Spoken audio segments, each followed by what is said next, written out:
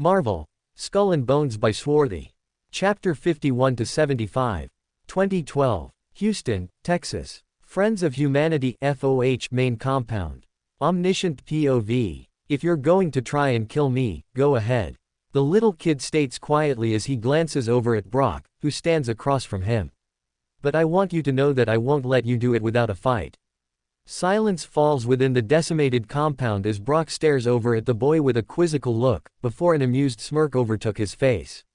Relax, kid, no one is going to try and kill you or put you in a cage, Brock says as he tries to present a calm and amicable aura towards the boy.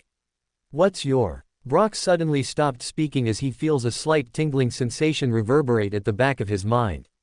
Instinctively, his body began to move as... Zap! Asterisk. Another purple electrical beam shot out from the silver teddy bear's eyes, striking Brock square in the chest. The smooth purple beam effortlessly shreds through Brock's tattered shirt and clashes against his bare skin, before evaporating and leaving a charred and blackened gouge in his flesh. Fuck. Brock grimaces as he glanced down at the scorched skin in the middle of his chest that quickly began to stitch itself back together, before looking over at the small boy who just stood frozen as he watched the feat with utter shock and confusion written plainly on his dirty face. Are you deaf? Brock snaps, irritated at the boy as he steps closer to him. Why, you're not human, the boy mumbles in a trembling voice. You're like me, a mutant. Brock steps in front of the boy and narrows his eyes down at him as he lets out a sigh. I'd rather not explain myself to you, he states calmly. In fact, I don't even know why I'm talking to you at all. Most people who attack me don't live long enough to have a chat after. The boy stares up at him with wide eyes for a moment, speechless at finding someone who was like him.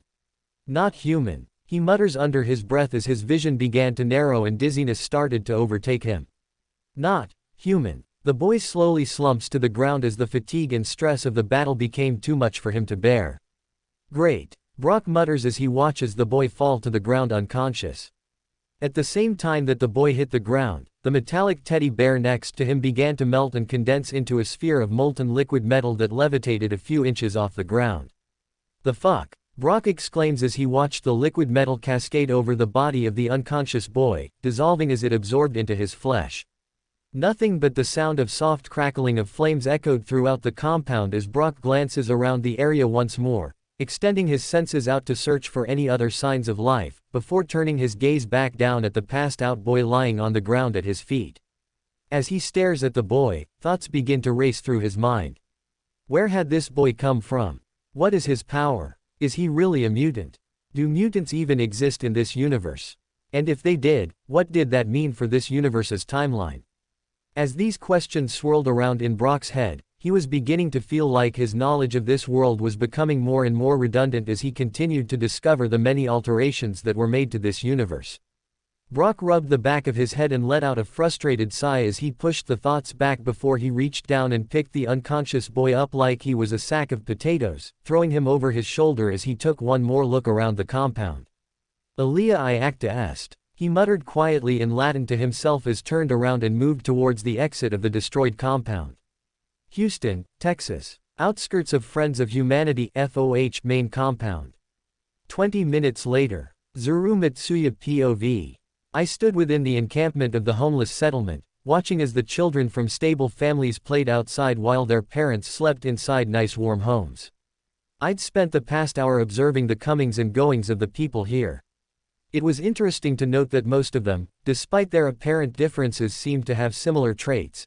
They all held themselves with an air of superiority, they all carried themselves in an arrogant manner, and they all seemed to be completely void of any compassion or sympathy as they looked upon us, those less fortunate than them, with utter disgust and loathing. The scene in front of me suddenly shifts as I now find myself crouching inside a dirty cell as a blonde-haired man stood above, hitting me with a whip repeatedly. How dare you trespass into our world? The man bellowed angrily as he cracked the whip against my back again, peeling off a thin strip of flesh. You're not welcome here and God will see to it that you burn in hell for what you are. A filthy mutant. I curled up into a ball in pain as I felt the whip continue to strike me. What did we tell you about talking back? The man yells furiously as he raises the whip high over his head and cracks it down on my back again, sending waves of agony coursing throughout my entire body. I whimper in pain, hoping that the whipping would end soon. Please stop. Disgusting freak. The man screams as he lashes me again with the whip. His words cut deep into me as they reminded me of how different I truly was from everyone else. The thought alone made me feel isolated as tears welled up in my eyes and spilled onto my cheeks. Stop. Shame on the human race for allowing you to live as if you were one of us for even a second. He continues to yell as he strikes me again. Shame on us for allowing you to exist. You monster. He brings the whip down again and I curl up into a tighter ball as the pain intensifies. He's wrong. I'm not a monster. They're the monsters. Your kind is a disease. And we shall purge the earth of your inhuman plague, he declares venomously as he swings the whip back over his shoulder, ready to strike me again. Stop. I scream out in defiance and the scene shifts around me as my eyes snap open and I awoke from the horrible nightmare. You all right? A cold familiar voice asks from beside me. I glance up to see the mysterious black-haired man hovering over me with puzzlement written plainly on his face. Just a dream, I whisper hoarsely as I wipe away the tears from my eyes and look around. I was laying in the muddy swamp lands on the outskirts of the FOH compound, which was left as nothing more than a smoking wreck in the distance. The man nods his head and places a hand on my shoulder as he helps me sit up from the ground. How are you feeling? He asks. I take a deep breath and exhale before answering his question. Better, I tell him honestly. Thanks. He stares at me for a moment, before giving me a nod. I can't thank you enough for saving me back there, I say as I look over at him. It was kind of you to help me out. He looks down at me and gives me a wild smile. Don't worry about it. Besides, you probably could have handled it yourself if you wanted to. He chuckles softly. Why yeah, I guess so, I reply sarcastically as I scoff inwardly at the notion. Knowing full well how much using my ability like that took out of me.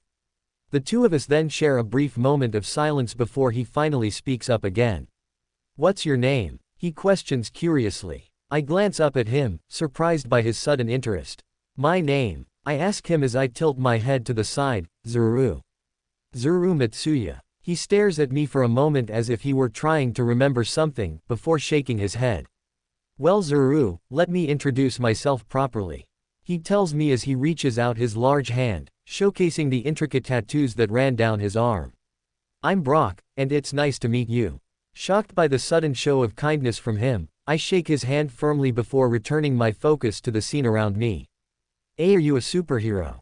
I ask him. Brock looks over at me with a curious expression before letting out another hearty laugh at my question. Hell no, why would anyone want to be a hero when there are so many other more fruitful options available for them instead? He said, and I couldn't help but agree with his statement. Why would anyone choose to risk their lives fighting for humans? Why put themselves in danger for people who treat them like crap? It makes no sense to me. No, I'm just some guy who was passing by, he added as he glanced over toward the direction of the encampment. I didn't know what to say as I stared up at him, overwhelmed by the sheer kindness and generosity he was showing me. So, what happens now? I ask nervously. At my words, Brock's gaze shifts back down to me. Well, I guess that depends on you. He replies. You could leave and try to fend for yourself out there. Or you can come with me. I stare at him in disbelief as he offers me the opportunity to stay with him.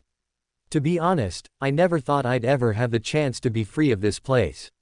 But at the same time, I wasn't sure if I was strong enough to survive out there without help. In fact, I knew for a fact that I wouldn't make it very far at all. What am I supposed to do? I feel like I should take the offer, but why is he being so kind to me? I don't know. I stutter as I look up at him. Brock smiles faintly and tilts his head to the side curiously. Well, I suppose I'll just have to give you time to think it over, he says as he turns around and begins walking away. Now get up, we need to move quickly. He then turns back around and notices me still sitting on the ground. Oh yeah, he adds as he glances back at me with a smirk. I don't know what you've been told about mutants, but you shouldn't believe everything you hear. Those without power tend to fear those with it. With those words, Brock walks away, leaving me standing there confused as I look after him. What does he mean? I just met him. How could he possibly know anything about me? But then again, how would anyone know what I've been through unless they've experienced it themselves? I stand up from the mud and begin following Brock through the swamp lands as he leads me deeper into the darkness of the wilderness. 2012. Manhattan, New York. East Harlem. Alleyway behind the Red Fish Blue restaurant. One day later. Omniscient POV. The night sky was dark and ominous as the moon hung low in the sky, casting its eerie glow over the city as Brock stood in the dirty alleyway behind a subpar Italian eatery awfully dubbed the Red Fish Blue restaurant. A small figure could be seen seated on the ground in the corner of the dimly lit alley, hunched over a bowl of soup as he ate ravenously. Brock had been watching the young boy for the past few hours as he sat there eating his food. Zuru appeared to look a lot better as he now donned a clean pair of jeans and a shirt that hung loosely off his small frame. Brock watched as the young man finished his meal and began wiping his mouth clean before tossing the container toward one of the nearby dumpsters. Thank you. I appreciate it, Zuru says as he stands up and brushes himself off. Don't mention it, Brock replies simply. So when's your friend supposed to show up? Zuru asks him as he looks over at him. Brock shakes his head and sighs. She should be showing up here soon. He answers. Zuru furrows his brow and looks at him curiously. Who are you talking about? He asks. Brock shrugs and remains silent as he continues to observe the boy curiously. Sorry, I didn't mean to pry. Zuru apologizes. It's all right, Brock replies as he stares back at the boy with a knowing smirk. But since you're in such a talking mood, why don't you explain to me a little more about your power? At those words, Zuru furrowed his brow as he looked back at Brock and tilted his head slightly. My power? He asks. Brock nods his head. Yes, your power, he tells him. Tell me more about it. Zuru stares back at him in confusion as he tries to find the right words for what exactly it is that he can do. Well, it's a little hard to explain even for me. He admits as he furrows his brow. Okay, Brock replies. Then show me. Huh. Zuru gasps in surprise. Like right now. Here. Yes, Brock replies bluntly. I'm curious to see what you can do. Confused by the sudden request, Zuru hesitates for a moment before nodding his head. All right, Zuru says reluctantly as he closes his eyes and concentrates all his senses inward. After a few moments of intense concentration, he opens his eyes and looks over at Brock. His face is blank and devoid of emotion as two thumb-sized silver orbs of liquid metal float out of his body and hovers above the ground in front of him. What are those? Brock asks curiously as he observes the floating orbs. I expected you to make something like that teddy bear. These are the original manifestation of my power. Zuru explains. I call them nodes. He then extends a hand toward one of the nodes and focuses intensely on it. I use this power to create them as a means of self-defense. They are basically constructs that are completely techno-organic in nature, which allows me to manipulate them however I see fit. Zuru seemed more confident as he spoke, his attention entirely focused on the nodes in front of him, as if they were having a conversation. They act as a sort of conduit for my abilities, he adds, allowing me to control them in a telekinetic fashion, as well as scan and alter the sub-molecular chemical chains within them and other things. Interesting. Brock remarks, not fully understanding what the boy just said, as he studies the small orbs with curiosity. Thank you, Zuru replies with a smile, happy to have his abilities genuinely appreciated by someone for the first time in his life. Anyway, he continues, I don't really know everything my power is capable of, the FOH weren't really keen on teaching me much about it. I know that I can use these nodes to do a whole bunch of stuff, including creating weapons and armor, but I was hoping you could teach me how to use it properly. Me? Brock responds with a puzzled expression. Yeah, you're the only person who's ever tried to help me. I figured you might be able to teach me a lot more than the FOH could. Zuru states confidently as he looks up at Brock with a hopeful look on his face. Brock seems taken aback by the young boy's sincerity and honesty.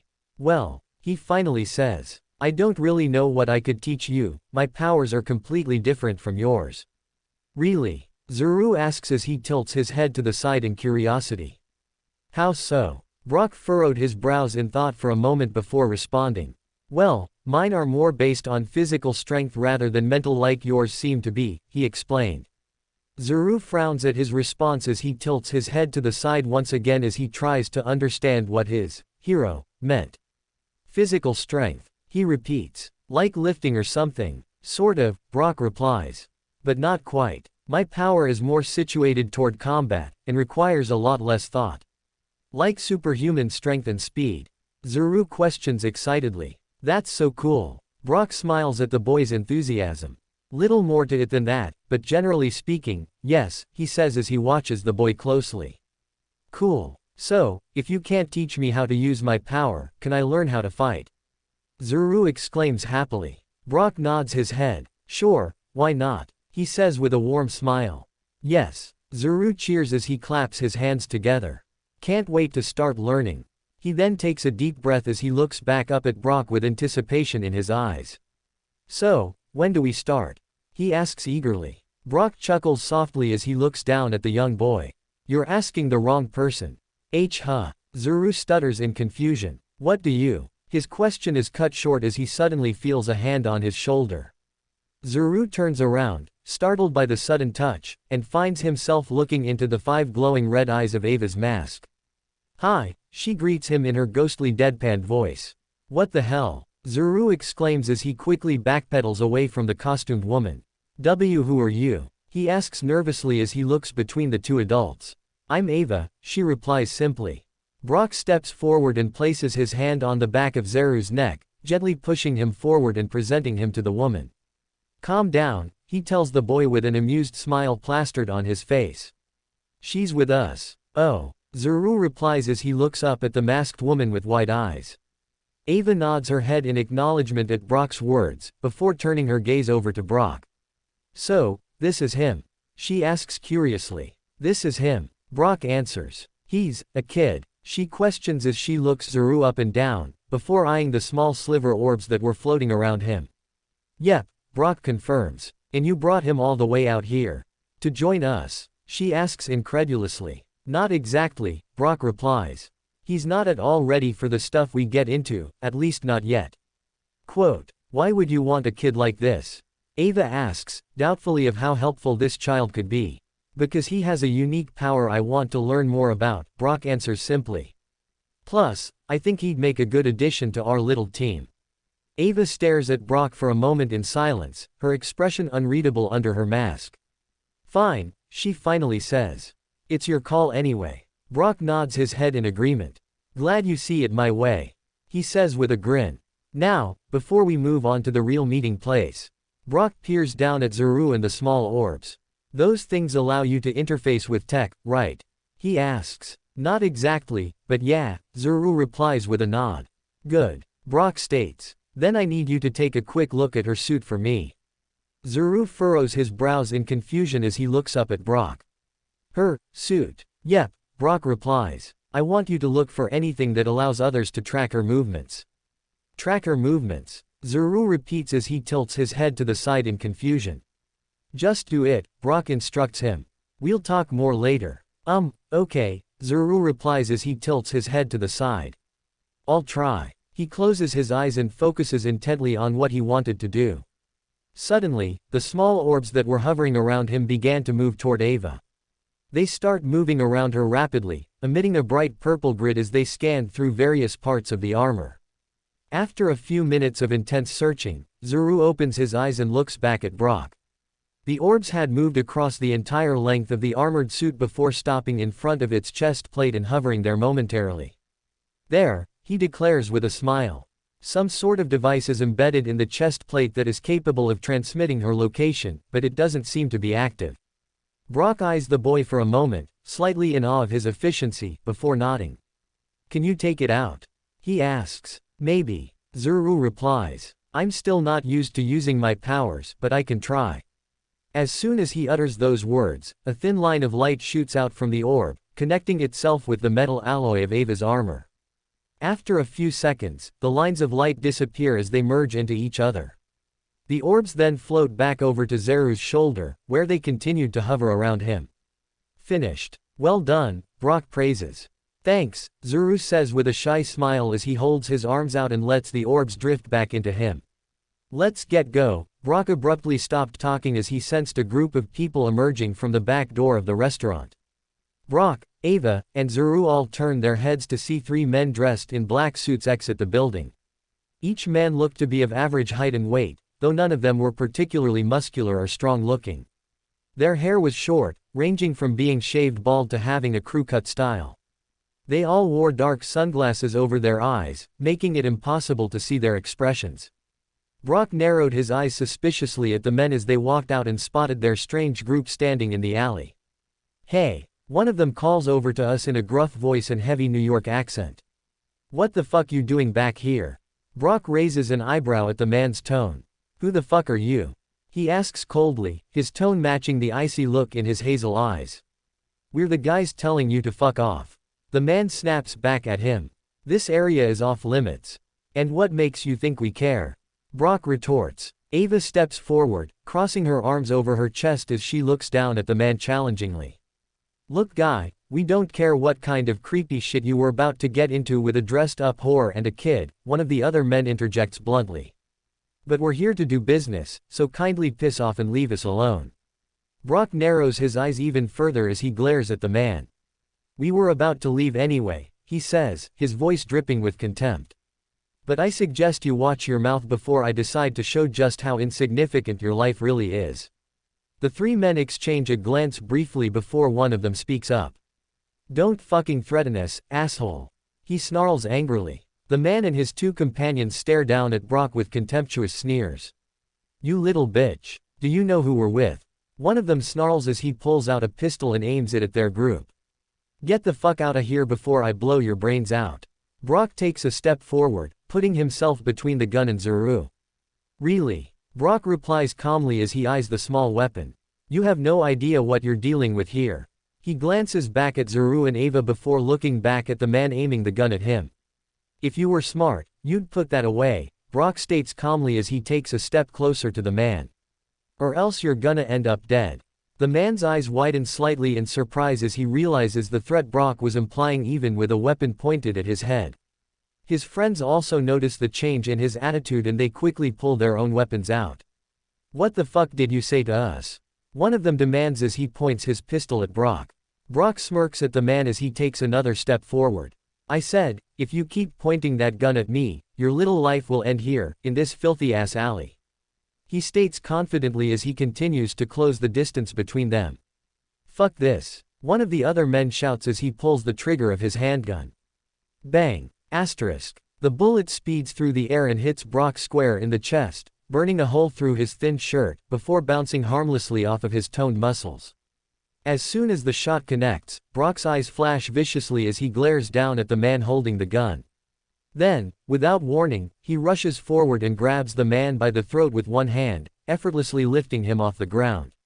"I told you to stop," Brock whispers menacingly into the man's ear. His grip tightens around the man's neck, causing him to cough violently as he struggles futilely against Brock's ironclad hold. He grits his teeth as he tries to force oxygen into his lungs. His vision starts to become blurry as he gasps for breath. Snap! Suddenly, Brock's hand releases the man's throat and his body drops lifelessly, hitting the ground with a dull thud. What? One of the men mutters bitterly as he looks down at his fallen friend in disbelief. Fuck. Another of the men curses as he raises his own gun and begins to unload rounds into Brock. Brock doesn't even try to dodge the hail of bullets, letting them strike harmlessly against his thick skin as he charges forward. He spins around swiftly, catching the third man by surprise as he slams a powerful fist into his stomach. Ergeg. The man cries out in pain as he looks down to see an arm protruding through his midsection, blood gushing out of his mouth and dripping onto the ground below.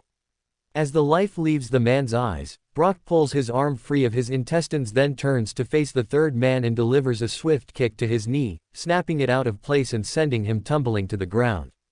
Brock then moves to stand over the man, who is now clutching his broken leg in agony. Wait, please. You can't do this to us. We're part of the Carbone." The man's desperate pleas were cut off as Brock lifts his foot and brings it down hard on the man's skull, crushing his cranium like an eggshell. The man falls limp as Brock stands over him, not even breathing heavily as he observes the bodies of his fallen foes. "All right," he breathes quietly, regaining his composure as he walks over to Zuru and Ava. "That's taken care of. You guys ready to go?" Ava simply nods her head at his words, the brutal show of violence not even affecting her. But Zuru doesn't say anything for a moment as he stares up at Brock with wide open eyes. That was. Zuru begins to mutter quietly, and for a second, Brock wondered if his display of force was too much for the young boy to handle. That was fucking awesome, he exclaims excitedly. I've never seen anyone kill a group of armed thugs with nothing more than their bare hands before. It was like a movie. Where did you learn how to do that? Can you teach me that? Brock smirks as he watches the boy cheerfully chatter away. Come on then, let's get going, Brock states as he turns away and starts walking towards the exit of the alleyway. 2012. Hell's Kitchen, New York. Warehouse District. Brock POV. After taking care of the thugs from earlier, I led my small group to a place where we could talk in private. We were currently standing in the middle of a large empty warehouse in the most lawless neighborhood in New York City, Hell's Kitchen. It was a simple building made of brick and concrete, though it wasn't exactly brand new. It probably hadn't been used in decades and looked like it was falling apart in some places. There were barely any windows and only one door, which was situated directly in the front of the building. It was located next to a busy train station, so the building had once served as a storage shed for the trains themselves before the railroad company decided to build newer, better warehouses elsewhere. This where you'll be staying for the time being, I informed Zuru, after showing them inside. It's not fancy or anything, but it should serve our purposes for the moment. How'd you find this place? Ava asked curiously as she glanced around the dimly lit empty space, scanning the shadows for possible threats. I didn't, I answered truthfully. This was one of the safe houses that my caretaker set up for his assignments. Figured this would be a good place to lay low if I ever needed it. You're not worried about him coming back here? Zuru asked me cautiously. Not really, in fact, kind of hoping he does, I replied. He and I still have a score to settle, so if he comes here, he won't be walking out. Are you two staying here too? Zuru asked me nervously as he looked up at Ava and me. No, I'm heading out, I answered with a shrug. I've got some work to take care of, Ava will stay here with you for now. You two have a lot to talk about. We do, Ava asks. Yeah, I confirm as I smile and look over at Zuru. I want you to do a full inspection of the tech in her suit. See if you can find a better alternative for her condition till we find a more permanent solution. Her condition? Zuru questioned. She'll explain. All right, Zuru murmurs quietly. I'll check it out. Good, I reply as I look back at Ava. Try not to scare the kid too much. I won't, Ava responds confidently. Then, without saying another word, I turn around and leave the warehouse, making my way back towards the cage that was the SHIELD headquarters. New York City. SHIELD headquarters. Secretary Pierce's office. A few hours later. In summary, we faced heavy opposition during the mission, I reported as stood in front of Secretary Pierce, who was seated behind his desk. Most of the team was killed in the assault, but I managed to acquire all the information on the other FOH cells, as well as destroy their base upon my exit. I finish explaining and place a small device on his desk, no bigger than a thumb drive. Your office has been updated with the data from my analysis. Should you require additional information, I will be available to answer any of your questions, I tell him. Excellent work, Major Rumlow, Secretary Pierce tells me with a nod. I appreciate everything you've done for us, and the sacrifices you have made to protect our interests. No problem, sir, just doing my job, I reply casually. Well then, I suppose that's all for today, Pierce states as he stands up from his seat. Thank you again for your help. Of course, sir, I say as he walks and stands up from his desk. Pierce shakes my hand and thanks me politely before gesturing for me to leave the room. Once outside, I walk back to the elevator and take it down to the lower level, where I make my way to the STRIKE team barracks. I enter the facility and head towards my room, but before I can reach my quarters, I hear a familiar voice call out to me from the hallway. Major Rumlow. Jack calls out as he runs over to me. Jack, I greet my foster brother back. I heard you were back, so I came to welcome you personally. He says with a wide grin on his face as he reaches his hand out for a shake.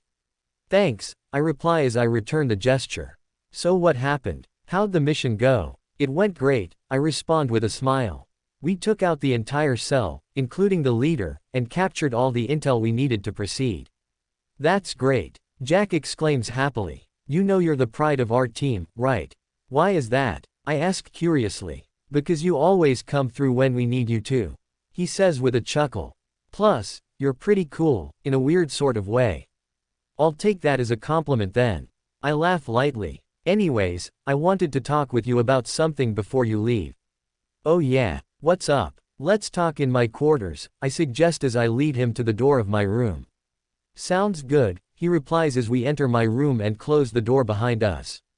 So, what's up? He asks curiously as he sits down on the couch while I sit down in a chair across from him. I wanted to ask, how do you like your life here? I ask him cautiously as I watch his reaction closely. I love it, he responds enthusiastically. The team treats me like family, they've given me a purpose, and I get to fight for a great cause every day. So if you were given the chance at something better, would you take it? I ask quietly. What do you mean? He asks with confusion. I mean if you had a choice, would you quit? Quit? Jack exclaims as he jumps up from the couch. Are you crazy? Why would I ever want to leave the best thing that's ever happened to me? I can see the fire burning within his eyes as he looks at me, and I know that he means every word he says. Shame. What's this about? He questions, why would you even ask such a question? Don't know, maybe I'm just feeling some fatigue after the long mission. I lie. Never mind, forget I said anything. No, wait, what's wrong? Jack asks with concern as he grabs my shoulder. Is there something bothering you? Nah, it's nothing. I try to reassure him. Just tired, that's all.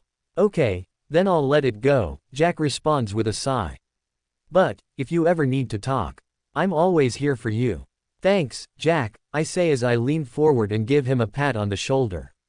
You're a good brother. I know. He answers quietly as he smiles slightly.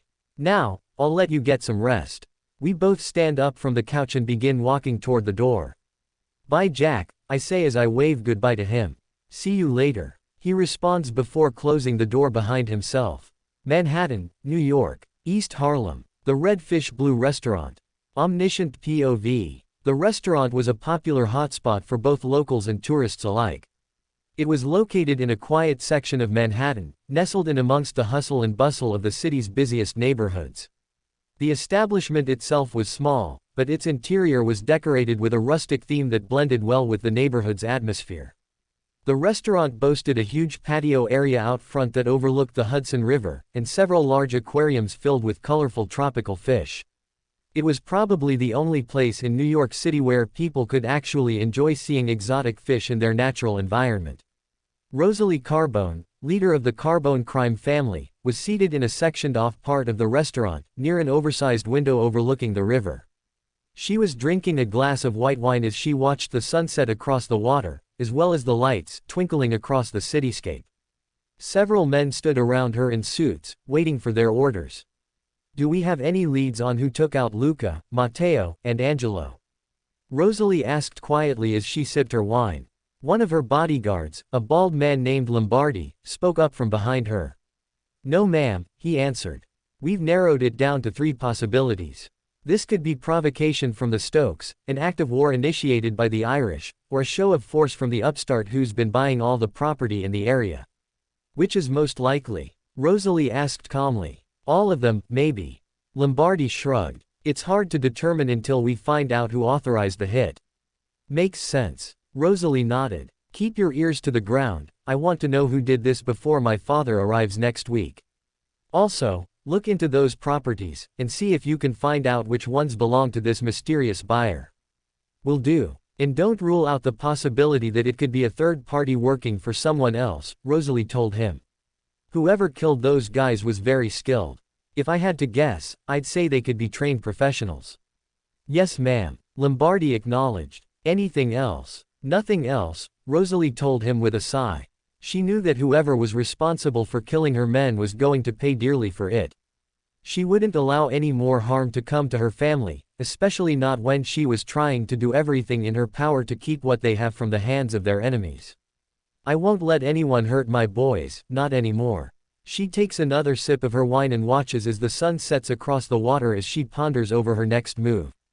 2012. New York City. SHIELD headquarters. 4 weeks later. New Year's Eve. Brock POV. Standing in the hallway of the headquarters building, I admire the decorations that are scattered throughout the hallways. Everyone in the organization seemed to be getting into the spirit of things tonight as I pass by various corridors of the building and make my way toward the upper levels, where the festivities would be taking place. It's easy to spot the areas where the partygoers congregate, as the halls become packed with chatter and laughter. I walk past one group of people, who are standing around a makeshift bar set up inside an office suite. A bartender dressed in black pants and a white shirt is pouring drinks for the merrymakers, who seem to be having a good time. As I continue walking, I notice a few security guards patrolling the halls. They're wearing their typical gray uniforms, but instead of carrying guns, they each carry a stun baton, which I assume is for crowd control. Moving through the crowd, I pass by a few women who send me sultry looks. One of them catches my attention as I stop and stare at her for a moment, admiring the curves of her body beneath the tight material of her dress. Her hair is pulled back tightly into a ponytail that hangs down her back, and her full lips are pursed together as she observes the people around her. Natasha. I greet her as I approach her. Hello, Brock, she replies with a warm smile. Enjoying yourself? I ask, curious to see how she's doing since she returned to work. I am now, she laughs. Didn't expect you to show up to these kinds of things. I didn't either, I admit, but I figured it would be nice to make an appearance before ducking out early. Same here, Natasha nods. Stark invited the team to his party, so I thought I'd go and check it out. You're looking lovely tonight, I tell her as I take in her outfit. Thank you, she says as she smiles at me. You're not too shabby yourself. You think so? I ask as I glance down at my own attire, a plain black fitted button-down, and jeans. I'm afraid I'm not as well dressed as you are though. You're fine, she tells me as she reaches forward to fix my already straight collar, and besides, it's New Year's Eve. You should wear whatever makes you feel comfortable. True enough, I nod. Well, I'll let you get back to enjoying yourself. I'll see you later. Wait, Natasha calls out to me. Would you like to dance? Sure, why not? I answer with a grin. She turns to face the DJ booth and motions for me to follow her. I grab onto her hand as we walk to the stage where the music is playing. As we reach the edge of the platform, she pulls me close to her and places her arms around my neck, as we start to sway gently to the beat of the song. For a brief moment, we're alone on the crowded dance floor. We stay like that for a while, moving to the rhythm of the music as we gaze into each other's eyes. I heard you're going on leave. She asks softly. Yeah, I have some personal business to take care of, I tell her. That's understandable, she assures me. How long will you be gone? Few weeks, I reply. Natasha nods, then press her body closer to mine. If you need anything, I'm here for you. Thanks, I reply, I appreciate it. Anytime. Natasha smiles at me as she leans forward and kisses me softly on the cheek. Happy New Year, she whispers as she releases me and walks away. I watch her go, admiring the way she moves across the room. She seems to glide effortlessly through the crowd, and she's obviously aware of my gaze as she glances over her shoulder at me, giving me a small smile, before mingling with the large party crowd. She seemed nice. Zeru's energetic voice echoed from the small device in my ear, pulling me from the thoughts swirling through my head. For a human, I quickly look around me to make sure no one was listening, before responding to the young boy through the comm channel. You're supposed to be monitoring Ghost, not me. Oh, she's already done. All the upgraded hacking tools have been planted and are ready for data retrieval. He assures me. Just wanted to know how you were holding up. Sounds like you were having fun. Any problems? I ask, ignoring the last comment. None, he says confidently. All the devices are operating smoothly, and there haven't been any interruptions or errors. The SHIELD mainframe has been completely compromised and I've got access to their internal network, although there isn't much there to find yet. Their security measures are pretty tight, so my nodes need a bit more time to fully decrypt the data. But everything is running perfectly according to plan. I hope so, I respond quietly as I continue scanning the room. Good work, just keep plugging away at it. Will do, Zeru responds cheerfully. See you back at base.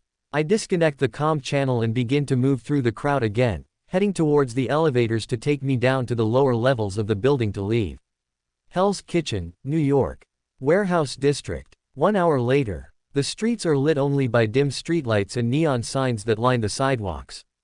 It's dark out, and the area is quiet, except for the occasional sound of a car speeding down the road.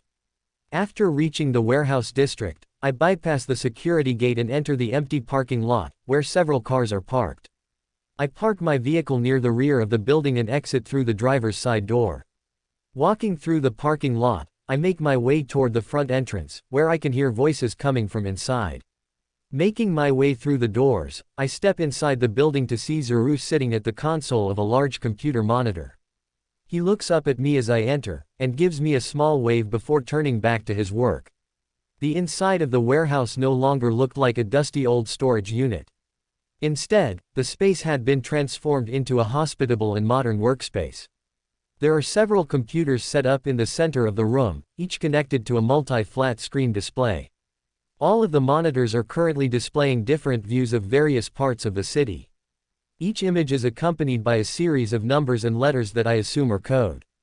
A small kitchen area was located off to the left side of the main workstation, and at the far end of the building, there is a staircase leading up to the second floor, where all the bedrooms and bathrooms are located. Zuru turns around to face me as I walk across the room. "Welcome home, boss," he greets me with a wide smile. "Thanks, kid." I acknowledge him with a nod, then move my gaze over to the monitors where lines of code appear to be scrolling by. "What's the status?" "Things are still running smoothly," he tells me proudly. "Most of the data has been retrieved and decrypted, and I've also infiltrated their internal network." "Excellent work," I say as I lean against the wall beside the staircase. "How long before you finish?" "Not too long," he answers. "Once I finish reviewing the data, I'll be able to give you a complete report. Right now, all I have is a list of addresses and private records that belong to various SHIELD employees and other organizations within the United States government and military. So far, none of this information has been useful in locating our target." "Anything new on the street level?" I ask. "No," Zuru tells me, shaking his head. "All the surveillance equipment around the warehouse is working perfectly and nothing suspicious has been detected. Though we do have a few shady dealings going on outside, mostly drug deals, but sometimes I spot the rare prosty." Zuru is cut off as beeping sounds emanate from one of the monitors. He turns back and looks over at the screen. "Yes," Zuru exclaims. "I found him. I think I did." He brings his hands together excitedly as he turns to face me. I move over to the monitors and look over at what's showing on the screen. On the display, a picture of an old man with white hair with horn-rimmed glasses appears. "Dr. Henry Jonathan Pym," Zuru reads aloud, "a professor at Princeton University and a renowned expert in quantum mechanics. He's considered one of the founding fathers of quantum mechanics. He's also known for developing a theory that suggests subatomic particles have memory and can interact with each other even if they're separated by great distances." "Any current address?" I ask. "Says here he owns a manor in San Francisco," Zuru answers. "It's not listed under his name though. The property belongs to a corporation called Quantum Industries." "Interesting," I nod. "So, he's probably hiding out there somewhere. Or maybe he's dead," Zuru speculates. "Either way," I tell him as I turn away from the monitors to look at Zuru, "we will find him eventually. It may take some time, but we'll get him." "You sure this guy has what we need to fix Ava?" Zuru asks. "Don't know for sure," I admit, "but if not, he'll at least lead us somewhere else that does. Either way, we've still got a good lead on him and a possible location to search. So, we'll see where it takes us." "Do I get to come along?" Zuru asks hopefully. "I could help with the search." "Of course, you can," I nod. "But you have to stay behind the scenes." "Okay." Zuru grins widely at me and nods enthusiastically. "This is going to be so awesome." He squeals excitedly. "We'll make him pay for what he did to Ava's dad." "That's the spirit," I grin back at him. "Let's get started then, shall we?" I smirk at the kid's bloodthirsty enthusiasm. "First, start reviewing that data. I want to know every piece of information you can find on Dr. Pym." "You got it, boss," Zuru says before returning to his work with renewed eagerness. Leaving the kid to his work, I step outside into the cold night air. I look up at the starry sky above me and feel a sense of calm settle over me as I lose myself in thought about what lies ahead for all of us. I've come so far from the little boy who first came to this world. When I was a child, I was lost and confused, unable to do anything but what others told me. But now, I've become a person who makes his own choices. I've grown stronger, smarter, and bolder than ever before. But despite my accomplishments, there's still a part of me that feels weak. Weak because I'm afraid of the future, afraid of where this road leads. Afraid that one day I won't be strong enough to survive. Because deep down, I know that the only way to keep moving forward is to never stop fighting. As the wind blows across my skin, I close my eyes and let the cold night air wash over me. Bang! Asterisk. Bang! Asterisk. Fireworks explode in the sky above me. The loud bangs echo throughout the city as the bright bursts of light illuminate the darkening sky. I stand motionless, staring up at the brilliant fireworks, watching them burst into beautiful colors that reflect against the stars twinkling brightly overhead. I feel a warmth settle in my chest as I breathe in deeply, filling my lungs with the cool night air. Something stirs inside me, something primal and powerful. A longing for freedom, adventure, and most importantly, revenge. I open my eyes and look around me, taking in the sights and smells of Hell's Kitchen. Everything feels alive tonight and the entire city pulses with energy and life. Now the question isn't who is going to let me, it's who is going to stop me. I whisper to myself as I stare out at the glowing lights illuminating the skyline above. 2013. San Francisco, California. Few miles away from private jet terminal. 2 days later. Brock POV. I glance out of the small plane's window as we drift over the clouds and watch them roll by. Zuru stares excitedly out the window as Ava sits across from me in silence. Even through her full body armor, I notice she looks tired, worn down by the stress and strain of the past 2 days. As we get closer to our destination, I see her leg fidgeting nervously beneath the table between us. "Are you okay?" I ask gently after a moment. She looks up at me before nodding. "Yeah, just a little anxious," she admits to me quietly. "How long until we land?" "About half an hour," I answer. "Good," Ava sighs as she leans back in her seat. "You think Pim will actually be there?" "Hopefully," I reply. Ava looks over at me curiously. "I know it was part of our deal, but I didn't expect you to help me out this quickly." Well, I begin, what kind of leader would I be if I couldn't deliver on my promises? "You would be Fury," Ava muses. I chuckle lightly at her comment and shrug, touché. After a few moments, the engines of the jet grow silent. We sit silently as the plane continues to glide down the runway. Soon, the wheels touch down softly on the tarmac and the pilot comes on the intercom. "Mr. Rumlow, we have reached your destination," he announces. Ava glances over at me. "All right, let's get this mission started." She shifts out of sight as Zuru and I stand up from our seats and make our way to the exit. Once outside, we step down from the plane and wait patiently while the pilot, a thin grizzled middle-aged man with graying brown hair and a full beard, pulls out our luggage. "You gentlemen need me to call you a ride?" he asks politely once he's finished collecting our things. I shake my head. "Nah. We're good," I say as I hand him a small stack of bills. The pilot smiles warmly as he swiftly pockets the money. "Have a nice trip and please feel free to call should you need my services again," he says before returning back to the cockpit. The three of us step out of the terminal and immediately head toward the waiting car parked just outside. "Nice," Zuru comments as we approach the black luxury sedan. "Yeah, I agree, though it should be considering how much I had to pay for it." Zuru laughs as we pack our stuff into the back and enter the vehicle.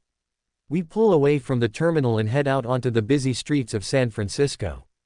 Pim Manor, San Francisco. 2 hours later. The sun begins to drift beneath the clouds as a classic-style manor looms large and comes into view as I pull up and park the car a few blocks away from it. The house sits high atop a hill overlooking the bay below. Large trees surround the driveway, creating a secluded atmosphere that seems miles away from any other buildings nearby. "You sure this is the place?" I ask Zuru. "Absolutely," he replies confidently. "I've studied everything S.H.I.E.L.D. had on Pim. He's supposedly been living here since he retired from his position with the organization." "All right," I say before looking over at Ava who was seated in the passenger seat. "You ready?" Ava nods her head. "I've been ready for this moment since I was a little girl. All my life I've wanted to avenge my father. Now that day has finally arrived." Just remember, our first priority is finding a sample of the energy that infected you. Okay. Ava nods. Great, I smile, then let's go kick some ass. We both step outside the car as Zuru tries to follow us, but I catch him by the arm and shake my head. No, stay put, I order him, there's no telling what might happen in there. You stay here and guard the car. If anything happens, alert us right away. Aw man, this sucks, Zuru starts to complain but I give him a look that silences him and he reluctantly agrees before returning to the car. Alright, I say as I turn back to Ava, let's go. We approach the walls of the estate and stop just short of them. Ava scans the area carefully and then motions for me to follow her phases through the brick walls surrounding the property. With little effort, I leap over the wall easily and land beside Ava on the other side, as I scan the grounds around me. I spot 2 security guards patrolling the perimeter of the property and nod at Ava. She nods back and shifts out of sight before heading off in their direction of them. I follow her closely, using my enhanced senses to track her while keeping a distance between us as we move deeper into the property. We pass several large statues lining the path leading up to the main house, which is covered in ivy and moss. One of them in particular catches my attention. It's a large stone statue depicting a woman with flowing blonde hair wearing a gown that looks like it belongs in a museum, or perhaps a garden. I blink and stare at the statue for a moment before shaking my head and continuing on as we reach the front door. Ava nears the closest guard from behind as she seizes him by the neck and slams his head into the brick wall to his side. His body slumps to the ground unconscious as I rush towards the other one and grab him by the throat and twist his neck violently, before throwing his corpse over my shoulder and carrying it out of view. I glance back at Ava as she approaches the second guard, who has regained consciousness and is trying to break free from her grasp. She smirks at him before snapping his neck and dragging him to the same spot. The two of us continue to move deeper into the grounds, making our way up to the main house. I glance around me and take in the scenery. The mansion is perched on top of a hill, surrounded by lush green foliage that stretches out in every direction. I don't hear any sound coming from inside the building, but Ava continues walking up the front steps and into the house. I follow after her, scanning the interior of the large structure. There are a number of hallways branching off from the entranceway, and as we move deeper inside we come upon an ornate sitting room. The walls are lined with bookshelves containing several leather-bound books, each bearing a symbol on their spines. A distinct scent catches my enhanced nose and I inhale deeply, recognizing it instantly as the aroma of freshly baked cookies. Someone's here. I pause for a moment and glance over at Ava, who is examining a painting hanging on the wall next to us.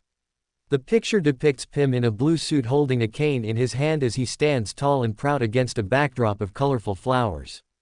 Focusing on my senses, I hear the sharp sound of a heartbeat, coming from the upper level of the house. This way, I whisper to Ava as I enter a doorway on my right. I lead her up another set of stairs and into the second floor of the house. I take a moment to look around me and then continue down yet another hallway. I pause at the end of the corridor as I hear slow deep breaths coming from the other side. Slowly turning the corner, I hold up a hand and motion for Ava to keep quiet. We stop in front of a large wooden door with intricate carvings and gold leaf adorning its surface. I make another hand sign and Ava moves to phase through the door. I remain still for a few seconds before she returns to me. "It's a woman," she whispers. "She's asleep." I nod as Ava slips back into the room and I try to silently open the door to follow her, but it creaks open loudly as I try to push it forward and the sound wakes the woman inside. She sits up and stares directly at me as I step into the room. Her hair is a dark brown color, falling loosely about her shoulders, and her skin is pale and smooth. Her big amber eyes are wide and staring in shock as she looks at me. She looks to be in her late 30s and appears to be quite beautiful. I feel a strange sense of familiarity washes over me. I felt like I've seen this woman from somewhere, but couldn't quite place her face. "Who are you?" she shouts at me angrily. "What are yo?" Her screams get cut off as an invisible hand clamps over her mouth. She is suddenly pulled from the bed and tossed aside with surprising force. She hits the floor hard, landing on her stomach as her arms are forced behind her back. "Gah!" she shouts as she struggles to rise and fight back. Ava appears atop the woman, holding a pair of thick zip ties in her hand. "Where's Pym?" she snarls at the woman as she tightens the zip ties around her wrists. What do you want? Why are you attacking me? The woman demands. Answer the question. Ava snaps, tightening the restraints even more. I have no idea what you're talking about. The woman cries out. Ava grabs the woman by the chin, pulling her neck back and forcing her to look her straight in the eye. You're lying. Where's Pim? The woman's eyes widen in fear. What? I don't know anything. You will tell me where he is, or so help me God. Ava threatens as she shoves the woman's face into the floor. She reaches down and places her wrist near the woman's ear as a sharp blade vents out of her gauntlet, caressing the soft skin of the woman who is now struggling to regain her composure and break free of the zip ties. Wait, I call from the doorway behind her. Ava freezes mid-cut and turns to look at me. What? She asks. Hold on a minute, I say as I slowly walk towards her. Let me talk to her first. Ava frowns at me and hesitates for a moment before nodding her head and releasing the woman. Fine, she says, but only for a moment. The woman slowly gets up to her knees and takes a deep breath to calm herself. Please. Just let me go. I swear I don't know anything about this Pim. You're his daughter, right? I ask calmly, moving closer to her and lowering my voice. What? The woman asks, shocked by my words. I point over to a picture sitting on top of the nightstand beside her bed. The picture shows a young girl with long dark hair standing next to a younger Hank Pym. That's you, isn't it? I say gently. Why yes, that's me, the woman admits nervously. I'm sorry, I tell her sincerely, but you have to answer some questions for me. I promise we won't hurt you. Why? She asks, confused. I sigh and lean against the wall, because if you don't, someone else might die because of you. I don't understand, she says, what are you talking about? I look over at Ava whose eyes are narrowed at the woman. Look, I begin, I know you want to protect him, but we need to know where he is. We mean him no harm. We just want to talk. The woman glances down and looks up again. He isn't here anymore. Excuse me. Ava gasps as she steps toward the woman, but stops as I shoot her a look. He left, the woman says, just last week. He told me he was going to go visit an old friend of his. That's all I know. Old friend? I ask. Yes, she replies, all he said was he was going to visit some guy named Garrett. But that's it. He didn't say what his relation to him was or when he'd be back. Can you at least tell us where he went? Ava asks. No. The woman shouts. I step closer to her. Listen carefully, please. Someone really bad wants to hurt him. We can stop it, but only if you tell us where he is. Really, I don't know. The woman cries, I don't know anything. I stare at her for a moment longer, judging whether or not she was lying, before dropping my gaze and speaking softly. All right, thank you for your time. I turn away from her and walk back to the doorway and nod at Ava. The woman remains on the floor and I close the door behind us. Well, that wasn't very helpful, Ava scoffs. What now? Well, she's telling the truth, I tell her. For now we search the house for clues. There has to be something here that could help us. Okay, but what about her? Ava asks, motioning towards the door. Guess that's up to you, I say, giving her a cold look. What do you mean? Ava asks. You said you wanted revenge, right? I ask and Ava nods. Well, a dead daughter for a dead father doesn't sound too bad to me. At my words Ava just stares at me, dumbfounded by my suggestion. Or don't. As I said, it's up to you. I say as I start to walk away from her, heading back down the hallway. Ava starts to follow me, but I hear her footsteps slowing behind me. Do you really think that's what my dad would want? She asks quietly. I pause for a moment and turn my head to look at her, not to sound like a dick, but he's dead. The question is, what do you want? Ava stays quiet for a second then shakes her head. I don't understand you sometimes, Brock. I don't respond to her comment as I continue to walk down the hall. I move towards the staircase as Ava's footsteps sound out behind me, followed closely by the soft creak of a door opening. Welcome to Fanfic Audiobook, your go-to place for immersive audiobooks. If you enjoy the content, don't forget to like the video and subscribe to our channel for more amazing stories. 2013. San Francisco, California. Pym Manor. Omniscient POV. As Ava took care of her business upstairs, Brock searched around the manor for any clues that might lead him to something that would help cure her. Screams rang out from upstairs followed by the scent of blood, but Brock just ignored them as he began by checking the study, which contained a number of scientific journals and files detailing Pym's work on various projects. He also made sure to check the bathroom and bedroom where Pym had slept. Both rooms were empty, save for an old toothbrush and a couple of articles of clothing. Brock checked the kitchen next, finding a variety of foodstuffs and an unused coffee machine. He set about brewing himself a cup of coffee as he continued searching through the house. He found a small office off to one side and wandered into the room, pausing momentarily to admire the view outside the window that looked out onto the cityscape of San Francisco. Turning back, Brock began to read through a few of the papers laying on the desk. One of them was titled, "New Data on Negative Energy Projection." He skimmed through the paper quickly, scanning the information and looking for anything that might give him insight into how Pym used his research. Nothing stood out to him, though, so he moved on to the next piece of paper. The effects of quantum energy on the human body, preliminary findings. Unlike the last two papers, there was much less technical jargon in this one. He read it thoroughly, knowing that most of this stuff was over his head, but he figured it was worth a shot. Ava returned from her search downstairs and found Brock reading through a stack of papers on the desk. "Hey," she called out from the hall, "are you done in here already?" Brock glanced up from the pages, noticing the small splatters of blood that covered Ava's suit. "Yeah, I'm almost done," he replied. "How'd it go?" "Well, I got what I came for," she says. "So, what did you find?" "Nothing yet," he tells her as he stores the papers in the small duffel bag hanging from his shoulder. "This house is pretty big, though. I'll keep looking around." "All right, I'll get cleaned up and come back to help," Ava says and heads for the stairs. Brock watches her ascend the steps and then returns his attention back to the study. His eyes scan around the room, stopping at the bookshelf that stands off to the side of the desk as he spots a small, imperceptible, seam between the wood. He peers closer and notices that the crack goes all the way up to the ceiling, where it ends abruptly. He leans forward and looks under the shelf, finding another small gap in the floorboards. He reaches down and traces the outline of it with his fingers, feeling the rough edges of the hidden space beneath the floor. Brock grips the bookshelf at both sides and pulls it from the wall with his hands, revealing a large metal door behind it. A keypad sits on the wall opposite the door with a series of buttons below it. Putting his hand on the door, Brock felt that he could easily rip through the metal but, not wanting to trigger any kind of alarm that might be connected to the door, decides against it. Instead, he decided to go out to the car and get Zuru to see if he could figure out how to bypass the lock.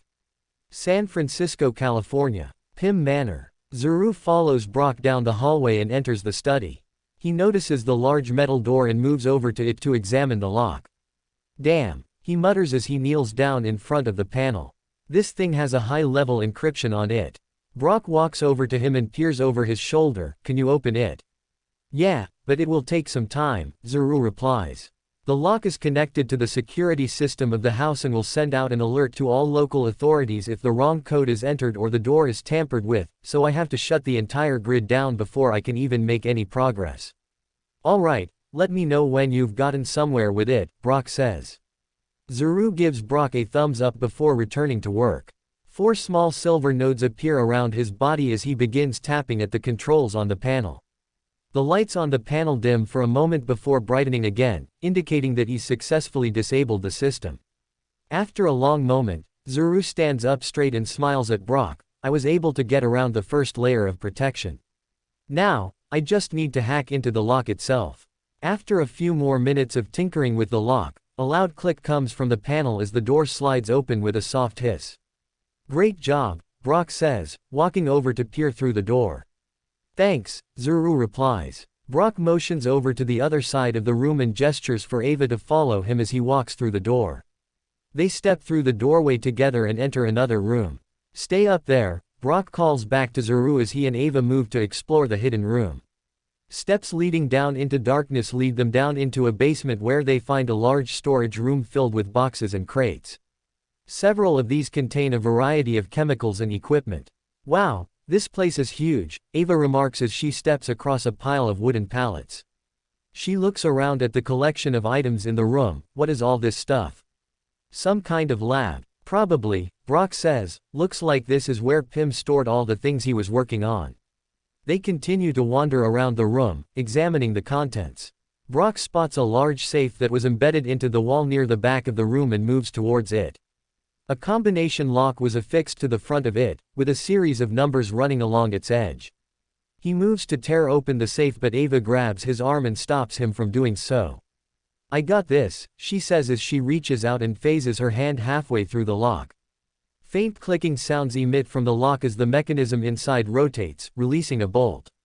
Ava removes her hand as the heavy door swings open. An empty space takes up the upper part of the safe, looking as if something was hanging inside of it once upon a time. At the bottom lay several tubes that appear to be filled with glowing blue and red liquid. Brock approaches the tubes, brushing his fingers against the glass. "Is this it?" he asks, turning to face Ava. Ava nods. "It certainly looks like the stuff my dad would work with, but I don't know what the red stuff is." Brock looks at the tubes in thought for a moment, then turns back to her. "Pym's research papers mentioned something about a particle he created back in the 1980s, maybe that's what this stuff is." "Could be," Ava replies. "Either way, we've found what we're looking for, so let's get out of here before someone finds us." Brock nods as he stores the tubes away in his duffel bag and moves to follow Ava back up the stairs, but stops as a large object that sat in the corner of the room and was covered with a tarp catches his eye. He walks over to inspect it, pulling back the cloth to reveal a large silver vehicle. The vehicle looked similar to what Brock thought a hover car would look like. Its exterior was made from chrome-plated metal that seemed to glow faintly as it reflected the light of the room. Brock brushes his hand against the smooth surface of the vehicle and reaches for the door that opens on the driver's side.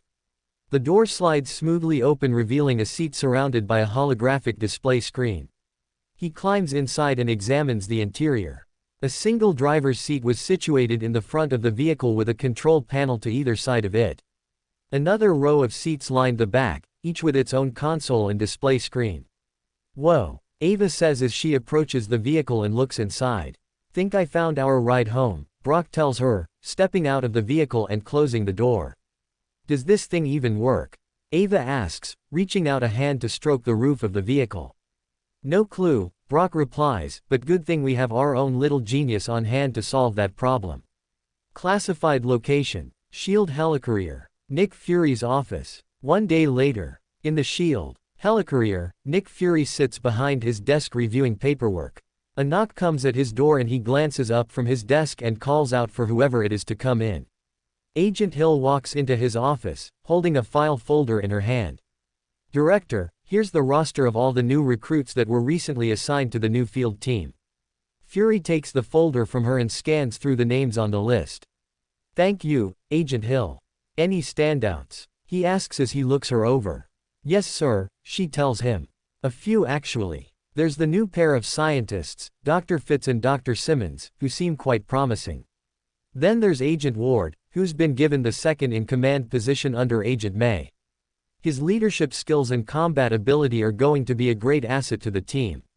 Lastly, we've added a highly skilled hacker that we've had our eyes on for a while, Daisy Johnson." "Interesting choices," Fury says, glancing back up at her. "Run a secondary background check on each of them. I want to know everything about their pasts. Make sure there aren't any red flags in their records." "Understood, Director," Agent Hill replies. "Good, now, please leave me alone to finish this," he says as he lays the folder down on his desk and closes it. "There's one more thing, sir," Agent Hill tells him. "Oh yeah, what is it?" Fury says, leaning back in his chair as his hand taps the top of the desk. "One of our constricted assets hasn't reported in for a couple of days," she says. "She usually is permitted a bit of freedom, but has never been away for this long." "Which one?" Fury asks. "Ghost, sir," Agent Hill replies. "Has anyone tried tracking her?" Fury asks. "Yes sir, but her tracking device seems to have been deactivated," Agent Hill replies, "which means it's either malfunctioning, or she's gone off the grid completely." "That doesn't sound like Ghost," Fury says. "She's always been too smart for that. She knows we're her only chance at living." Agent Hill nods her head. "If she's truly off the grid, then she must have done it purposefully. She may have realized that she couldn't trust us anymore and decided to cut ties with us." Fury sighs and rubs his temples. "Call in one of the techs and ask them to run an analysis on the tracking device. They might be able to give us some clues about where she went." Agent Hill nods again and leaves the office. 2013. Hell's Kitchen, New York. Warehouse District. A few days later. Omniscient POV. In the old dilapidated warehouse district of Hell's Kitchen, one building stood out amongst the others as flashes of purple light illuminated from within the building every now and then. Moving inside, we see several computer servers humming softly, their noise barely audible over the sounds of traffic from outside the building. Next to the servers was a young man, typing away at a keyboard as 7 small silver nodes moved about the warehouse in a whirlwind of activity. A few of them could be seen carrying fragments of mechanical parts toward a partially finished machine that took up most of the center floor. The machine looked like a tall cylindrical chamber with several thick cables coming out of it, connecting various pieces of machinery scattered throughout the room. One end of the cylinder was attached to a massive power supply unit while the other end was plugged into a socket in the ceiling above. As the nodes near the huge machine, bright purple sparks would flash as they began attaching the various mechanical parts to its base. Once all the components were secured, the nodes would start wiring themselves into the circuitry within the machine. The process continued like that until eventually, the machine came alive with a low humming sound emanating from it. Zuru finishes entering data into the terminal and sets aside his laptop. He stretches and yawns widely before moving over to a shelf where he retrieves a small duffel bag. He pulls the bag over to himself and unzips it, grabbing a few vials of the glowing blue liquid that was inside before moving back to the machine. Putting on thick black latex gloves, Zuru carefully uncorks the vials as he empties them into tubes that are connected to a larger container that holds a green substance that looks very much like algae. After filling the entire compartment with the solution, he attaches a hose to the top of the reservoir which connects directly to a small vent hole located on the backside of the casing. Every last drop of the chemical mixture enters the processor as Zuru plugs the remaining ends of the tubing into the vents. With a final push of air pressure, the tube seals itself shut, cutting off the flow of oxygenated water. After a minute passes without any malfunction, Zuru lets out a hopeful sigh and stands back to admire his creation.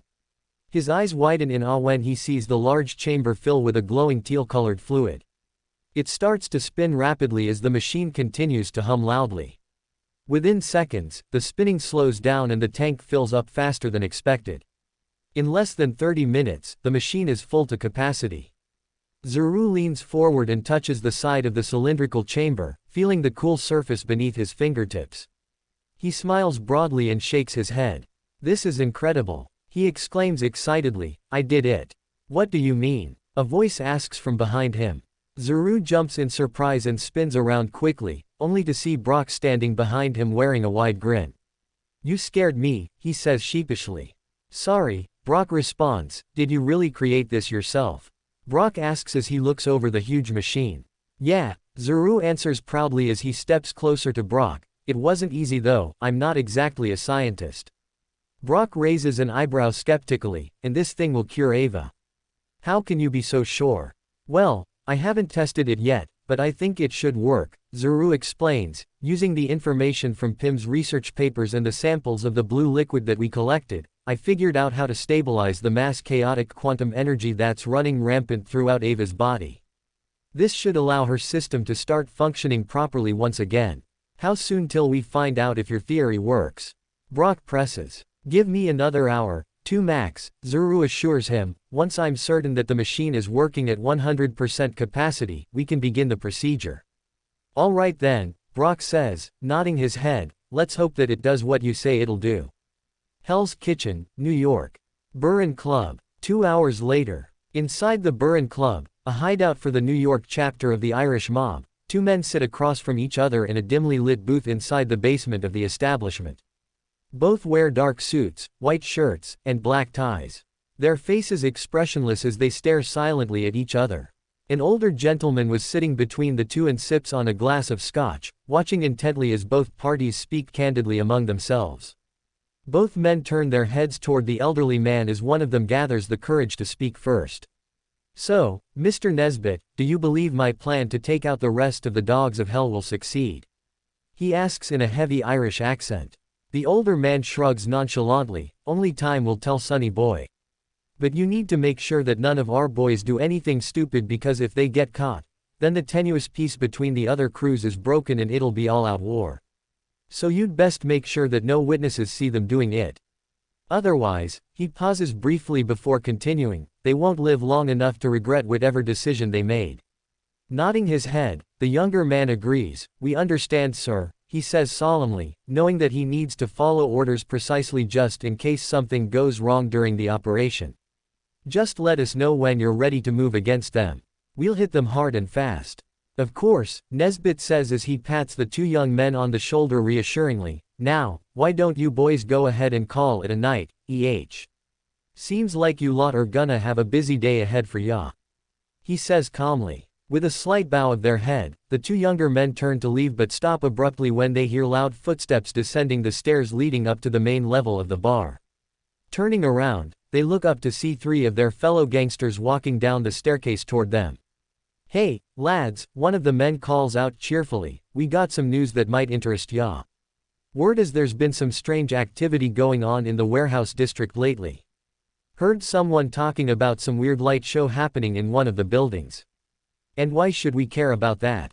One of the men asks sarcastically. Don't know, sounds interesting enough to me, the third one replies, maybe we oughta pay a visit to the place and see what we can find. Who knows, maybe we'll find some Drayoke, the second guy adds jokingly. All five of the thugs laugh heartily together as they walk by the table where the young men sat earlier. Mr. Nesbit watches quietly as they pass through the door and disappear up the stairs. The youths of today are such assholes these days. He mutters under his breath as he takes another sip from his drink. Hell's Kitchen, New York. Warehouse District. Brock POV. You sure you're ready for this? I ask Ava as she stares at the machine in front of her with fear written clearly upon her face. No, she admits nervously, but I've come this far already. If I stop now, then everything I worked for will be lost forever. At least this way, I have a chance to save myself. My hand reaches out tentatively and rests lightly on her arm, giving her comfort as she stares blankly at the machine in front of her. She turns to meet my gaze. Thank you for helping me, Brock, she whispers hoarsely, without you, I wouldn't even have had a choice. She moves closer to me and wraps herself tightly in my arms as we wait patiently for Zuru to finish prepping the machine. Her breathing becomes shallow, her chest rises and falls heavily as she tries desperately to calm her nerves. Finally, Zuru returns holding a long thin tube filled with clear liquid. He walks up next to us and removes the cap from the end of the tube, letting the liquid trickle forth into the reservoir below the machine. Moments later, the whole tank glows brightly as the liquid absorbs into the circuitry. Is it ready? I ask. Yes, Zuru reassures us confidently, everything has gone according to plan thus far. All that remains is to put you inside and activate it. Ava nods weakly, still staring at the glowing apparatus in front of her. My fingers brush hers ever so slightly and give her support, encouraging her as she finally manages to muster up enough courage to step forward. She reaches the base of the machine and begins to strip off her suit, revealing a tight-fitting black bodysuit underneath. Taking another deep breath, she climbs the small steps along the side of the machine until she reaches its top and is peering down into the vat of glowing liquid below. Her legs tremble as she approaches the edge of the platform and eases herself down until her entire body was completely submerged underneath the liquid. She closes her eyes momentarily before opening them again and looking straight ahead. Beginning the activation sequence, Zuru announces softly, reaching into his pocket for a small remote control device. He pushes a button on the controller and waits expectantly for a response. Suddenly, there's a soft buzzing noise coming from within the machine, followed shortly thereafter by a series of high-pitched whirs accompanied by flashes of purple sparks that shoot outward from every corner of the room. Within moments, the machine comes to life, emitting a deafening roar that rattles our bones. The lights of the warehouse flicker wildly as the machine begins pumping a powerful stream of electrical current through all of its components. Ava begins to scream in agony as the intense pain radiates throughout her entire being. Even I feel the effects of the electricity coursing through my own flesh and blood like burning hot waves of heat radiating onto my skin. But despite her screams of anguish, she doesn't try to escape. Instead, she grips firmly onto the edges of the chamber and hangs limply in the liquid while enduring the excruciating torture inflicted upon her body. As Zuru and I watch helplessly from outside, the sound of an alarm blaring suddenly echoes throughout the warehouse. What's that? I ask Zuru, who moves over to his desk and eyes the monitors mounted above his computer. He punches buttons on his keyboard frantically trying to figure out what caused the sudden alert. Shit, he exclaims, we have intruders trying to enter the building. Slightly surprised by the sudden news, I move over to stand beside him and peer at the monitors myself. Sure enough, several figures appear on the camera feed moving clumsily toward the entrance. They seem confused as they search for a way in.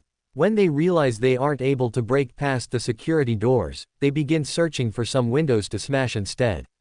You think it's S.H.I.E.L.D. Or maybe the police? Zuru wonders aloud. Doubt it, I reply, they're too sloppy.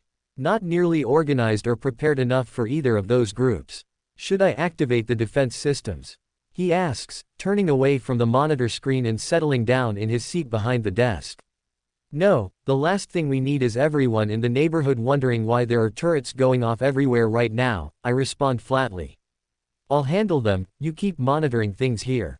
Understood, boss, Zuru says without hesitation. I nod approvingly at him and turn to move toward the heavy metal door that leads out to the front of the warehouse. Taking one last quick glance back at Ava, whose cries have stopped echoing throughout the warehouse, I open the steel door and exit the building.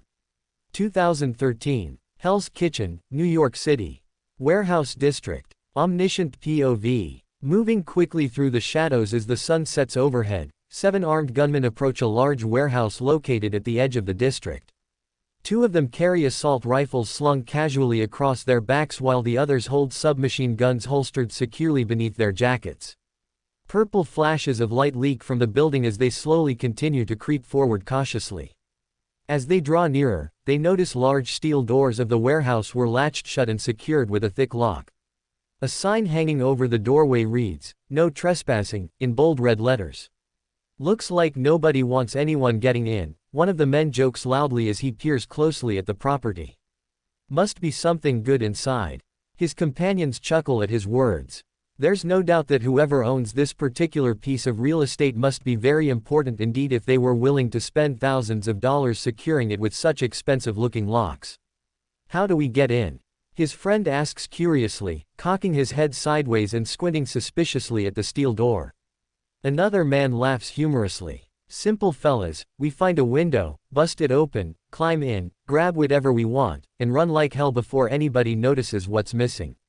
They all burst into laughter as they exchange glances amongst themselves excitedly. Their faces brighten as they envision how much money they could possibly get once they gain entry.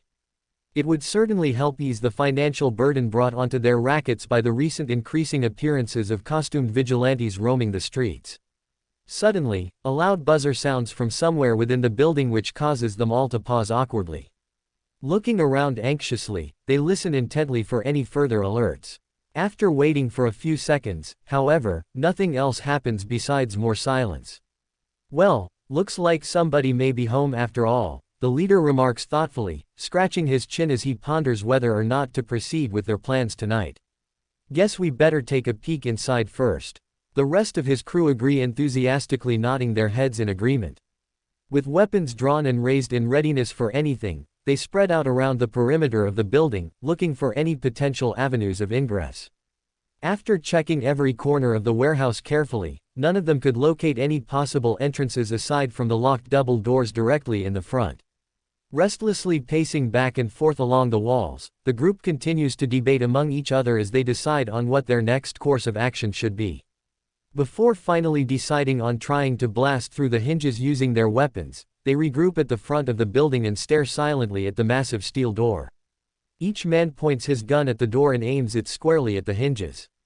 "Ready, lads," the leader shouts impatiently. One by one, they cock their weapons as the leader begins to count down.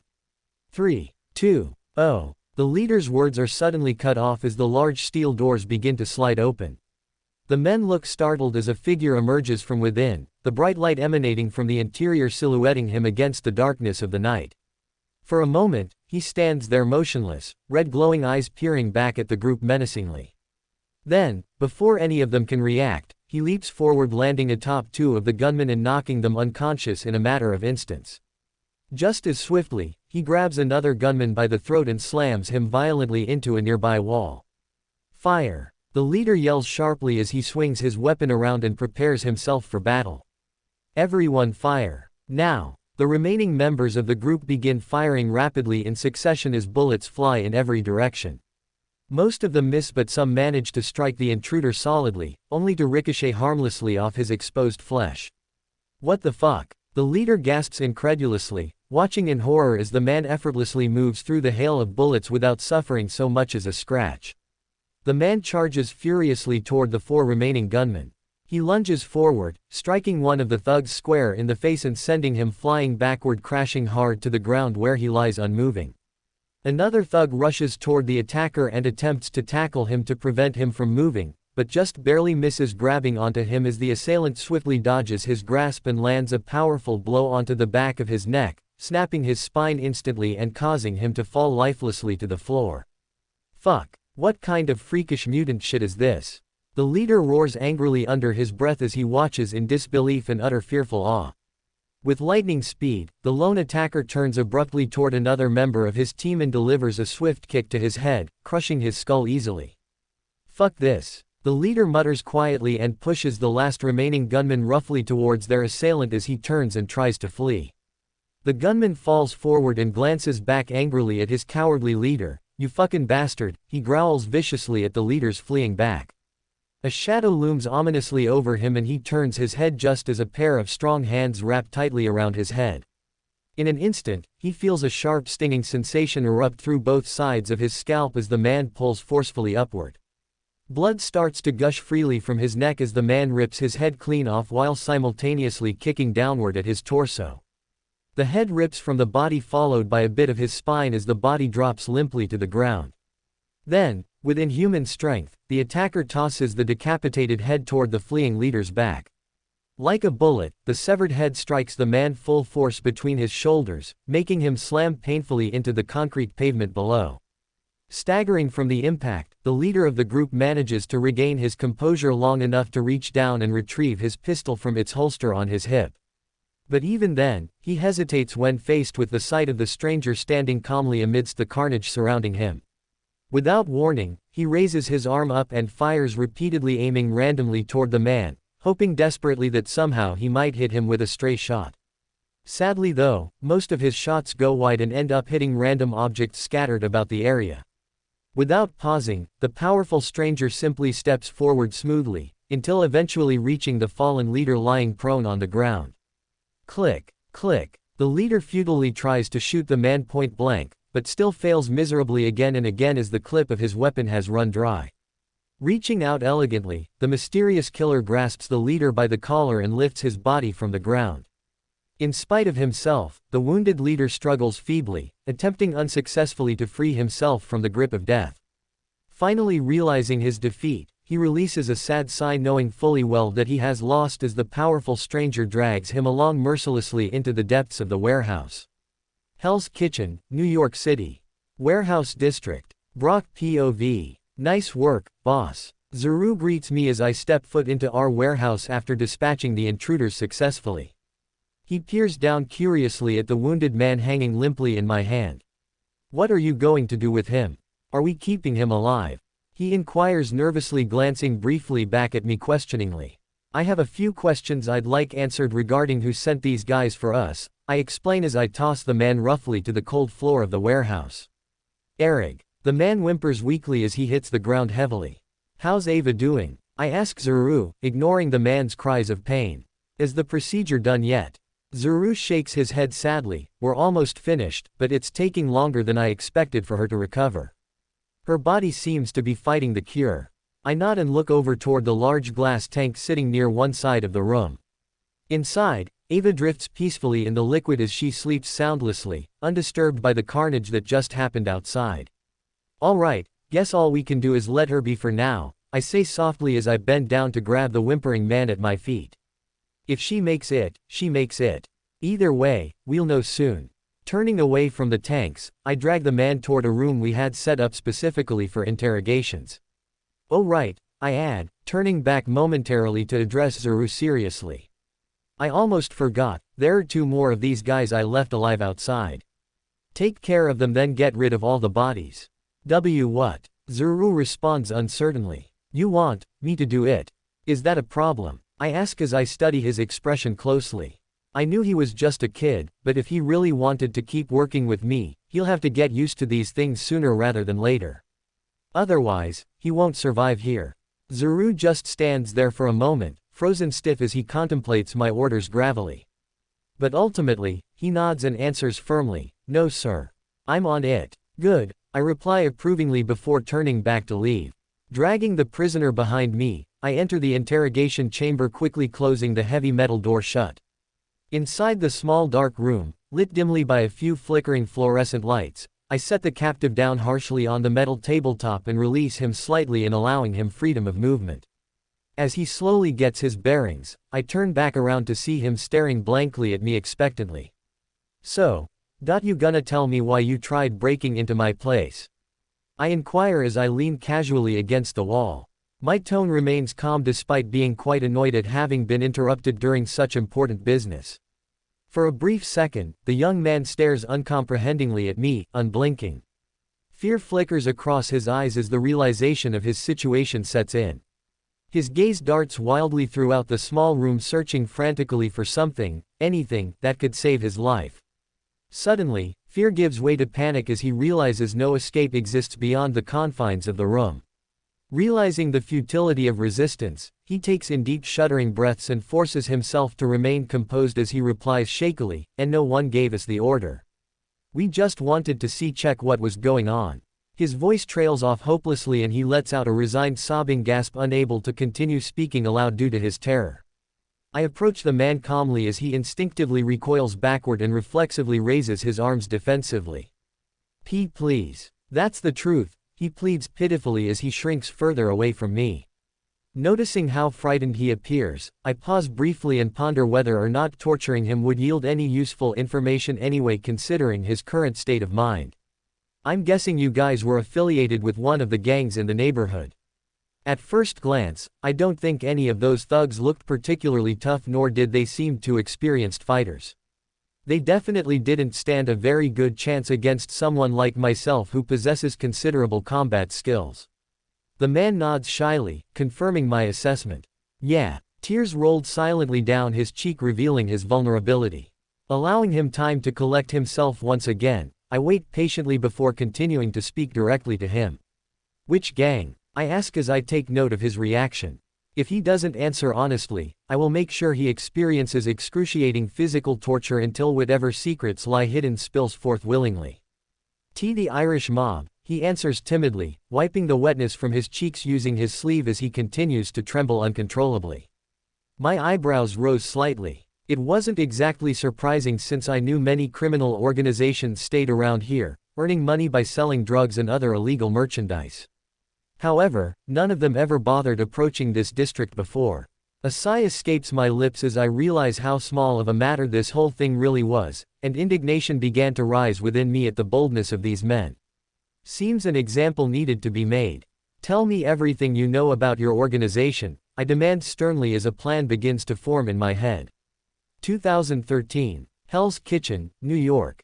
Burren Club. A few hours later. Omniscient POV. The streets of Hell's Kitchen were noticeably quieter this night compared to usual. Normally filled with cars honking loudly and incessantly, people rushing everywhere trying to catch taxis and buses, and police sirens blaring nonstop. Tonight, however, silence reigned supreme. Nothing moved except for the occasional street light blinking intermittently, giving the impression of eerie darkness haunting the city. Even the wind seemed unusually silent today, which added to the overall sense of unease felt among everyone walking cautiously through the deserted avenues.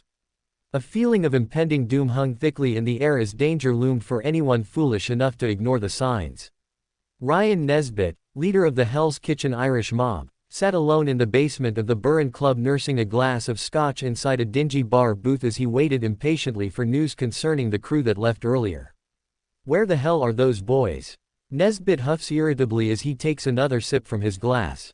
Now entering his 60s, he looks tired and worn out and barely able to stay awake anymore. Yet, regardless of his age, he refuses to give up this life. After all, he's seen plenty of men younger than him die in this game without much effort whatsoever. Sooner or later though, he knew new blood must come along to replace the old. And although Nesbit isn't looking forward to seeing his own demise anytime soon, he understands change happens naturally. Eventually, he figures he'll join the rest of the dead men whose lives ended prematurely because of their involvement in organized crime.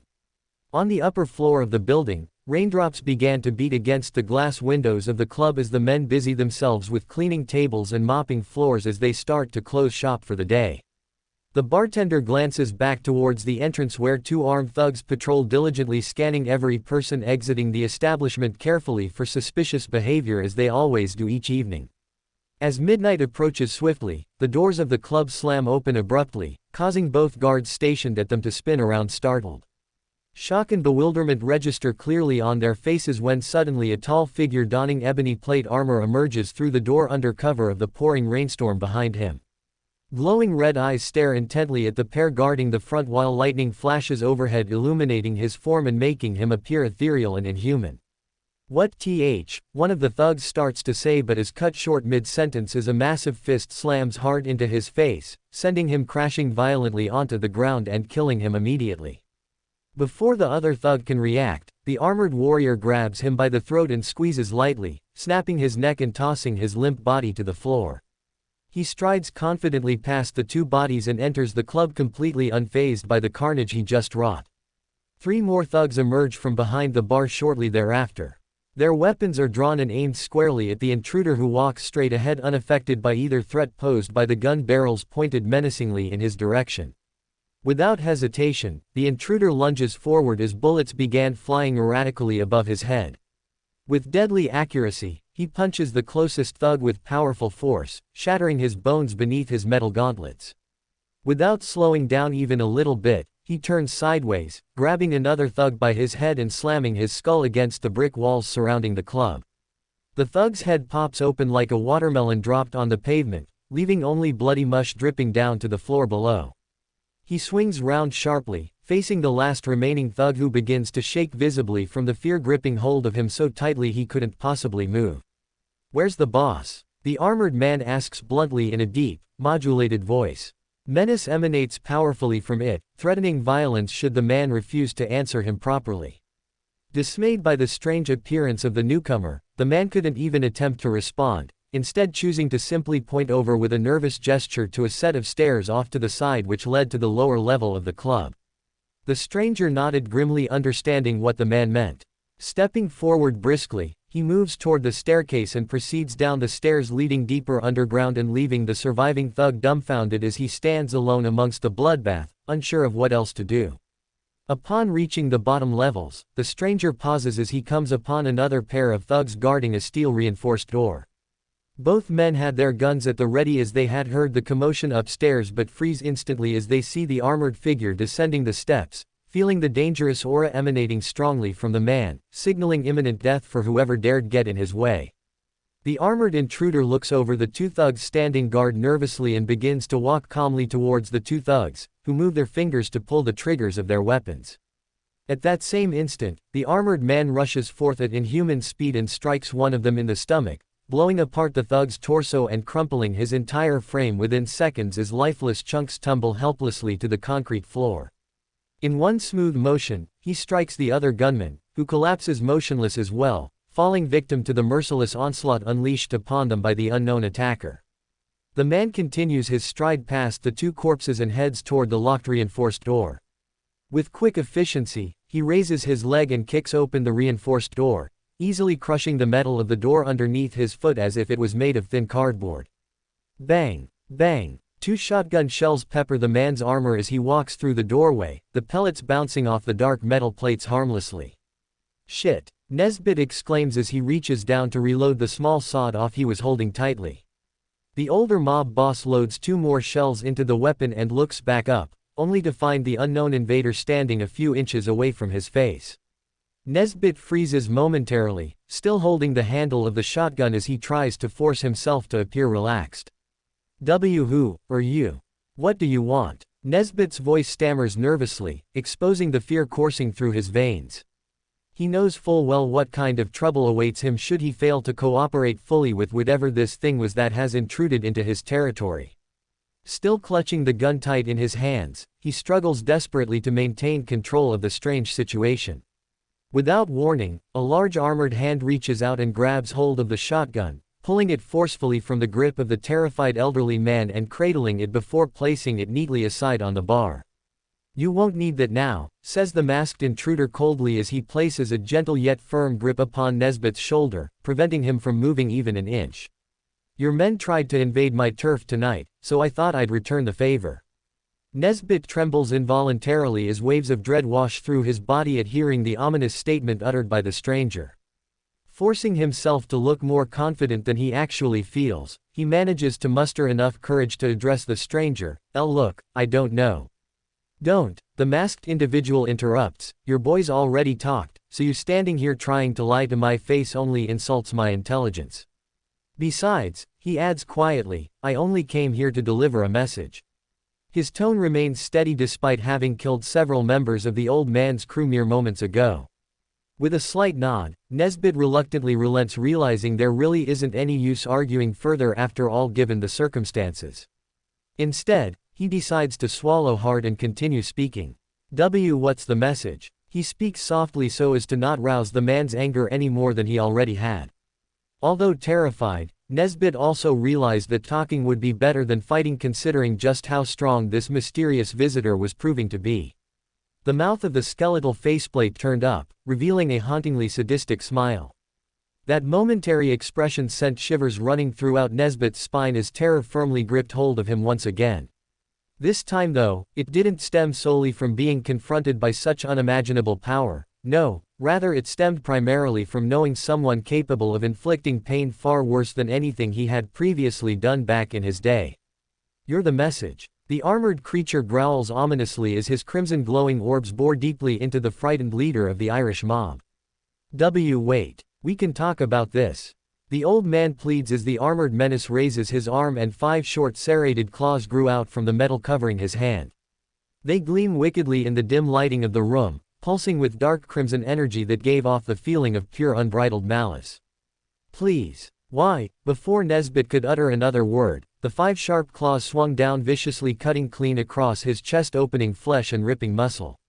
The man reached back and swiped forward again, cutting cleanly across Nesbitt's body and slicing him open like paper effortlessly. Blood gushes heavily from the gaping wounds created by the vicious attack. With each strike, dark crimson tendrils began to fester around the cuts until finally forming thick black lumps roughly the size of baseballs near the centermost wound on his abdomen. Even from afar, Nesbitt felt an intense burning sensation beginning to radiate outward from the puncture holes in his skin as the liquid oozed slowly throughout his system.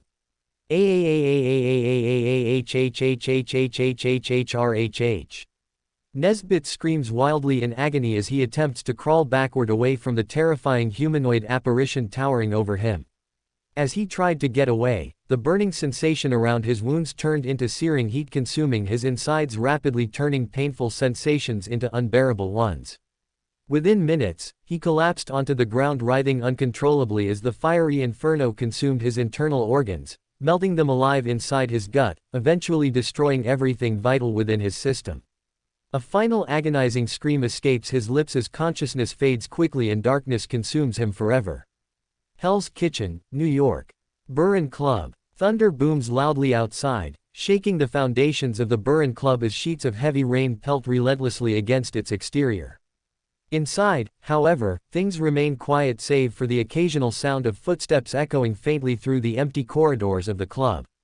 Brock, clad in full armor, walked back up the steps of the club, cautiously eyeing the interior, closely looking for signs of life or movement anywhere amidst the darkened chambers beyond. A small round object that leaked at the bottom was hanging in his hands loosely. Nesbitt's severed head. As he made it back upstairs, Brock was surprised to see the thug he had spared cowering in the same spot where he had left him. Fear and stress were written plainly visible on his face as he looked up at Brock with wide eyes that were filled with dread. Brock stared silently at him for a long minute without saying a single word, allowing his gaze to penetrate right through the young gang member's soul and see every secret hidden therein.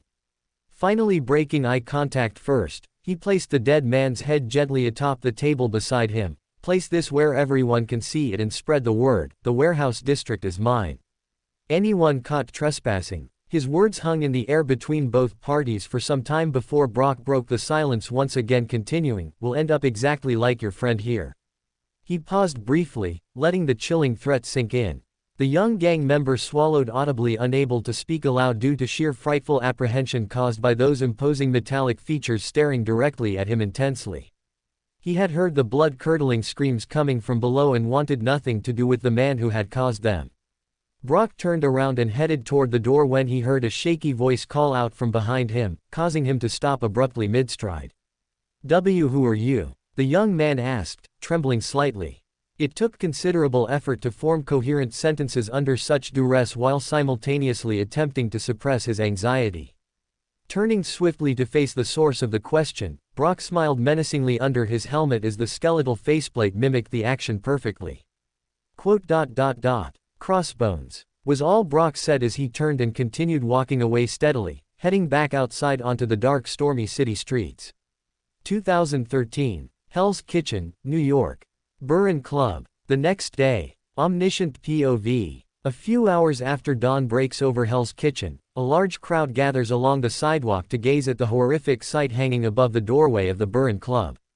Many people stand speechless, gazing upward in horror at the gruesome display dangling lifelessly overhead, wondering among themselves just what happened last night. "Isn't that Nesbit?" someone asks curiously, pointing upwards at the severed head dangling above them. Others begin nodding vigorously, agreeing with the assertion. "I heard some guy barged in and whacked his whole crew last night." Another person whispers hesitatingly as others start murmuring excitedly amongst themselves. Some turn their attention elsewhere, completely ignoring the spectacle entirely. "They say he wore this crazy weird suit of armor," one woman starts gossiping enthusiastically, "and that he mowed through the Irish like some kind of demon-possessed butcher." Her friends laugh heartily, joining her amusement as everyone gathered began exchanging stories regarding the incident. Police sirens wail furiously down the street, causing everyone assembled to scatter hurriedly. They all scurry back into their respective buildings, not wanting to get caught up in the investigation. Several police cars screech to a halt, suddenly blocking traffic from proceeding onward as police officers scramble hastily from their vehicles and rush to secure the scene. Within minutes, dozens of uniformed policemen flood the area surrounding the building, gathering information and interviewing any potential witnesses.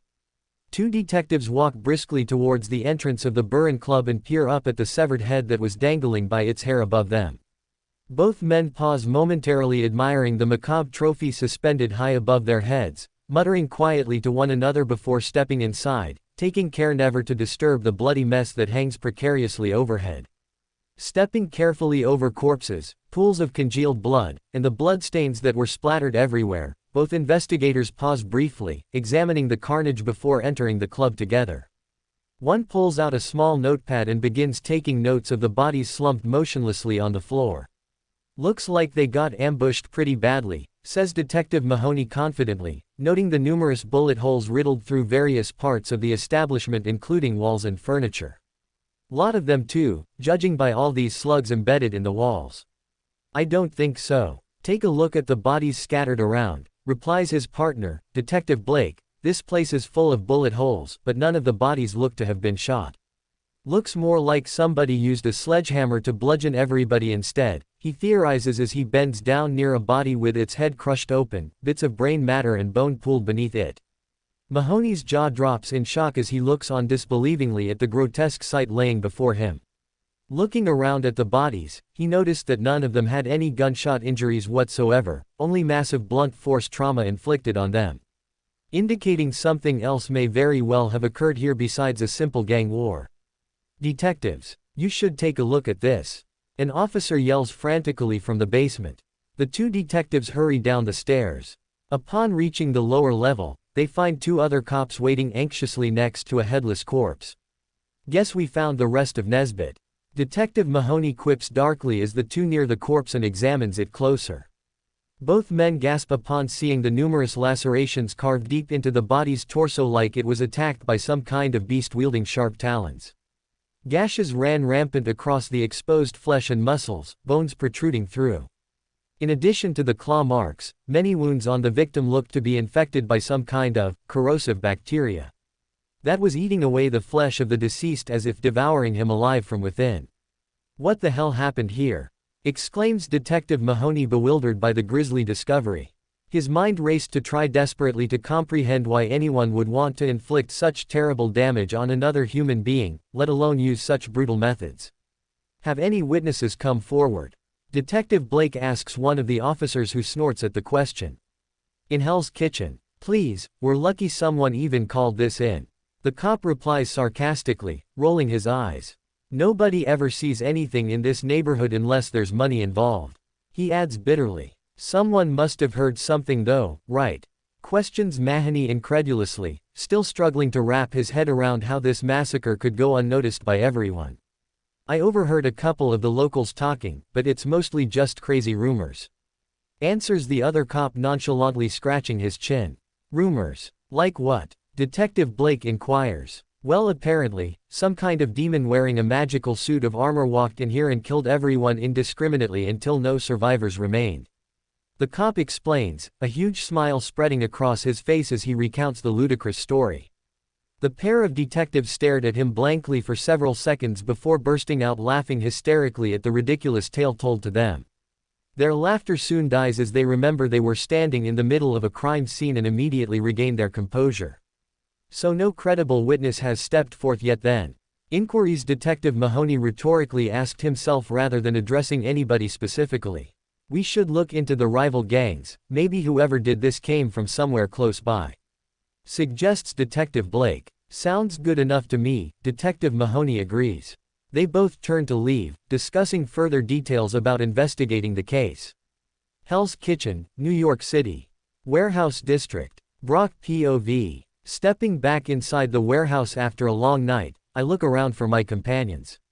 Ava was still drifting peacefully in her tank and Zuru was working away diligently on computer equipment nearby. When he saw me enter, Zuru jumped off his seat and hurried over to greet me. Hey boss, how'd it go? The small boy asked me eagerly. We shouldn't have any more trouble with those guys. I replied calmly, or any of the other gangs either. Zuru nodded his head thoughtfully, understanding fully what I meant by that. How's Ava? I asked, looking over at the large tank she rested comfortably in. Her condition didn't seem to change much since I had left. Zuru sighs sadly as he softly speaks, she won't wake up, I don't know what's wrong. She seems to have taken to the procedure well, but she hasn't moved an inch since, he continues despondently, watching the woman float listlessly in front of us with concern etched clearly onto his youthful face. I nod slowly, listening intently to his words as I try to think of some way to solve this problem. Ava was an important piece to my future goals, I couldn't afford to lose her now as that would mean having to put some plans on hold. If possible, I need to figure out whatever is keeping her unconscious or else risk putting myself and this fledgling organization I was creating at a great disadvantage against our enemies. Any idea why she isn't waking up? I inquire cautiously, hoping he might offer a solution. He shakes his head apologetically, no boss, no clue. He answers dejectedly, rubbing the top of his bald head nervously, thinking hard. I work better with machines than people. We need someone who knows biology and genetics, someone who can help diagnose what's really going on with her. My brow furrows as I consider our next move. Any candidates in mind? No, but I can find some, Zuru says, rushing over to his workstation and typing away at the keyboard. Moving over to the monitors, I watch as he quickly goes through the contents of hundreds of databases, searching for anyone with the relevant credentials we needed. After scanning through thousands of entries, he pauses for a moment, finally finding some that seemed promising. Data files containing names, addresses, phone numbers, and email contacts belonging to some of the most prominent scientists specializing in medical research and genetic engineering located throughout the world appeared on the screen. There are only 3 people listed here who have all the qualifications we require. Dr. Carlin Malice, a biogeneticist who works here in New York at a company called Industrial Garments and Handling. Dr. Evan Declan, geneticist and CEO of Declan Research Laboratories based out of London. And Dr. Helen Cho, a world-renowned geneticist and the leader of the Eugene Research Group. She lives in South Korea. Zuru informs me. Looking over the files, one name stood out most prominently to me. Dr. Helen Cho, a Korean scientist whose expertise lies primarily in the fields of cell biology and genetics for healing purposes. She is notable for having created a device called the Regeneration Cradle, which is highly coveted by multiple government agencies worldwide, including S.H.I.E.L.D. But what really drew my interest was not her prowess as a scientist, but the small blurb about her family that was listed below her picture. As I read over the information, a plan began forming in my head. I looked over at Zuru, who was busy clicking buttons on his keyboard rapidly while staring intensely at the screen. Asking him casually, "Have you finished the upgrades on the hovercraft yet?" His expression brightens instantly when I mention the vehicle project he started earlier this week. He nods excitedly, "Almost done actually. Just have to finish calibrating everything and test drive it once again, it'll probably be ready by tomorrow." "Why? You decided who you want?" he questions curiously. Smiling broadly, my gaze shifts back toward the monitor where Helen Cho's picture stares back at me expectantly. Manhattan, New York, East Harlem, the Redfish Blue Restaurant. One day later. Omniscient POV. In the late hours of the evening following the news of the massacre of the Irish mob, a woman was seated in the back room of the restaurant. Sipping from a wine absent-mindedly and glancing occasionally between papers spread haphazardly atop a table strewn with documents and photos depicting gruesome images from the recent crime scene. Rosalie Carbone, leader of the Carbone crime family, sat behind her desk as her men stood silently around her. All wore dark suits adorned with red ties, except for one man dressed differently from them all, her son Salvatore. He had chosen to wear leather pants paired with a black shirt and vest accented with gold chains hanging loosely around his neck. A bottle of whiskey sits conspicuously beside his glass that was filled halfway to capacity, evidence suggesting he had already indulged heavily prior to arriving at the meeting. "I don't get it, why are we worrying so much about what happened to those Irish pricks?" Salvatore wondered aloud, breaking the silence in the room. "They weren't worth shit anyway. It doesn't make sense to waste time on them. We should be out there taking over their territories before someone gets there first," he exclaimed drunkenly, gesturing emphatically towards the door leading outside of Rosalie's office. "Be quiet," Rosalie exclaimed sharply, glaring daggers at him before letting out a sigh and calming herself. "You will shut your mouth and listen carefully, young man, because I'm getting tired of repeating myself every 5 minutes." She reprimanded him sternly, crossing her arms tightly folded together beneath her bosom. Her tone softened slightly as she continued to explain things to him patiently. Rosalie slid one of the pictures she was examining across the table towards the young drunken man, before continuing to speak quietly, almost conspiratorially.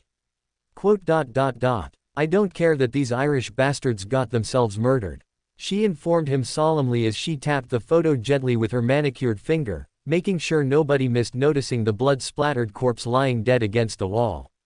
The corpse's head was split open wide, exposing gory viscera spilling freely onto the floor, along with shards of bone sticking jaggedly from the gaping wound in his skull, revealing the extent of the violence inflicted upon his personage. But the way they were murdered seems awfully similar to how our guys' bodies ended up last month. Salvatore frowned deeply, studying the image. "Maybe it's just a coincidence," he said, unconvinced, sounding skeptical and doubtful. "Their corpses were found completely beaten to death with extreme force," Rosalie said flatly, refusing to entertain such notions. "It looks too damn suspicious if you ask me. There aren't many cases like this happening in our city that I can think of." Her voice grew softer as she spoke, moving closer to him and sitting down on the opposite side of the table. Looking lovingly at her only child and affectionately stroking a hand tenderly through his hair. "It's the same guy. I'm sure of it. So right now, all I need from you is to take a crew, go down to Hell's Kitchen, and start looking for this fucking bastard." "Okay, Mimo." Salvatore scowled briefly, obviously unhappy being treated like a naive child by his mother. Ignoring his obvious displeasure, however, he merely shrugged indifferently, responding curtly, "Okay, mama," turning abruptly heading out the door with the other men, leaving Rosalie alone in her office with nothing more than righteous indignation flashing vividly within her eyes. 2013. Hell's Kitchen, New York. Warehouse District. Brock POV. I waited in the large warehouse as Zuru worked feverishly on finishing the modifications necessary to complete his new hovercraft design. With each passing hour, the machine became increasingly more refined until, eventually, Zuru declared completion and proudly showed me the newly modified aircraft. Once completed, it resembled something straight out of science fiction movies, sleek lines covered with glossy chrome-plated armor plates. Alright, that should be everything. It still needs a paint job, but aside from that, it should fly perfectly fine. I've added 2 extra power cells underneath the chassis for extended flight time. He told me happily. After seeing the final product, I could tell immediately that Zuru took pride in his creation. Even though he hadn't been able to add the weapons systems due to time constraints, I knew that simply possessing another form of transportation capable of flight would significantly increase my mobility capabilities. Excellent work, Zuru, I complimented, patting him on the shoulder as I walked past to inspect his latest creation. Thanks, boss. It feels good knowing somebody appreciates my efforts after working so long on this thing. He enthused gleefully. Stepping closer to the vehicle, I slid open the driver's side door and climbed inside gingerly, testing how comfortable it felt as I adjusted my position accordingly. Seated comfortably behind the wheel, I turned on the ignition switch to activate the engines and watched as a series of lights lit up on the console in front of me, indicating various status updates regarding power levels and engine performance. As I familiarized myself with the controls, Zuru moved over and opened the warehouse entranceway's double doors, allowing fresh air into the building. How long do you think you'll be gone? Zuru asked as he approached the vehicle's window, watching me as I prepared to depart. I shouldn't be gone long, maybe a day or 2 tops, depending on whether I encounter any problems with Dr. Cho. My reply sounded confident, although I wasn't entirely sure. Zuru nodded at my words. Don't worry, boss, if anyone can convince her to help us, then surely, it's you. His face broke into a broad grin full of confidence and optimism, clearly believing himself correct in assuming I'd succeed in convincing Helen Cho. I smiled politely, accepting his praise and encouragement. Just make sure you hold down the fort till I return, okay? I instructed him, thoughtfully peering back at him intently.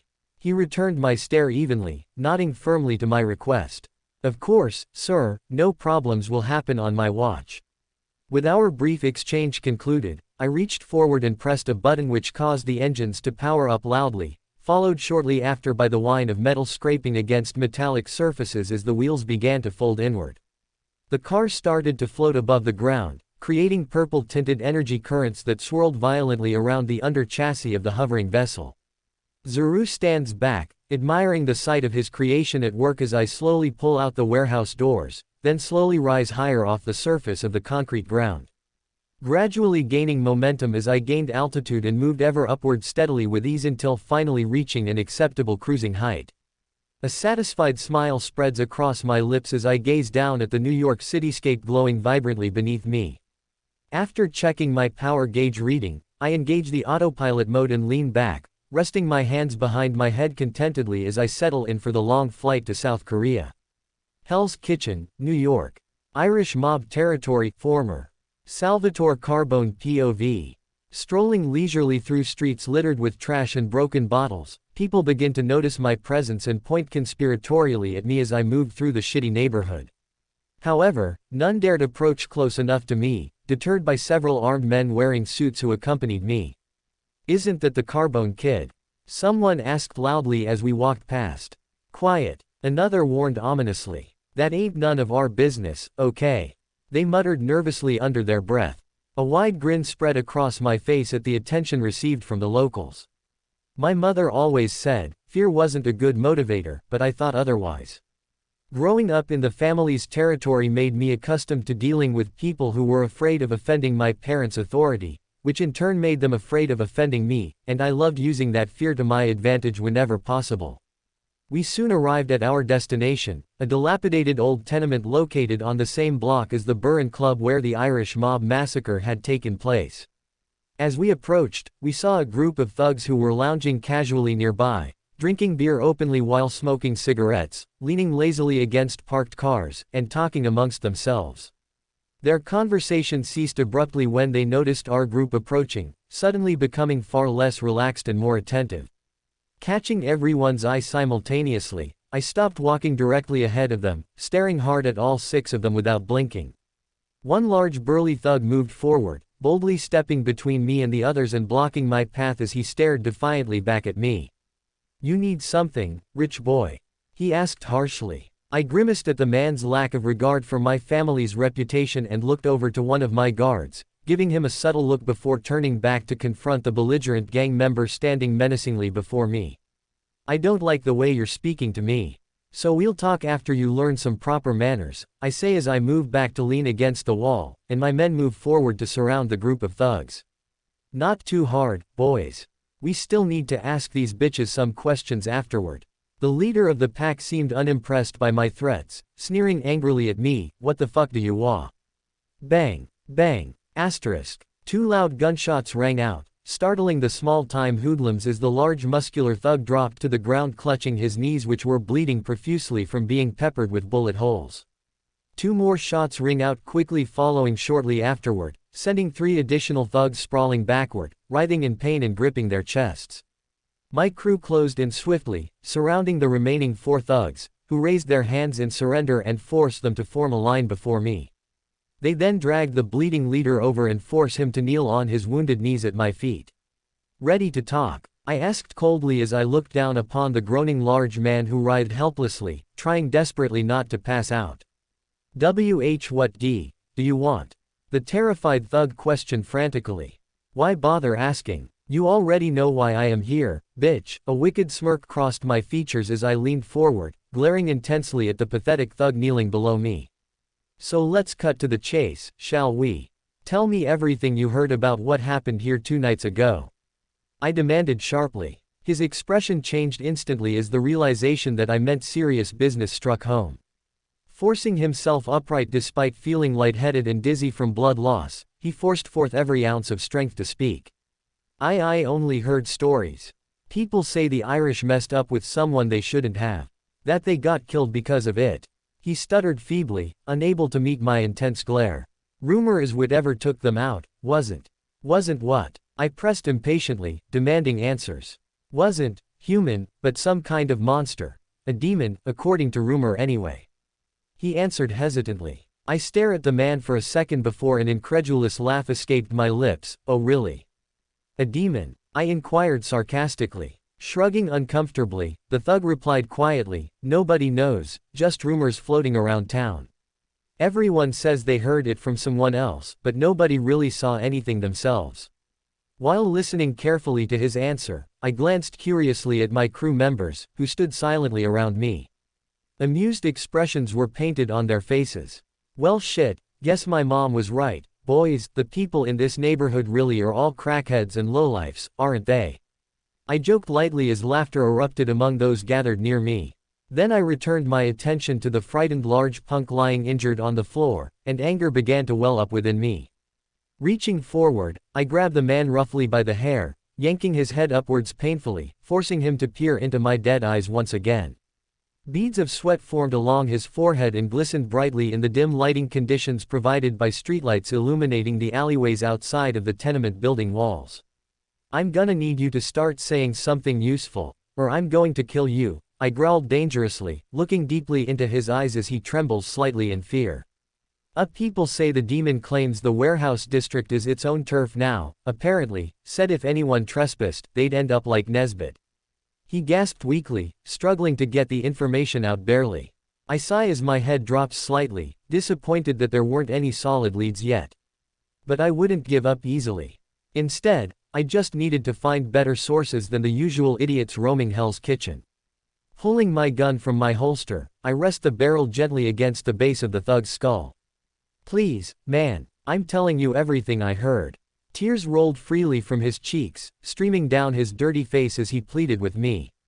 Then he paused momentarily, taking another shaky breath before continuing.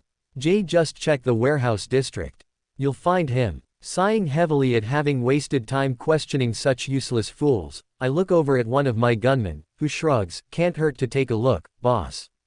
Turning away from him, I study the crying thug's pleading eyes for a few moments before releasing his scalp and lowering my weapon slightly so that it pointed towards the ground instead. Alright, fine. This bitch will lead us straight to the spot. I order decisively as the weeping man lets out a relieved gasp. Kill the rest, though. Wait. Bang, bang, asterisk, bang, asterisk, bang, asterisk. 4 quick shots ring out, killing each of the big man's friends as they try futilely to crawl toward safety. With bullets fired into their bodies, most didn't even manage to scream. The burly man falls limply onto the filthy pavement as the sight of his friends all dying around him broke whatever last shred of resolve remained inside of him. I grinned darkly as tears streamed endlessly from his eyes, falling heedlessly to the ground as he sobbed uncontrollably. "Get him up," I ordered softly. Turning to my crew, who hoist the whimpering young thug up and drag him over next to me. Looking briefly over at him, I glanced down at him sadly, shaking my head. "You better hope we find something, or your death won't be nearly as merciful as theirs." Pulling out my cell phone, I dialed a number composedly. Within minutes, 5 armored SUVs appeared down the street and immediately surrounded the tenement buildings. "Mount up, boys. Let's go kill a demon," I quipped cheerfully as I climbed into the passenger side door of one of the vehicles. 2013. Hell's Kitchen, New York City. Warehouse District. Zuru POV. The warehouse felt empty, with Ava still immobile in the tank and Brock leaving earlier today. I sat alone in silence, in front of my computer screen, watching news reports scroll past as I pondered how much longer until they both would return. It was going to be almost unbearable sitting here waiting patiently day after boring fucking day. Not knowing what to do with that time besides watching TV and doing nothing productive whatsoever other than maintaining Ava's chamber. Thinking about her brought a pang of guilt to my chest, as I couldn't help but feel at fault for her current predicament. Maybe if I knew how to use my powers better. A long sullen sigh escaped my lips as I shook off thoughts of blaming myself and tried to move my thinking to something more productive.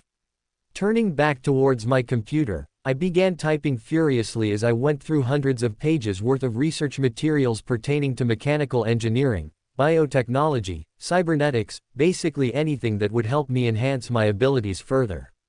All sorts of notes scribbled hastily throughout various books, articles, journals, and manuals filled my desktop, jotted hurriedly during brief periods of free time spent researching new techniques and technologies my nodes could assimilate with. Beep, beep, beep, asterisk. Suddenly, the sound of the proximity alarm interrupted my studying, causing me to jump slightly.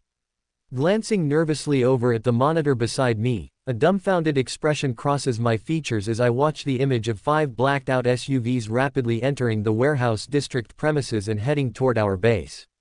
A worried frown came to my face at the sight of the incoming possible enemies, but Brock's parting words instantly echoed clearly in my mind, and I quickly forced myself to move. Whirling around, I hit one of the buttons on my console, activating the homebrewed security system I had installed months prior. The sound of metal gears grating and churning assaulted my ears as various parts of the large warehouse began to shift and move slowly. Several heavy steel barrels emerged from hidden compartments around the building, extending outward and locking firmly onto the incoming targets. Each of these massive high-tech guns extended above the ground and pointed down like giant robotic sentries ready to fire deadly projectiles should intruders ever attempt to breach our perimeter defenses. As the turrets locked securely into position, my heart raced wildly at the thought of imminent danger approaching. However, relief washed over me as the thought of people coming to ruin this place suddenly occurred to me. This is the first real place I've been able to call home since, well, ever. I will not allow anyone to take it away. My mouth set firm as determination surged through me. 10 fist-sized silver orbs of smooth liquid metal streamed out of my body and began to congeal together, morphing into the mechanism I'd been playing around with for a while in my head. No matter who comes calling, they'll regret ever stepping near here. My fists clenched tightly, and excitement rushed through me as I continued to prepare for the coming battle.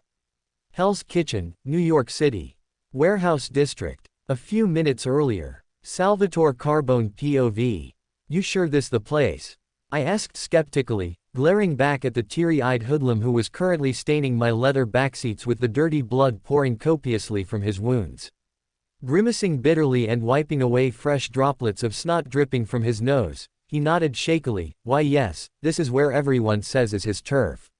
Nodding solemnly, I turned my gaze ahead to survey the area our small convey was parked in front of.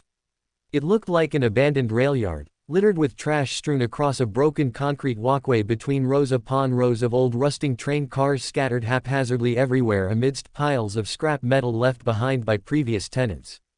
There wasn't anything remotely resembling civilization anywhere nearby save for maybe a couple of dilapidated shacks standing precariously atop crumbling foundations half buried beneath layers of accumulated filth. The only fully intact structures present seemed to be 3 warehouses situated close together and the graffiti-covered brick wall stretching out around the property's confines.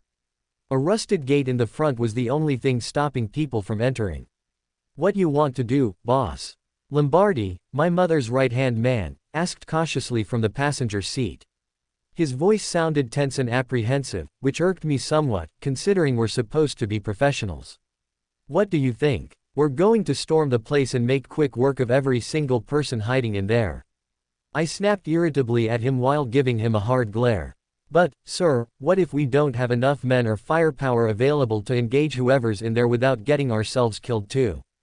He argued desperately, trying unsuccessfully to convince me otherwise despite being aware that I always got exactly what I wanted. "We should at least contact your mother and slap. Asterisk. I backhand him sharply across his cheek, cutting off his protestations mid-sentence as pain shot through my knuckles from hitting the hardened man's jaw. Lombardi didn't even wince under the assault, grimacing angrily but keeping quiet as he realized arguing no longer served any purpose anyway. "Shut up already," I demand coldly as I look him in the eyes, daring him to speak up. "I've already told you what we're doing. Now, relay my fucking orders." The Italian soldier pauses for a second before simply nodding silently at my command, then turning to address his subordinates in the other vehicles via the radio headset attached to his ear. A moment later, the 5 armored SUVs roar loudly to life simultaneously and speed forward toward the main gate leading directly into the warehouse district grounds. The loud engine noise echoes harshly amongst the deserted surroundings as it reverberates along the barren landscape surrounding them. As expected, nobody even attempted to stop us when the lead car forcefully rammed the rusted gate open. With the way clear, the convoy moves swiftly deeper into the desolate territory, passing through the entrance gates and entering the warehouse complex. "Which one of these shithouses is the guy hiding out in?" I question the bleeding hoodlum seated in the back while glancing curiously ahead at the 4 structures for any signs of movement within. I don't know," he answers hesitantly, fear evident in his tone. My head snaps back as I turn around to berate the pathetic man when suddenly, the car abruptly shifts direction violently, flipping the vehicle on its side and sending me tumbling backward. Rat-tat-tat-tat. Asterisk. Rat-tat-tat-tat. Asterisk. A sudden barrage of heavy gunfire erupts from outside the vehicle, forcing me to duck low beneath the dashboard as hot rounds smash into the overturned SUV, shattering the windows and peppering its exterior with large holes. Wincing inwardly as shards of glass fly dangerously close to my face, I grit my teeth and peek my head upward through the broken window just far enough to see who the fuck was shooting at us. 4 high-tech looking turrets were jutting out atop one of the warehouses and loomed ominously above us as they began to unleash another barrage of high-caliber ammunition into the other SUVs, relentlessly firing on them. Rat-tat-tat-tat. Asterisk. Rat-tat-tat-tat. Asterisk. Several more bursts shoot forth and strike multiple times against the vehicles, thick armor-plated hulls before finally penetrating deep into their sides and puncturing through the occupants. Boom. Asterisk. Explosions rang out within the courtyard, making me flinch down as a portion of my conveys was ripped apart and sent debris flying freely through shattered windows as chunks of bullet-riddled metal scattered onto the ground. Shit. I curse reflexively under my breath, realizing this place had better security measures than I anticipated, especially given how poorly guarded it looked from afar. "Salvatore, we need to get out of here now." Lombardi shouts urgently over the din of gunfire raging around us, prompting me to nod curtly and pull out an unholstered pistol from underneath my jacket. Shaking off any lingering nerves caused by the intense impact moments ago, I aim carefully and squeeze off 2 quick shots at one of the turrets, aiming straight upwards at its barrel protruding from the rooftop. Bang! Bang! Asterisk. Both bullets slammed cleanly into thin air though, failing to penetrate the heavily reinforced material used to construct those things. They must have built them well because none of my men's weapons seemed capable of piercing their tough protection either. Raw. Lombardi grunts from beside me as he kicks out the panel of broken glass that now made up the windshield and scrambles to pull me upright so that we can exit through the new opening. Grabbing hold of the edge of the smashed-up paneling covering the front of the tipped car, Lombardi yanks on my arm and drags us both painfully out of the wrecked vehicle. "Let go of me," I shout indignantly as he tries pulling me forcibly down into cover behind the overturned SUV, repeatedly tripping due to all the loose rubble lying everywhere. Lombardi lets out a frustrated growl, ignoring me, and continues dragging me onward regardless. Scowling ferociously at his insubordination, I try kicking him in the shins but fail miserably as he dodges aside and keeps moving forward. With little choice but to follow suit or risk getting caught up in whatever mayhem was occurring elsewhere, I reluctantly let him drag me forward. Unexpectedly, all 6 of the turrets suddenly fall silent. However, the commotion continues unabashed inside the warehouse district as sporadic gunshots can be heard sporadically echoing intermittently amid the cacophony of chaos taking place elsewhere. Glaring darkly at the battle unfolding behind me, I grow increasingly agitated at having failed so miserably thus far. Zap! Asterisk. Zap! Asterisk. 2 purple lighting bolts suddenly flash past my body, narrowly missing my torso and striking the side door of the nearest car, and scorching through the metal completely. Boom! Asterisk. Burning pieces rain down onto the compound below, and metal fragments are flung about wildly, making movement difficult for anybody unfortunate enough to remain still exposed to direct hits from the falling wreckage. Zap! Zap! Asterisk. Another pair of bolt streaks pass, followed closely by the sound of my men's dying screams ringing out behind me, until silence again falls in earnest. Looking briefly back at the scene, I notice that most of the vehicles were now engulfed in flames. A single figure moves through the smoke billowing from the various wrecks, seemingly unaffected by it whatsoever. The figure walked calmly amongst the carnage, its tall figure covered completely in some kind of a gleaming silver suit of power armor. Image here, greater than. What the fuck? I snap furiously as I watch helplessly as the mysterious individual walks nonchalantly through the chaos, firing bolts of purple lightning from his hands effortlessly at any enemies unlucky enough to cross paths with him. "We need to go," Lombardi yells frantically beside me, pushing me roughly toward the front gates. "Run ahead. I'll lay down cover fire." Not wanting to waste time thinking anymore about it, I quickly comply and start running full tilt towards the main road ahead. If nothing else, I needed to put distance between this Iron Man wannabe bastard and me before something worse happened. Snick. Asterisk. A robotic-sounding mechanical whir filled my ears momentarily as sharp pain shoots through my leg, causing me to stumble to the ground. Turning back to find out why, I spot 2 beady purple eyes staring back at me intently. The eyes belong to a small metallic silver beetle with 2 razor-sharp, jagged mandibles jutting outward menacingly from either end of its robotic face. Blood dripped steadily from its long-bladed mandibles as a bleeding severed leg lay limply discarded near its 6 short, thin legs. My face went white as I followed the blood trail downwards to discover it was my own. My mind reeled in horror as realization dawned upon me that, thing, cut it off. Ergeg. I scream hysterically as the shock wears off and panic sets in once more. Raising my gun, I fire desperately at the robotic creature, but the bullets just bounce off of its thick metallic carapace. It slowly rose unsteadily to its hind legs and regarded me coolly as it held tightly to the mangled remains dangling lifelessly from where part of my calf muscle used to be. Its tiny insectoid eyes bore into mine as it began rapidly advancing closer, clearly intent on finishing what it had started seconds earlier. Not him. The armored figure's mechanical voice rang out, and the machine creature immediately halted in place. It turned away and scuttled hurriedly up to the towering armored humanoid, who was casually walking over while dragging Lombardi's beaten and broken form behind him like a bag of dirty laundry. Without hesitation, the little robotic insect crawled up the back of the armored figure and merged itself seamlessly together with the powered exosuit, becoming fully integrated with it almost instantly. As soon as the process finished and it became whole again, the big dude tossed Lombardi carelessly aside contemptuously, leaving him crumbled unconscious against the wall next to me. "Sorry 'bout that, still working out the kinks," the man's robotic voice called out, and for a second, I could have sworn it sounded like it came from a kid. But before I could say anything else, and without wasting another instant, the armored man stepped forward aggressively toward me, looming large above me with his intimidating stature and imposing presence. "Who sent you?" his booming mechanical voice asked sharply amidst the chaotic sounds in the background, the 4 glowing eyes on his helmet radiating a violent purple light. Tell me right now if you want to have a peaceful death. 2013. Hell's Kitchen, New York City. Warehouse District. Next day. Omniscient POV. After the defeat of Salvatore and the other members of the Carbone family, Zuru spent the rest of the night interrogating those who lived through the attack mercilessly. At the same time, little silver nodes moved throughout the warehouse district cleaning up the mess left behind during the fight. By morning, all of the surviving members of the Carbone had been executed without mercy, their bodies thrown into the furnace beneath the warehouse building as all their weapons and what was left of their vehicles were dismantled for parts. All evidence linking Brock's group to the massacre vanished overnight thanks to his efforts. Zuru took great pleasure in watching his mechanical minions work tirelessly to complete his orders even as he lounged comfortably in a beach chair sipping coffee leisurely atop the roof, overlooking Hell's Kitchen.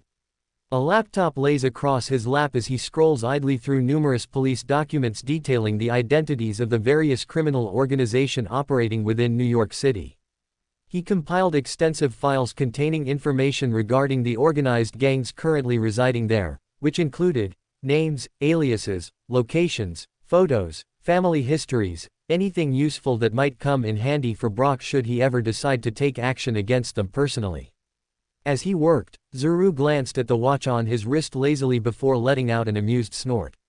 It should only be another few minutes or so, he muttered to himself as he picked up a pair of high-tech looking binoculars from beside him and trained them to the east side of town. A playful and mischievous grin spread across his lips as he waited patiently for his gift to arrive. Manhattan, New York. East Harlem. The Red Fish Blue Restaurant. Rosalie Carbone paced back and forth impatiently inside her office, waiting anxiously for word on her son and the crew he went out with. He should have reported in hours ago, she grumbles irritably, glaring daggers angrily at the men who stood silently around the room, none of them willing to speak lest they incur further wrath from the distressed mother. Rosalie glares harder at each man standing before her, seething mad at being kept hanging as every cell in her body was screaming at the top of its lungs that something bad has gone wrong. Her anger boils dangerously close to erupting as she clenches her fists tight, holding herself back just barely from lashing out violently at whoever dared keep her ignorant of Salvatore's fate. Finally deciding to give everyone present a break from enduring her wrath, she turns abruptly and storms outside into the restaurant proper instead. Opening the doors leading directly into the kitchen area, she strides purposefully inside. "Where is Julius?" she demands sharply to the cooks working diligently among piles of freshly baked bread dough and simmering pots bubbling vigorously on several stoves scattered about the kitchen. Several chefs glance nervously upward when confronted by the furious woman storming into their midst but manage not to react too much despite feeling compelled otherwise. "He went to the back for a smoke, ma'am," one cook replies hesitantly. Rosalie nods absently in acknowledgement and moves to turn towards the back door when a man with a thick mustache steps swiftly through the back doors carrying a large box in his hands. Panic and fear were etched into the man's face as a light sweat begins forming along his forehead. "Julius," Rosalie calls out to the panicked man, who turns toward her with wide fearful eyes. "Ma'am," he starts tentatively, then stops dead cold mid-sentence as he looks down at the box in his hands. "What's wrong? What happened?" Rosalie shouts shrilly. Her sudden outburst causes dozens of heads to pop up from different areas of the busy kitchen, all turning curiously toward the source of such extreme agitation coming from someone usually known for keeping calm under pressure. "Some kind of weird-looking drone dropped this off out back," Julius says quietly, trying desperately to ignore how frightened he felt. "I think you need to see this, ma'am." His words send shivers of terror coursing through Rosalie's veins and cause goosebumps to rise all over her fleshy arms and neck. Fearful anticipation builds relentlessly inside her chest as she cautiously approaches the trembling man, who places the box gently down on a nearby table and backs away hastily. As she reaches down carefully to open the large package, her heart leaps painfully hard into her throat as she sees exactly what the delivery contained. A neatly wrapped severed head was laid carefully out atop stacks of bloody butcher paper sheets that were stained red liberally. Rosalie stands frozen motionless as reality finally sinks in deep enough for her comprehension. Forcing herself to swallow in order to regain control over breathing properly, she closes her eyes and takes a calming breath deeply through parted nostrils. "My boy, my baby. No, no, no." Tears fill her eyes anew as fresh grief wells up unexpectedly. Oh God, please don't let this be true. She lets loose a piercing shriek of anguish beyond description as tears pour freely from her soul in torrential streams. With shaking fingers she picks up the badly beaten head gingerly by both sides of his scalp and lifts it tenderly out of the box. Carefully lifting it high overhead so everybody could get an unobstructed view of it, Rosaline stares blankly at it intensely and whispers softly. Not yet, please. Several people gasped aloud in unison as they uncomfortably witnessed such a gruesome sight firsthand. Shaking visibly, Rosalie drops heavily to her knees sobbing as she holds the severed head close to her chest. Click. Asterisk. An electronic chime suddenly sounds out from inside the box, making those closest to it look over confused. Boom. Asterisk. A huge thundering explosion echoes powerfully throughout the entire building, sending the members of the Carbone family, the hardworking cooks, and innocent diners alike scattering bloodily everywhere amid screams of fright and confusion. Glassware shattered and tables overturned or strewn about haphazardly amidst widespread destruction caused by the blast wave sweeping through the establishment. Smoke billows ominously from multiple points of origin, spreading outward until visibility becomes impossible due to dense black clouds filling the air. Those caught unaware by the unexpected detonation scramble blindly away from danger as fast as possible, some falling victim to unseen dangers lurking amongst the debris littering the streets below. The Redfish Blue restaurant was reduced to rubble. Within moments, everything belonging to anyone connected with the Carbone family was utterly destroyed. All that remained afterward was smoldering wreckage littered with burning scraps of metal and charred human corpses. Sirens wail incessantly from down the street as fire trucks roar into the scene, accompanied closely by ambulances rushing frantically to aid victims trapped underneath fallen beams and collapsed walls of brickwork and stone construction material. Other rescue workers hurry urgently past, heading straight into the burning rubble themselves to search for any survivors buried beneath tons of collapsed masonry. Panic spreads quickly throughout the neighborhood as a large crowd of terrified citizens begins to form near the site of the devastation. What happened? Isn't that the Carbone's spot? Quote, are we safe here? Who could have done this? Frightened voices echo hollowly through the empty husk of the once vibrant street as witnesses begin streaming en masse toward the disaster zone. Bystanders huddle together uncertainly as questions fly wildly between concerned parties seeking answers on how things unfolded as they did. Grim-faced fire investigators rush inside the ruins, searching endlessly for signs of life amidst the smoking pile of bricks and wood slabs still ablaze after nearly 1 hour since the initial bombing occurred. They discovered nothing save scorch marks where a small explosive device must have been detonated remotely, causing massive damage to the people and the property. One of the firemen lifts up a section of the demolished wall and sees the burnt corpse of a woman lying lifelessly in the fetal position on the floor, a round charred-up mass of meat and bone held tightly to her chest. How could somebody do this? How can anybody possibly justify destroying their own city like this? One firefighter growls furiously, enraged beyond belief at having witnessed such atrocity.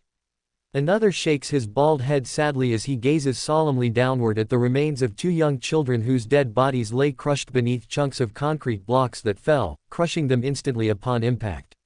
Their parents died alongside them, unable to escape their doom. This city is going to hell. The old bald firefighter mutters darkly as he glances up at the setting sky despondently. And I have a feeling that this is only just the beginning. Seoul, South Korea. Yu-Jin Research Lab. Drive Helen Cho POV.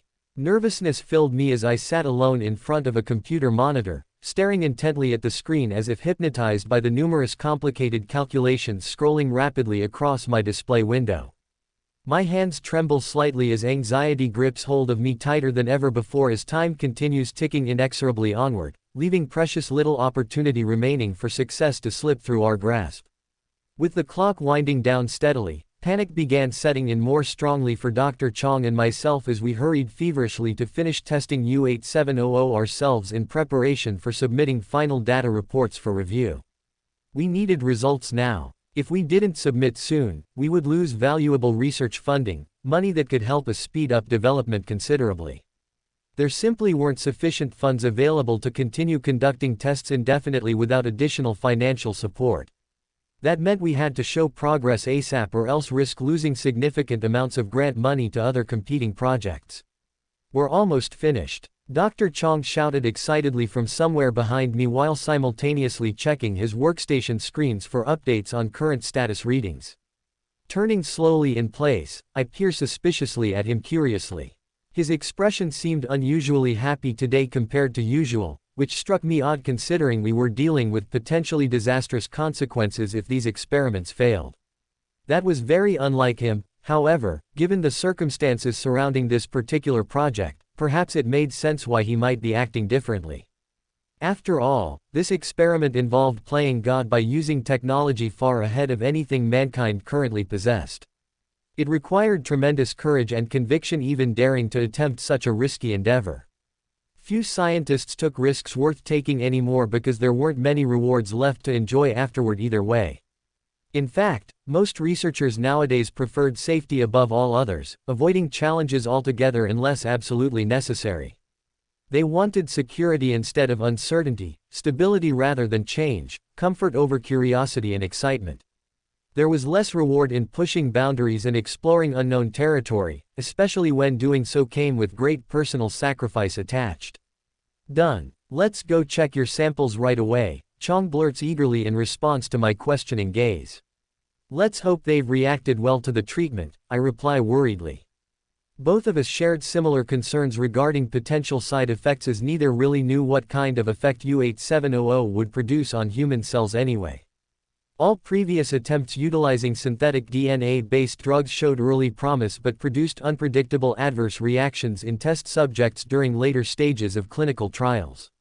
This led to frequent failures resulting in the complete abandonment of further experimentation, effectively ending any hopes of developing new pharmaceuticals capable of treating previously untreatable conditions.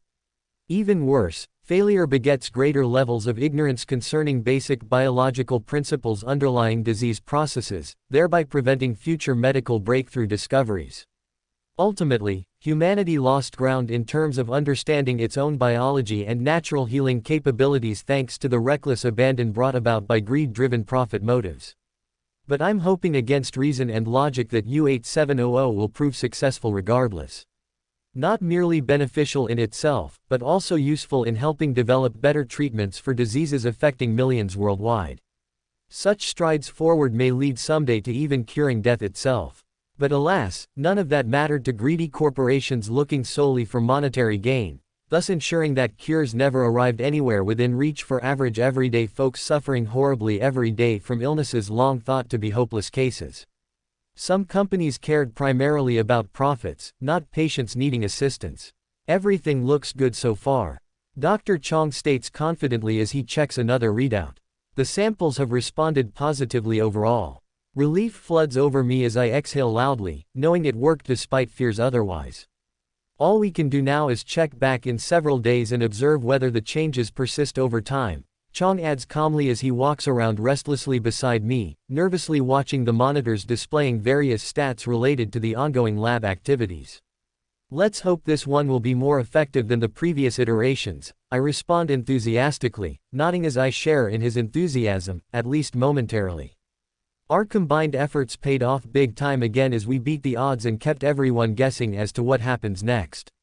Now we wait patiently to find out if this latest effort proves effective in achieving desired goals or fails miserably. Either outcome promises great dividends, eventually providing benefits to humankind, although the latter option carries much higher stakes personally for both of us. I think I'll go take a break for lunch. Would you care to join me? He asks hopefully, trying once again to woo me into joining him outside for food and conversation. As always though, I declined politely once more, saying, "No thank you, doctor, I should really be getting back home. The kids will be getting back from school any minute." He smiles dejectedly in return. "Okay then, maybe some other time then." His hopeful offer makes me smile a little in turn. Although he knows perfectly well that won't happen anytime soon. Life has become increasingly difficult for me, in spite of recent successes, as the trauma of my missing husband lingered painfully strong in my heart, reminding me daily that I was truly in this alone now. "Have a good night, doctor," I say quietly, turning sharply towards the door leading out of the laboratory area and taking the elevator down to the underground parking garage level immediately thereafter. A lonely walk awaits me along the vacant rows of empty spaces illuminated by the long fluorescent lighting fixtures located intermittently throughout the facility. A few cars sit parked neatly lined up silently awaiting occupants who don't seem interested in returning tonight. Walking briskly, I move through the parking garage as an eerie quiet settles in the space, only the occasional car passing by briefly disturbs the silence. My mind wanders aimlessly as thoughts of exhaustion, loneliness, fear, regret, and despair fill my consciousness yet no longer overwhelm me entirely. Instead, they remain subdued enough to allow room for rational thinking to resume, gradually replacing irrational emotions in favor of focusing on immediate needs. I come upon the space reserved specifically for my vehicle and step swiftly toward it, automatically reaching into my pocket to retrieve my keys. With my key firmly in hand, I move to unlock the doors and get in, when I notice a small folded-up note resting atop the dashboard. Puzzled by the note's placement, I unfold the piece of paper and carefully read each neatly written word. If you would like to find out what really happened to your husband, call the number listed. 2013. Seoul, South Korea. Yoo-Jin Research Lab, Parking Garage. Drive Helen Cho POV.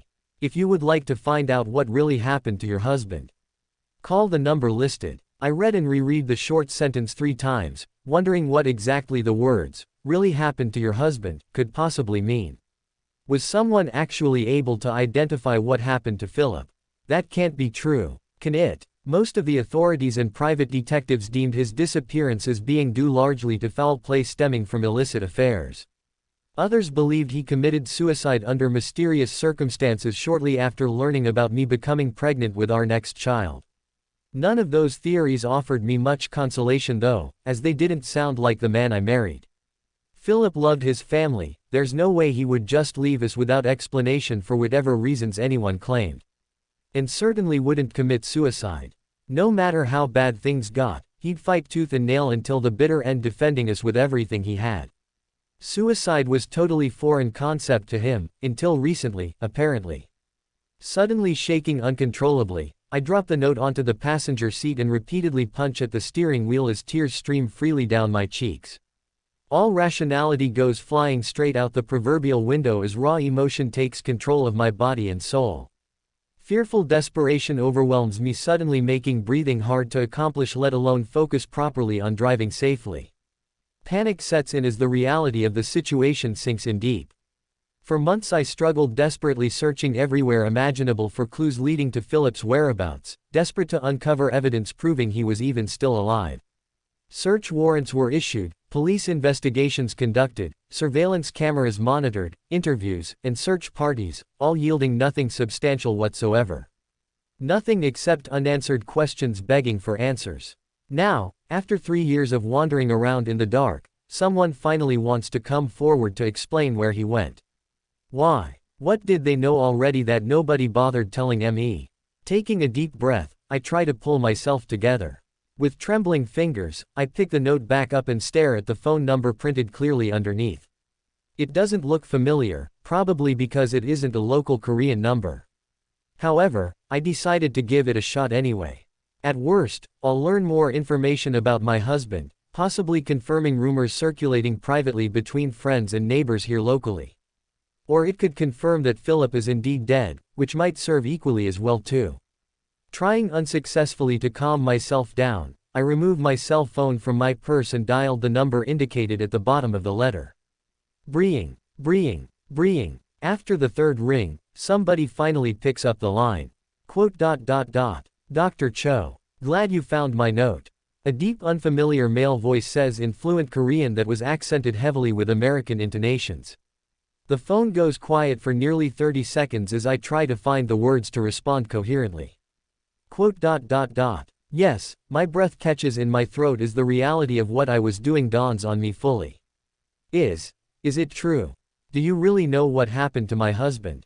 Silence rings ominously loud over the phone for a moment before the person on the other end spoke one word that completely shattered the dam of emotions I built up inside.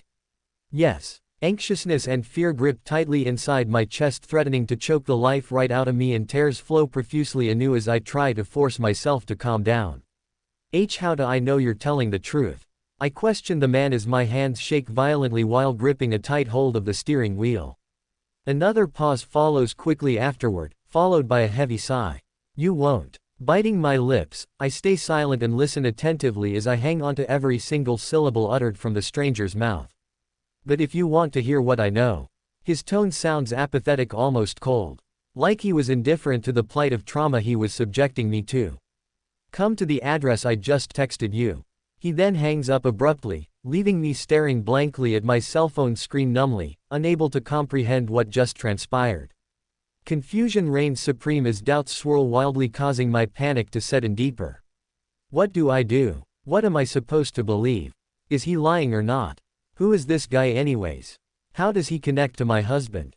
Shaking relentlessly now, I hit the redial button frantically, but the call doesn't even go through. Frustrated beyond belief, I open my message and look at the last text I just sent. Mount Anson Jarrock Gill Trail 2 hours. I stare down at the text for a second, unsure if I should follow such cryptic instructions. Then anger seethes through me, forcing me to make a quick decision. If this mystery caller really knew anything about Philip, then it's worth the risk to see firsthand what he knows, especially since this has been the only shred of tangible evidence connecting to Philip I've heard since he went missing. After all these painful, agonizing years spent struggling to survive in limbo, perhaps this stranger might provide some answers regarding why he disappeared. Finally coming to a decision, I start my car and pull out of the parking garage, heading northbound on the highway towards Mt. Anson Jarrock Gill Trailhead, Seoul, South Korea. Mount Anson Jarrock Gill. It took a grueling hour and a half of driving through the rush hour traffic congestion before I arrived near Mount Anson Jarrock Gill Park entrance gate. After paying the cash fee required by the park rangers stationed nearby, I drove slowly further uphill, climbing steep roadways. Finally nearing the entrance to the walking trail bridge overlooking the Seoul city skyline below, filled with lights twinkling brightly against the black backdrop skyline.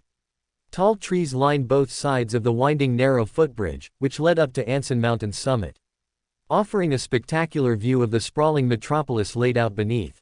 As I step out of the car, the late dusk hits me as I look around the entrance for the person I was supposed to be meeting. Traffic noise is barely noticeable amidst the peacefulness provided by natural surroundings. Small clusters of people strolled leisurely along pathways lining opposite sides of the bridge, enjoying the cool evening breeze and fluttering their hair gently brushing past them. Trees cast shadows across the path, creating secluded nooks, perfect spots to enjoy solitude away from crowds milling about. Couples holding hands stroll side by side, arm in arm, gazing lovingly into one another's eyes, oblivious to the world surrounding them, lost within themselves, momentarily forgetting all their worries and concerns. *BUZZZ. My phone vibrates and I reach into my pocket to retrieve it, noticing one new text notification alert blinking brightly on the display screen. Head up the path and take a seat at the third bench you pass. The text reads, "The sender must have seen me arrive, which means he's somewhere in the area, watching me." I shiver nervously, glancing around as I try to locate any suspicious-looking individuals lurking somewhere close by. However, everyone looks friendly and happy, relaxed as they have fun chatting happily among groups spread evenly throughout the entire wooden trail. Uncertainty fills me once again as I'm left pondering whether or not I made the correct choice in trusting whoever this mysterious person was. But, casting aside any morbid thoughts, I move away from my car and began to make my trek up the trail of the mountain. After several minutes of hiking upwards, steadily gaining elevation, I pass my 2 picnic bench stops, continuing onward cautiously until a third bench finally comes into view up ahead. Moving closer to the tree-lined sitting spot, I look around sharply as I search the vicinity for any signs of someone approaching. Noticing nothing out of the ordinary, I sit down stiffly on the bench and watch closely for anybody who may approach unexpectedly. The sun completely set behind the horizon as I waited anxiously for something to happen. After 30 minutes, I continue scanning the darkness concealing thick forest foliage surrounding me on either side of the trail. Suddenly hearing footsteps rapidly approaching from directly behind me. Startled by the sudden movement, I jump out of my seat as a tall figure appears from between the trees surrounding the trail. The tall figure was dressed casually, wearing jeans, a white t-shirt that stretched snugly over his broad shoulders, and covered with an unbuttoned jacket worn loosely over his broad shoulders, exposing muscular arms flexing slightly as he walks briskly toward me. His hazel eyes sparked slightly understand the night sky, giving him the appearance of a menacing shadow stalking silently upon prey. Dark features accentuated a handsome masculine face, complemented nicely by the mid-length wavy jet black hair that was shaved at the sides and tied up neatly in the back. A small friendly smile graced his face when we first locked gazes, making him appear genuinely pleasant and inviting. Yet, anxiety still gripped my heart, instantly rendering me speechless. "Drive Cho, glad you decided to meet," said the stranger, extending a hand in greeting. "It's a pleasure to meet you in person." He smiles kindly, flashing pearly whites. His posture exuded confidence, unlike most men I've encountered. The only thing lacking is the warmth that wasn't emanating from his penetrating gaze. Hello," I managed to squeak softly, feeling somewhat intimidated by the handsome stranger standing so close beside me, towering above me like an adult looking down at a small child. He extended his hand toward me, wanting to shake mine. Uncertain how to react, hesitant yet curious, I accept the offer. As our palms touched briefly, he smiled warmly again, taking notice of my nervous reaction. "I'm sure you have a lot of questions," he begins conversationally, speaking English rather than Korean. "And hopefully we'll get your answers soon enough. But let us begin there, shall we?" He points towards the empty space on the bench. "We can talk better seated comfortably instead of trying hard to keep awkward eye contact." Relieved knowing I don't need to speak much during this initial encounter, I nod politely, accepting his suggestion.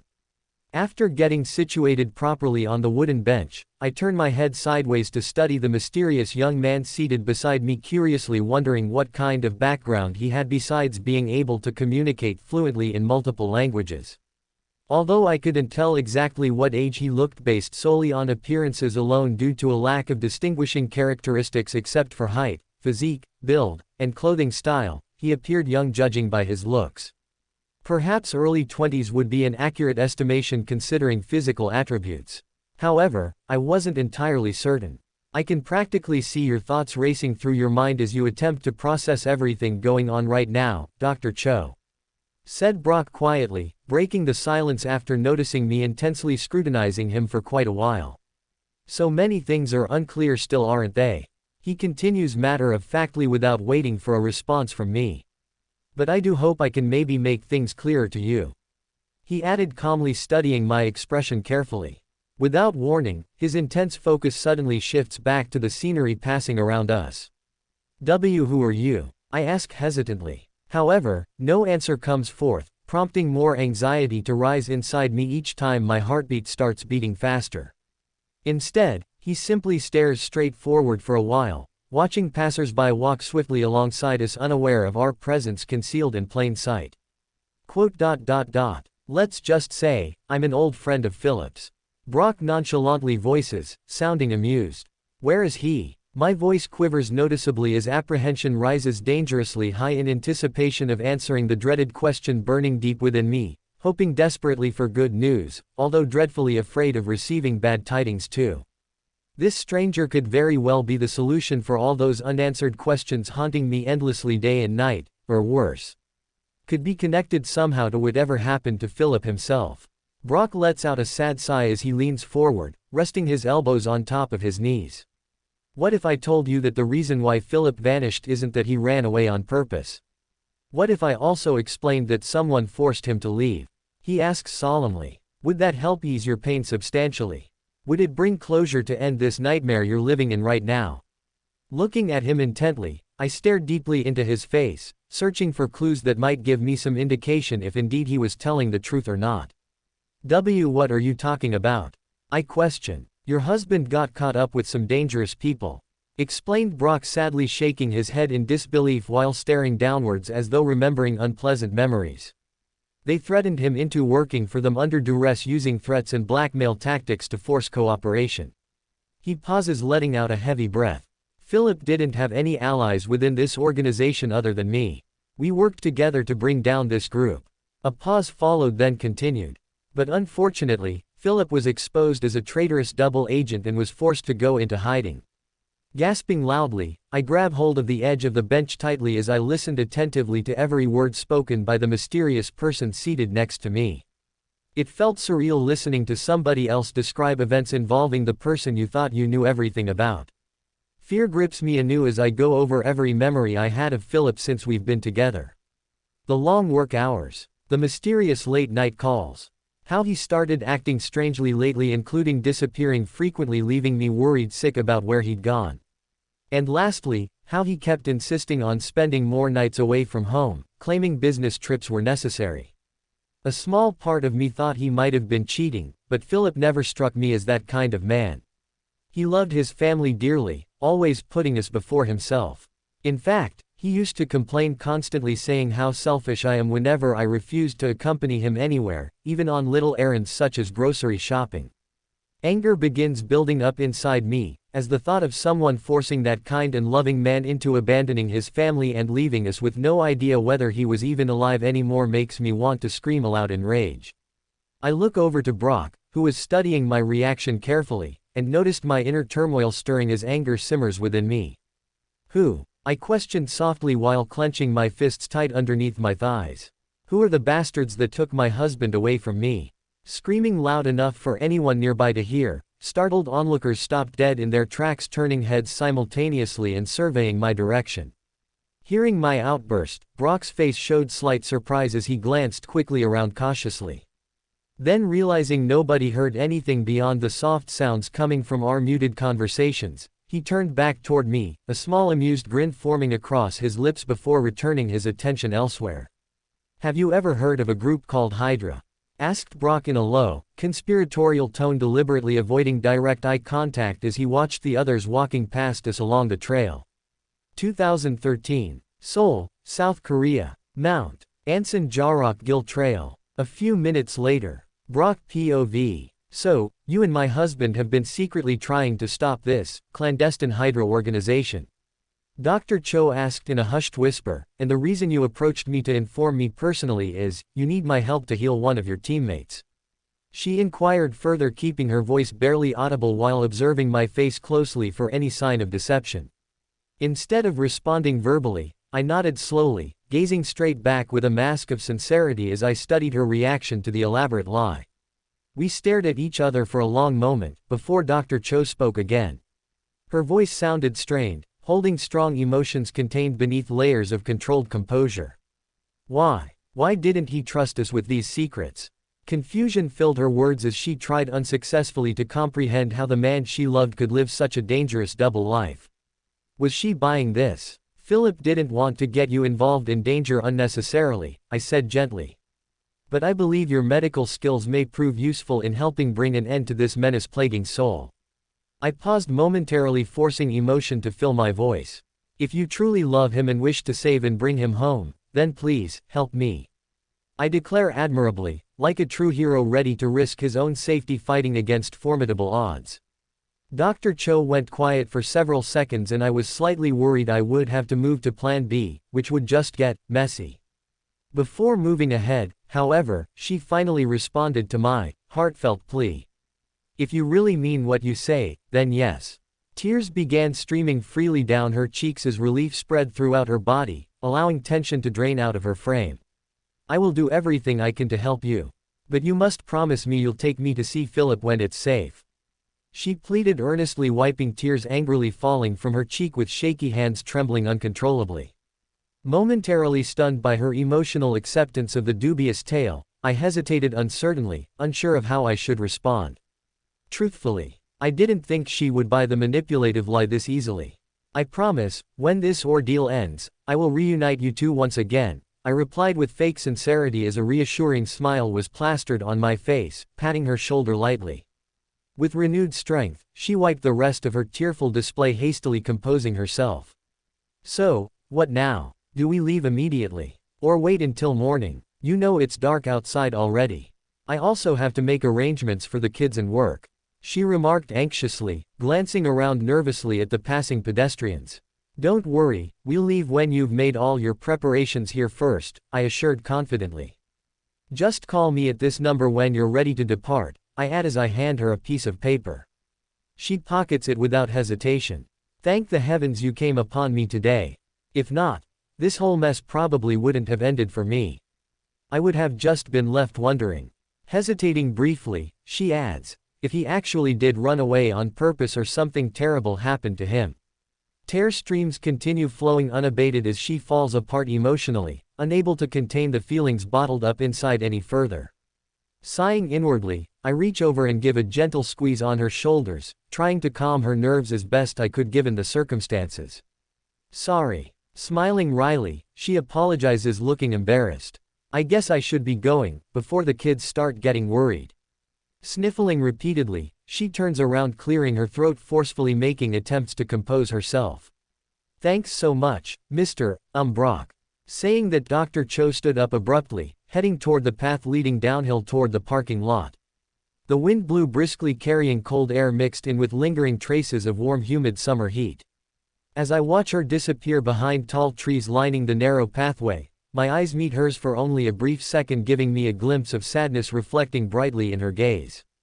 As soon as she disappears completely from view, I stand up silently, following suit, and exit the park shortly afterward. She actually bought it, didn't expect that outcome honestly. I thoughtfully muttered under my breath as I glance upward towards Mount Ansan Jarok Gil, towering majestically above. Its peak is covered in dense green foliage, offering breathtaking views overlooking downtown Seoul below, stretching the faraway horizon line and extending miles into the distance. Looking up at the peak, my mind wandered back to my school days, and I couldn't help but be thankful to Hydra for giving me the tools needed to accomplish my goals. Guess they have themselves to blame for the monster they've created. I mused quietly as I slowly walk along the trail, a small devilish smile spread lightly across my lips. Washington, D.C., USA. U.S. Capitol Building. Nightfall. Omniscient POV. Gentlemen, I'm proud to announce that the first of the new retrofitted helicarriers for Project Insight successfully completed its maiden voyage earlier today, announced Secretary Pierce, proudly seated at the head table surrounded by numerous dignitaries sitting adjacent to him after witnessing firsthand the successful test flight conducted moments ago. His announcement elicited cheers and applause among many attendees gathered within the hallowed chambers of the upper house of Congress. Secretary Pierce smiled broadly at the positive reception, receiving nods of approval all around from those present. Sir, it's arrived. An attendant standing beside the podium whispered to Pierce, who slightly raised his eyebrows at the sudden news. It landed safely approximately 15 minutes ago, escorted by our people, and is waiting for you at the designated location. Pierce looked relieved hearing the good report, nodding approvingly. Then he turned to address everyone assembled. Thank you all very much for your support and for joining us tonight. This day marks another significant milestone in restoring the Earth's pride through technological advancement and innovation. It's time we show those invaders how we humans fight back. Applause erupted, filling the room as Secretary Pierce stood proudly, pumping one arm up and waving vigorously at the crowd as he gave them his best political smile. Looking pleased with himself, he moved forward off of the stage and promptly headed toward the entrance doors. Opening them wide to reveal bright lights spilling forth, illuminating the chamber interior and casting shadows everywhere except directly facing the doorway itself, creating a dramatic lighting effect. Walking purposefully toward the exit door, he stepped outside, taking quick steps down the short corridor toward a row of SUVs awaiting his arrival. Hurry to the location, Pierce orders as he steps into the vehicle. I want to lay eyes on this weapon myself. His driver responds promptly as the small convoy pulls off smoothly, driving away swiftly and departing the Capital District, en route to the designated coordinates located deep underground somewhere near the Virginia state border. After traveling some 25 kilometers southward in silence and arriving at their destination, Pierce exits the car and immediately starts shaking hands cheerily as he greets the members of staff stationed there who were eagerly anticipating his presence. After exchanging pleasantries, Pierce enters a large hangar complex accompanied by 3 security guards escorting him down to a makeshift lab set up specifically for testing purposes, complete with dozens of technicians working tirelessly as they assemble various pieces of equipment scattered haphazardly across various worktables that were attached to computer monitors displaying different data readings collected during previous tests. There were rows of neatly organized shelves containing countless boxes labeled with cryptic codes, apparently indicating specific parts required for completing the project. A few engineers worked diligently inspecting finished products placed side by side next to them, examining multiple displays mounted high overhead as they monitored progress reports. But what drew Pierce's eyes the minute he walked into the room was a long metal tube, with the Soviet Union emblem emblazoned prominently on top, that sat upright and vertically aligned parallel to the floor. Herr Oberst Pierce, sir, welcome, greeted General Karpov, Director of Research Operations, bowing respectfully as he approaches Pierce. He extends his arm, motioning toward the elongated metallic cylinder lying in the middle of the laboratory. May I present to you one of Hydra's greatest achievements yet, he pauses dramatically. The Winter Soldier, a highly trained combat specialist capable of operating at the super soldier level. His voice trembles suddenly, becoming almost reverential, sounding as if speaking about sacred relics instead of military hardware. This soldier was developed exclusively for use in covert missions requiring stealth capabilities, infiltration tactics, and assassinations. Pierce looks impressed, listening intently and staring at the large tube laid before him. He moves closer to the container, studying it carefully and noting the scratches and dents visible even though no damage appeared obvious otherwise. General Karpov continues explaining, "We had a little trouble shipping him here over from the Siberian facility because of certain complications encountered due to weather conditions. Will this affect performance?" Pierce inquires, curiously eyeing the device suspiciously. Karpov shakes his head adamantly, "No sir, the scientists have assured me that as soon as they're able to recalibrate the weapon, he should perform perfectly fine." Moving aside as Pierce inspects more closely, he watches attentively as Pierce examines every inch of the object, scrutinizing details and meticulously checking for imperfections and flaws where applicable. Finally satisfied with the inspection, he turns to look at General Karpov, frowning skeptically. "How long?" "Only a few months, sir," replies Karpov. Pierce's face pauses for a moment before he smiles politely. "That sounds fine. Thank you for bringing him here personally. Let's hope nothing goes wrong between then and now, shall we? Also, tell your scientists not to rush things too quickly, okay? Let's ensure perfection rather than speed." Taken aback by Pierce's composure, Karpov hesitates momentarily, as a sense of dread permeates the atmosphere. Finally responding cautiously, "Yes, Herr Oberst, we won't compromise quality for time." Turning toward the researchers watching nearby, he shouts, "Okay guys, stop messing around.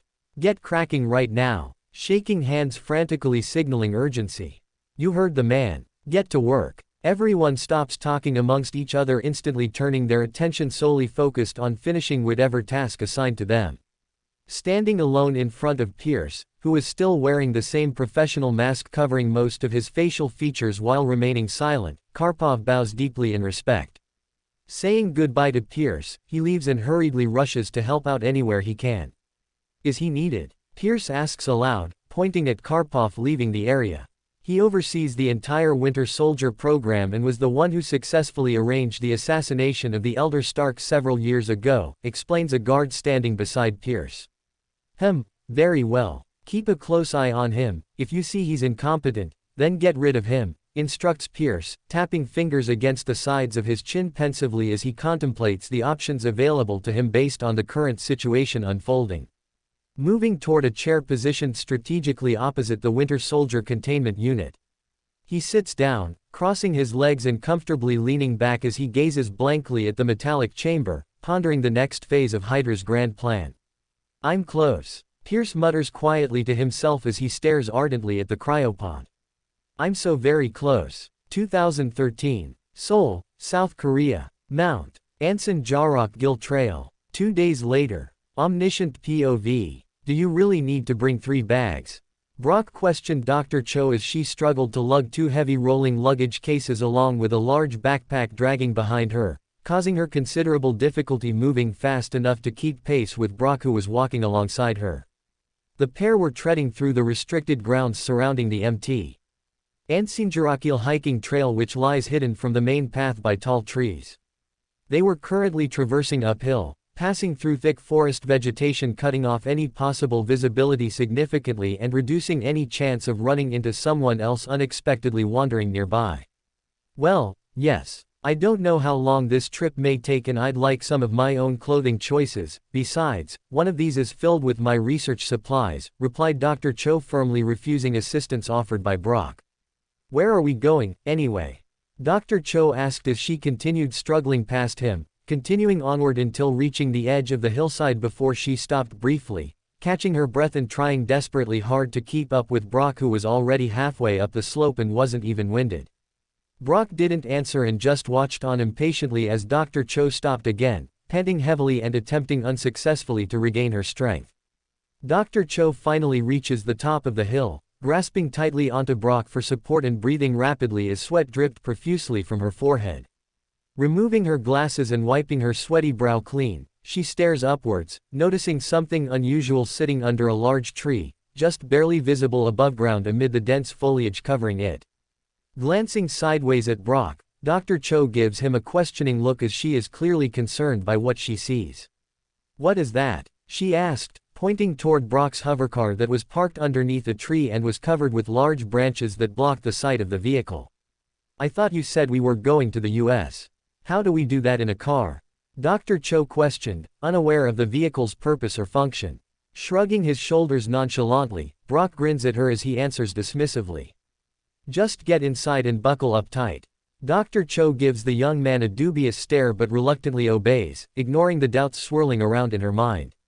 San Francisco, California. Pym Manor. One day later. Hank Pym POV.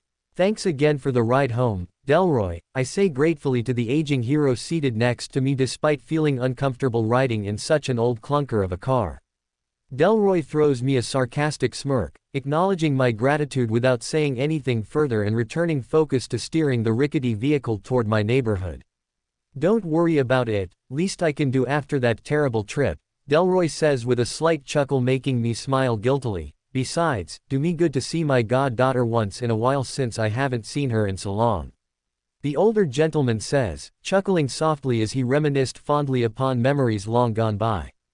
At first glance, Delroy seemed harmless enough, although somewhat eccentric looking given his age, sporting thinning hair peppered with gray strands mixed with black ones streaked throughout, resembling Einstein's famous white beard coupled with bushy eyebrows partially obscuring vision due to lack of grooming. But appearances are deceptive, especially considering the fact that he has been known to be extremely dangerous, wielding powers that grant him 3 times the physical attributes of even the finest human athlete. However, his actions speak louder than words ever could. Having retired many years ago following decades of service as 3D man, he didn't seem interested in reprising his role anymore, preferring instead to spend his days relaxing and quietly enjoying life away from public scrutiny and soaking in his golden retirement nest egg acquired thanks to his superheroic exploits. "So Hank, how are you holding up?" asks Delroy, changing the subject abruptly. "What do you mean?" I asked, confused, wondering why he would inquire about my health. "I'm fine." Delroy glances over at me with a knowing expression, seeming amused by my response. "Oh come on, I saw how sluggish and tired you looked in your suit." My eyes widen, startled by his sudden accusation.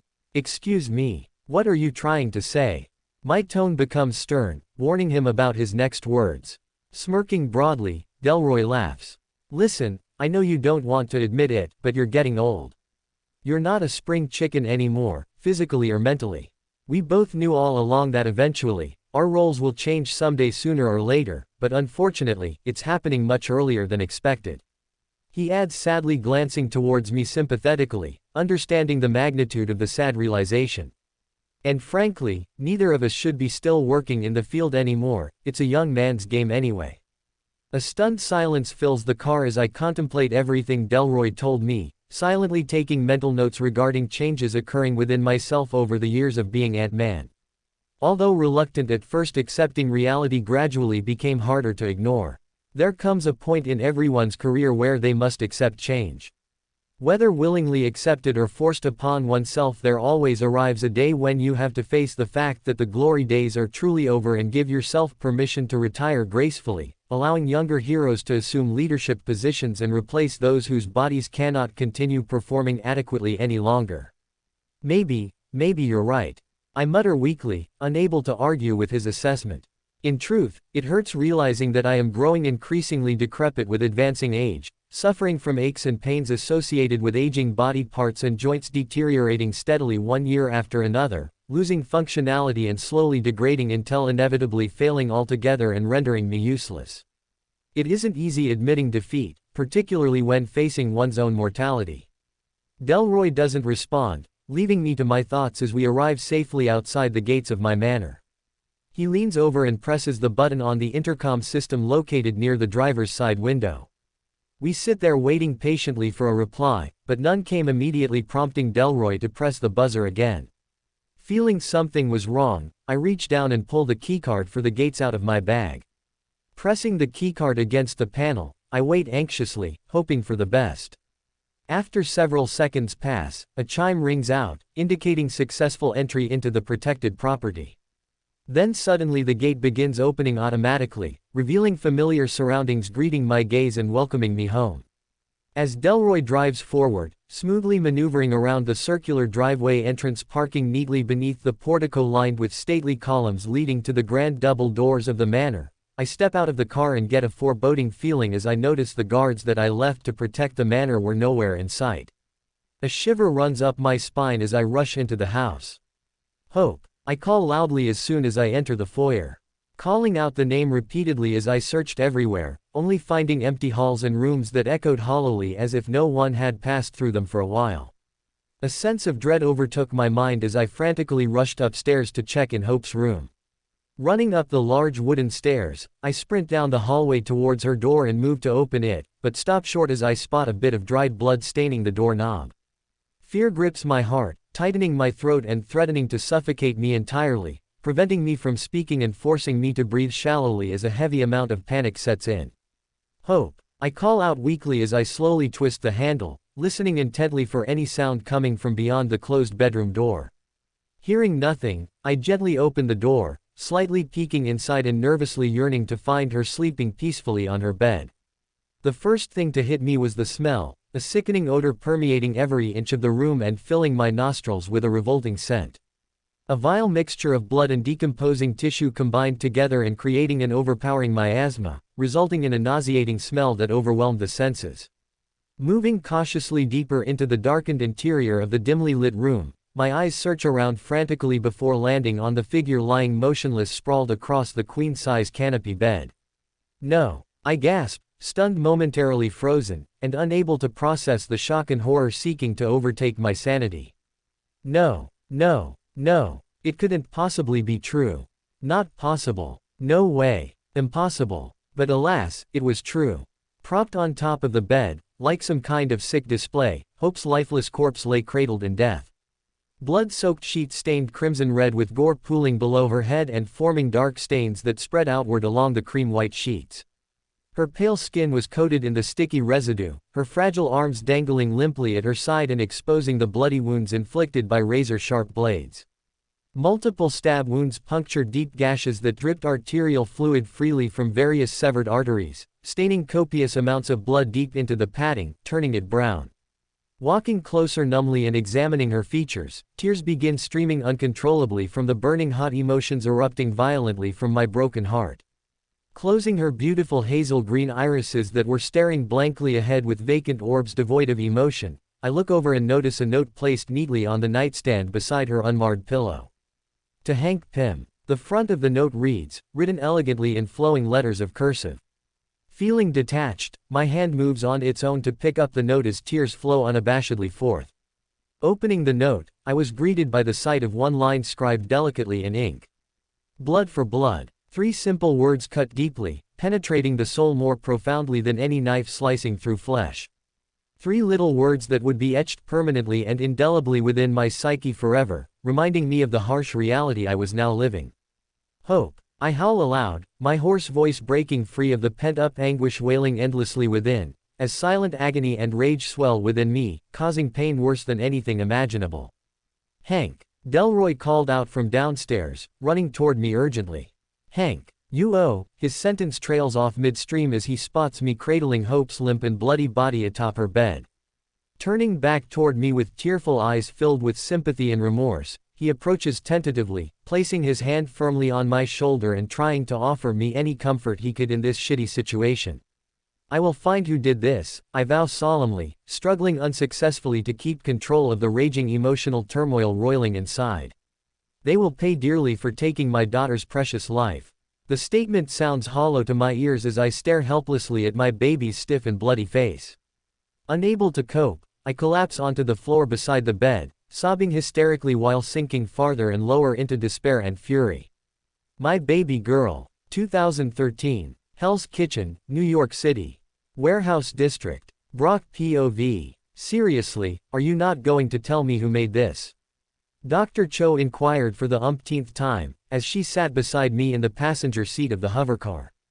Unable to take it anymore, I sigh heavily, irritated by her constant pestering questions about the vehicle we were currently flying high above Manhattan in. I mean really, the craftsmanship is just phenomenal. Incredible attention to detail. Each component is perfectly machined and designed specifically for maximum performance using advanced composite materials ensuring optimal durability yet lightweight construction. She exclaimed passionately next to me as I looked out the windshield at the cityscape passing rapidly underneath us. We've been flying non-stop for hours since departing Korea and, despite having slept briefly during the trip, I felt exhausted listening to the doctor extol praises concerning the automobile's design and the engineering marvels displayed on board. You'll meet the creator in a few minutes, I informed her casually without elaboration, which caused her to look over at me curiously. Not wanting to explain further, I kept my focus outside, gazing thoughtfully at the clouds drifting lazily past the window. Seeing that I wasn't interested in answering any of her questions, Dr. Cho turned back to watch the scenery go by rather contentedly, allowing herself a momentary respite from the incessant nagging curiosity.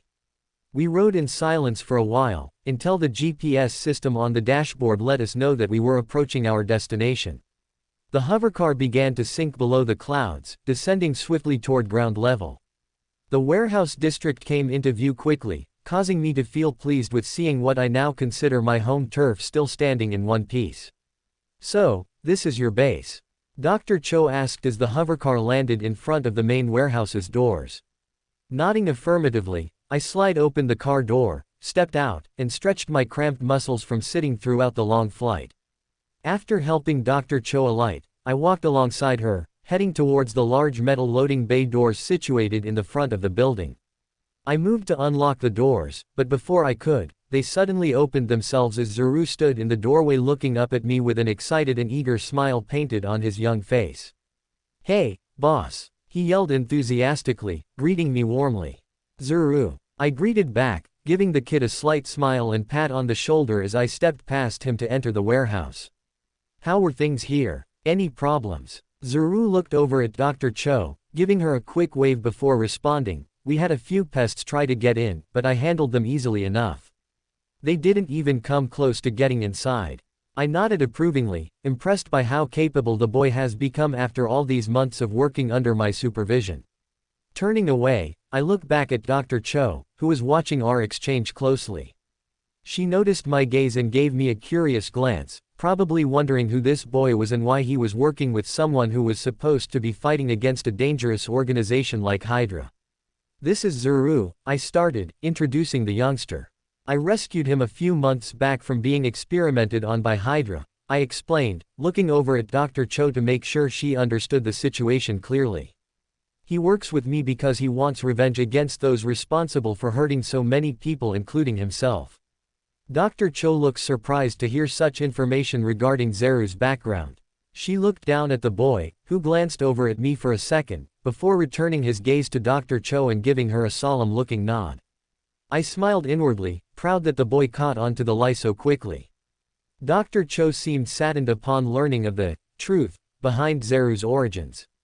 Looking concerned, she reached out and gently touched the young lad lightly on his arm reassuringly. Zuru, to his credit, showed no signs of discomfort or resentment when encountering a human touching him unexpectedly.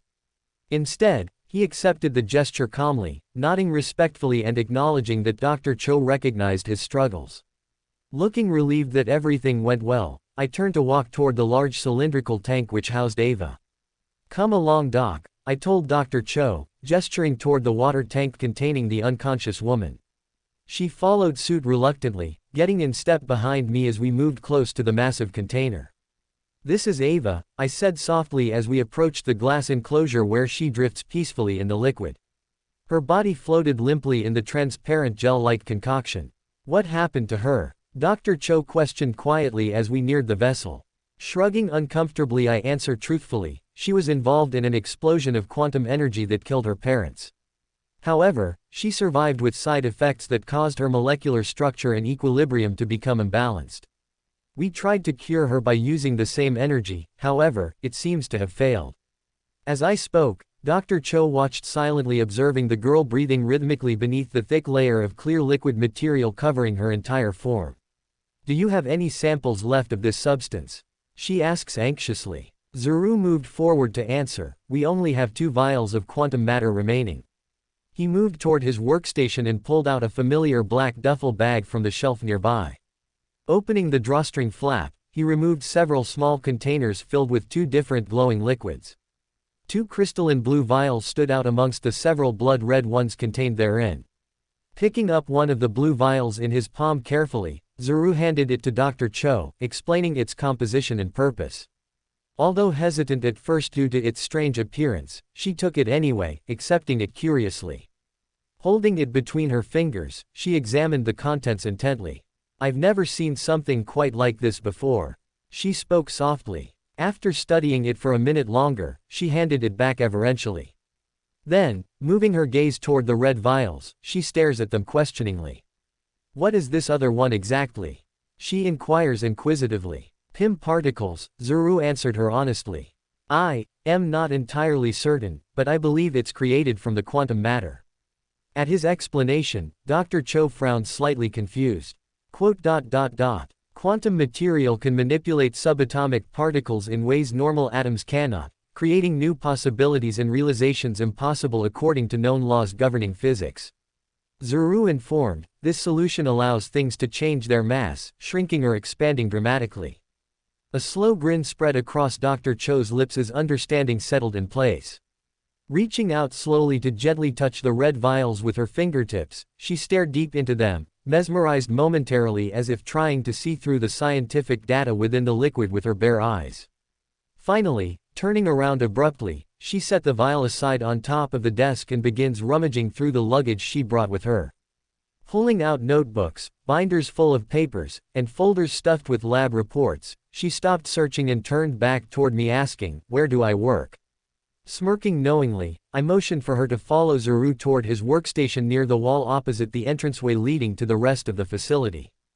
There, he'd build a laboratory complete with computers, microscopes, test tubes, Bunsen burners, and much more equipment necessary for conducting experiments on various compounds. As the 2 geniuses began working, I headed outside to move the hovercar back into the warehouse.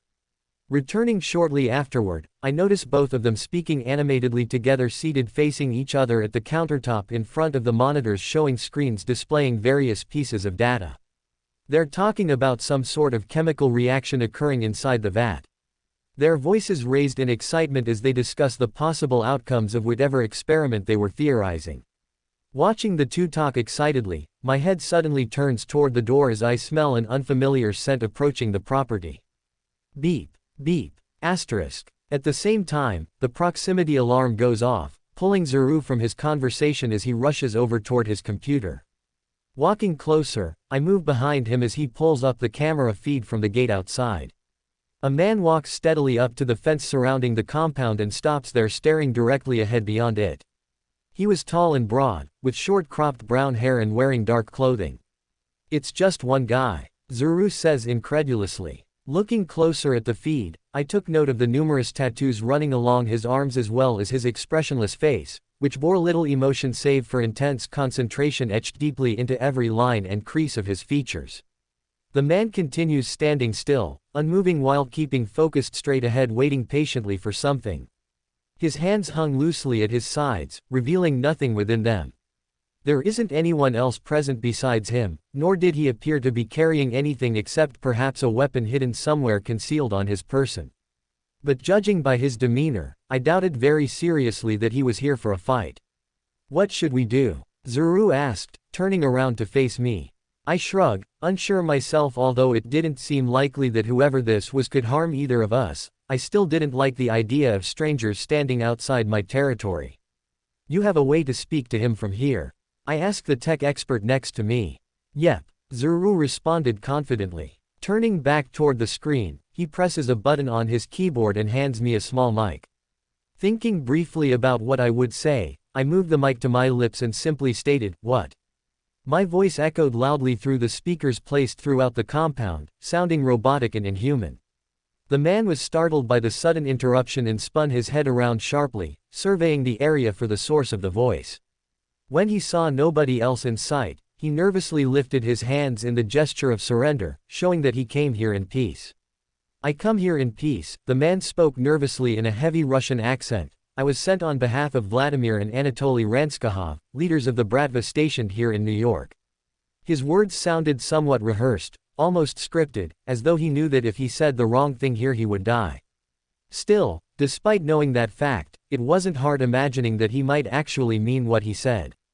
Given all the trouble we got ourselves mixed up in lately, someone was bound to come knocking sooner rather than later looking for answers.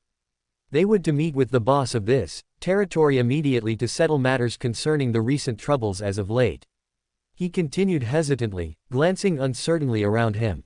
Please, allow me to speak to the one called Crossbones. 2013. Hell's Kitchen, New York City. Warehouse District. Brock POV. Please, allow me to speak to the one called Crossbones. The man said nervously through clenched teeth.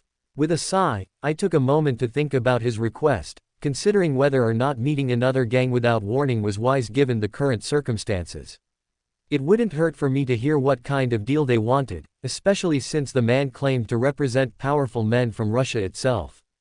Although unlikely, maybe this could provide me with some valuable resources. After thinking it over for a bit, I cleared my throat and then uttered into the mic, "Okay, mister." My tone was indifferent as I studied his face. "I am Semyon," he replied instantly after having heard my reply. "Okay, Semyon," I repeated absently as I continue watching the monitor closely. "When and where is this meeting supposed to take place?" Sitting stiffly upright on the chair beside me, Zuru began typing away furiously on his computer, pulling up any information he could find on the New York Russian Mafia. "Tomorrow night," the stranger informed firmly, "at the abandoned Glenwood power plant located in Queens County." I took a moment to think over the offer, before finally answering him. "All right," I agreed noncommittally, deciding to humor the man's invitation nonetheless. If nothing else, it would give me a chance to get a better look at the other organizations operating in this city. Besides, if worst comes to worst, I'll kill everyone who gets too bold during our discussion. Semyon gave a wide smile of relief, letting out a breathy exhale that seemed forced upon him and nodded gratefully. He started slowly backing away from the gate, keeping his hands raised and visible so no one would mistake his intentions. When he reached the edge of the sidewalk bordering the street, a black car pulled smoothly onto the road and picked him up effortlessly. A second vehicle soon followed right behind them, quickly driving past the compound and disappearing down the block. Once alone again, I looked over at Zuru, whose brows had furrowed heavily as he shifted through the info he gathered on the Russians. As he worked diligently on finding any relevant details pertaining specifically to these particular bosses, I let out a long drawn-out yawn, stretching tired muscles cramping underneath my jacket. While doing so, I glance over at Dr. Cho, who was looking over at us with a concerned look in her eyes. "Is everything all right?" she inquired quietly. "Yeah, just an unexpected guest," I say, giving her a reassuring smile. "Shouldn't cause us any problems." Dr. Cho nods distractedly, returning her attention to her own work once more. Several minutes pass, when suddenly Zuru jumps up from his seat and rushes over to me with a small stack of papers in his hand. Looking over the documents carefully, he glances at me quizzically and asks, "Are you really going to meet with them tomorrow? It could be a trap." Nodding my head, I respond nonchalantly, "Yeah. They already know we're here now anyways, and they probably want to try to use me to help them control the current power vacuum we left by killing off the Irish and the Carbone family," Zuru added anxiously, handing me the small stack. Giving him a sideways look, I shake my head dismissively as I piece together what happened while I was gone. "Guessing they were the pests you mentioned," I comment casually as I study the contents of the documents. "Yeah, I guess I probably should have contacted you first before I dealt with them. Zuru adds worriedly. No, you did fine, I assure him. Besides, I would have just done the exact same thing. Zuru looks up at me surprised and gives me an appreciative nod. Go help Dr. Cho, I got this handled, I tell him calmly as I flip through several pages, scanning them thoroughly. He reluctantly agrees and heads over toward his station, leaving me to my thoughts as I finish reading through the files he handed me earlier.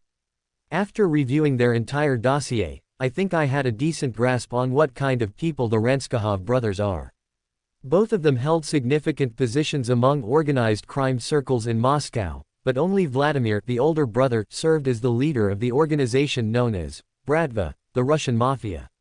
Vladimir possessed intelligence and cunning far superior to most others of his ilk. However, he also suffered greatly due to being unable to fully master his vainglory nature. His brother, Anatoly, wasn't as gifted intellectually compared to Vladimir, yet he still managed to rise higher amongst the ranks thanks to his penchant for violence and cruelty. Both siblings spent years building their wealth across Europe by trafficking illegal drugs such as heroin and cocaine. Eventually gaining enough capital, they decided to expand operations overseas, buying the controlling interest in a few legitimate businesses such as nightclubs, construction companies, and motels. Going over the reports, it appeared that neither sibling was particularly fond of making friends outside their organization unless absolutely necessary.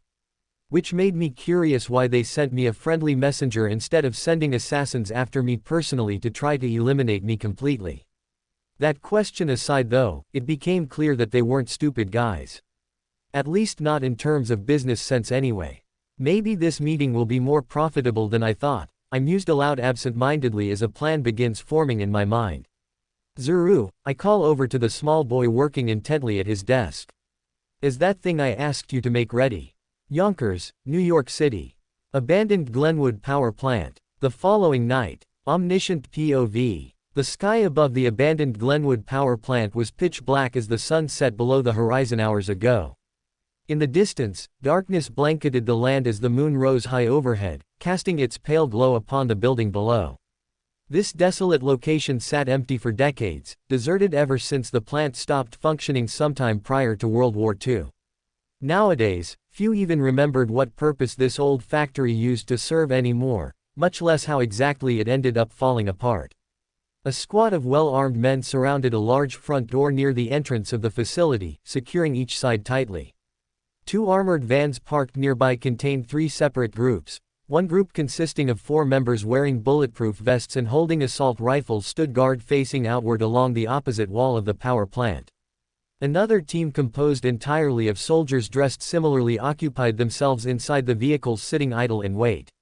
Lastly, there were 2 additional teams positioned along the inside walls surrounding the main structure containing 6 individuals altogether between both sides. Inside the power plant, 5 figures clad in various forms of protective gear huddled close around 2 men who were seated at a small table discussing something important. One wore a dark blue button with a black leather jacket hanging loosely around his shoulders, sporting short brown hair neatly shaved at the sides. The other person sitting alongside him sported a blonde wavy mop atop his head and was wearing a dark gray suit with a matching tie. Their faces bore similar characteristics, marking the two as family.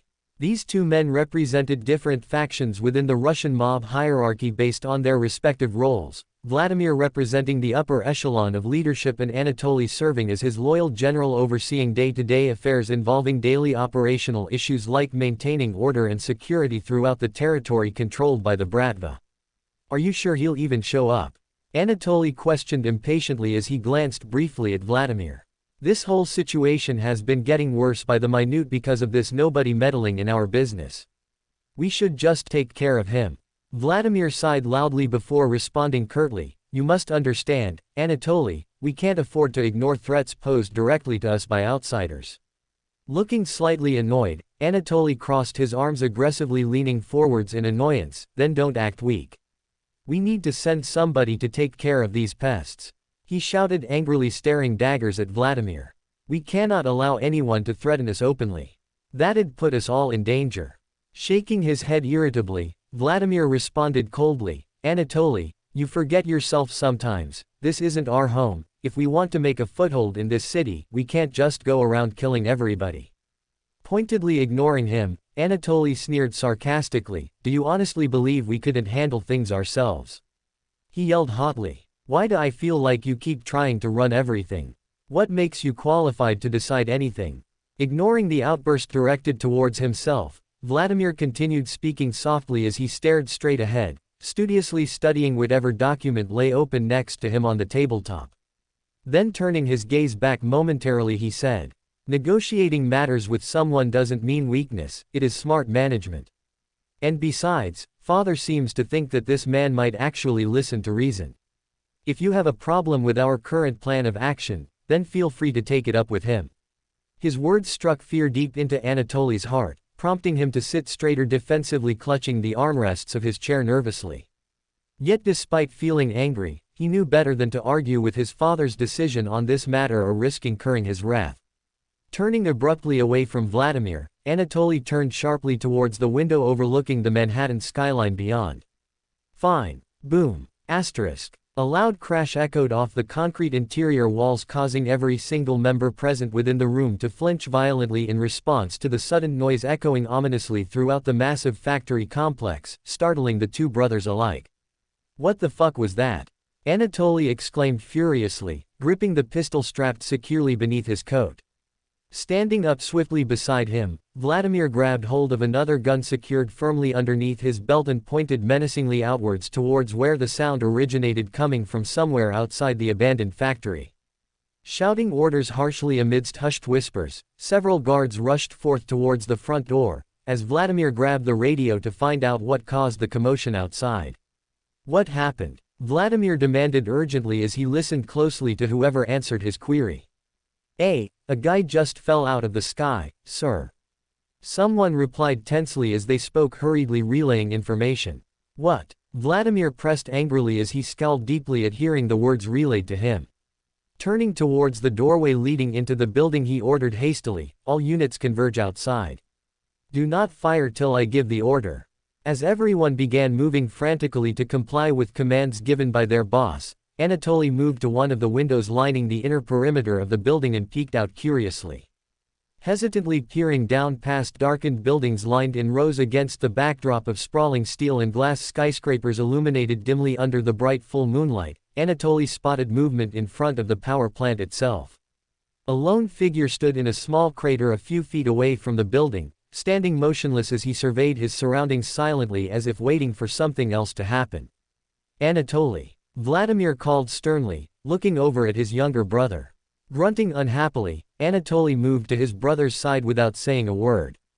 Firmly grasping onto the weapons, the pair quickly moves through the doors, exiting behind their comrades and heading outdoors cautiously towards the source of the disturbance.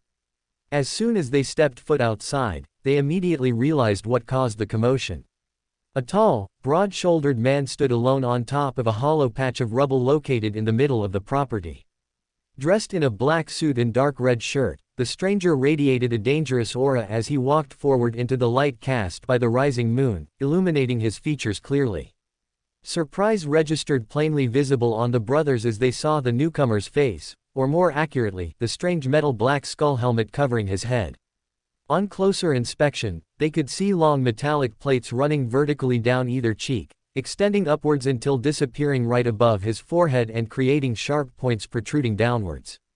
An angular chin extended down, giving way to a chiseled jawline, and below the prominent brow ridges rested piercing crimson-red glowing orbs that penetrated deep into the shadows as he glared intensely at those gathered around him. Who is that? Anatoly whispered heatedly, pointing accusingly at the newcomer with his gun while glaring fiercely in return. At his words, the helmeted stranger's face twisted into a threatening smile that sent shivers crawling up the brother's spine. Sorry for being late, the mysterious masked individual greeted sardonically as he approached the assembled crowd with slow, deliberate steps. As he got nearer, the guards guarding the area took notice of the obvious threat presented by this unknown intruder and drew their guns instinctively, aiming them squarely at the man. Hold your fire, Vladimir commanded forcefully, stepping towards the new arrival as he gestured for calmness amongst his subordinates. Looking carefully at the approaching figure, Vladimir frowned lightly before asking hesitatingly, Crossbones, I presume. Still smiling faintly, the stranger tilted his head quizzingly as he observed the two brothers, before reaching out a hand out casually toward Vladimir. What gave it away? Crossbones stated jokingly, sounding amused when addressing his host. Noticing the gesture but unsure whether or not to accept an offer from a complete stranger in hostile territory, Vladimir hesitated only briefly before accepting the man's handshake. He felt goosebumps rise suddenly across his skin once contact was established as power and strength radiated intensely from this singular touch. After exchanging pleasantries briefly, Crossbones broke eye contact first, giving a subtle nod of acknowledgement to Anatoly, whose expression remained stoic yet cautious. Now that introductions are done with, let's get started, shall we? Vladimir instructed calmly as he gestured inside the building. Lead the way, Crossbones stated casually, the faceplate of his helmet still twisted into a small unsettling grin as he followed after the two brothers. 2013. Yonkers, New York City. Abandoned Glenwood Power Plant. Omniscient POV. Inside the dimly lit power plant, three men were seated at a small round wooden table that was situated in the middle of the floor among scattered debris strewn haphazardly everywhere save for where their chairs and table had been placed. Two of the men appeared anxious and nervous as they looked across at the masked man sitting patiently in front of them. So, tell me again, why exactly am I here? Crossbones asked bluntly, crossing his legs comfortably in front of him as he sat back in a relaxed manner. Despite appearing indifferent, he didn't miss noticing the tension in the air, nor did he fail to note the unease in the eyes of the armed thugs currently surrounding their table. Well, first off, please excuse my associates' actions earlier, Vladimir started. They tend to be overly aggressive due to certain circumstances. Crossbones chuckled dryly, shaking his head dismissively.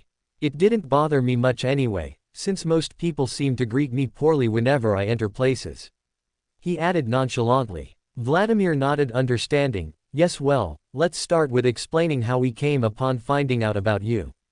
His voice became serious then as he leaned towards the stranger inquiring. The massacre of the Carbone family and the Irish mob shook up the power balance of many powerful organizations in the city, including ours.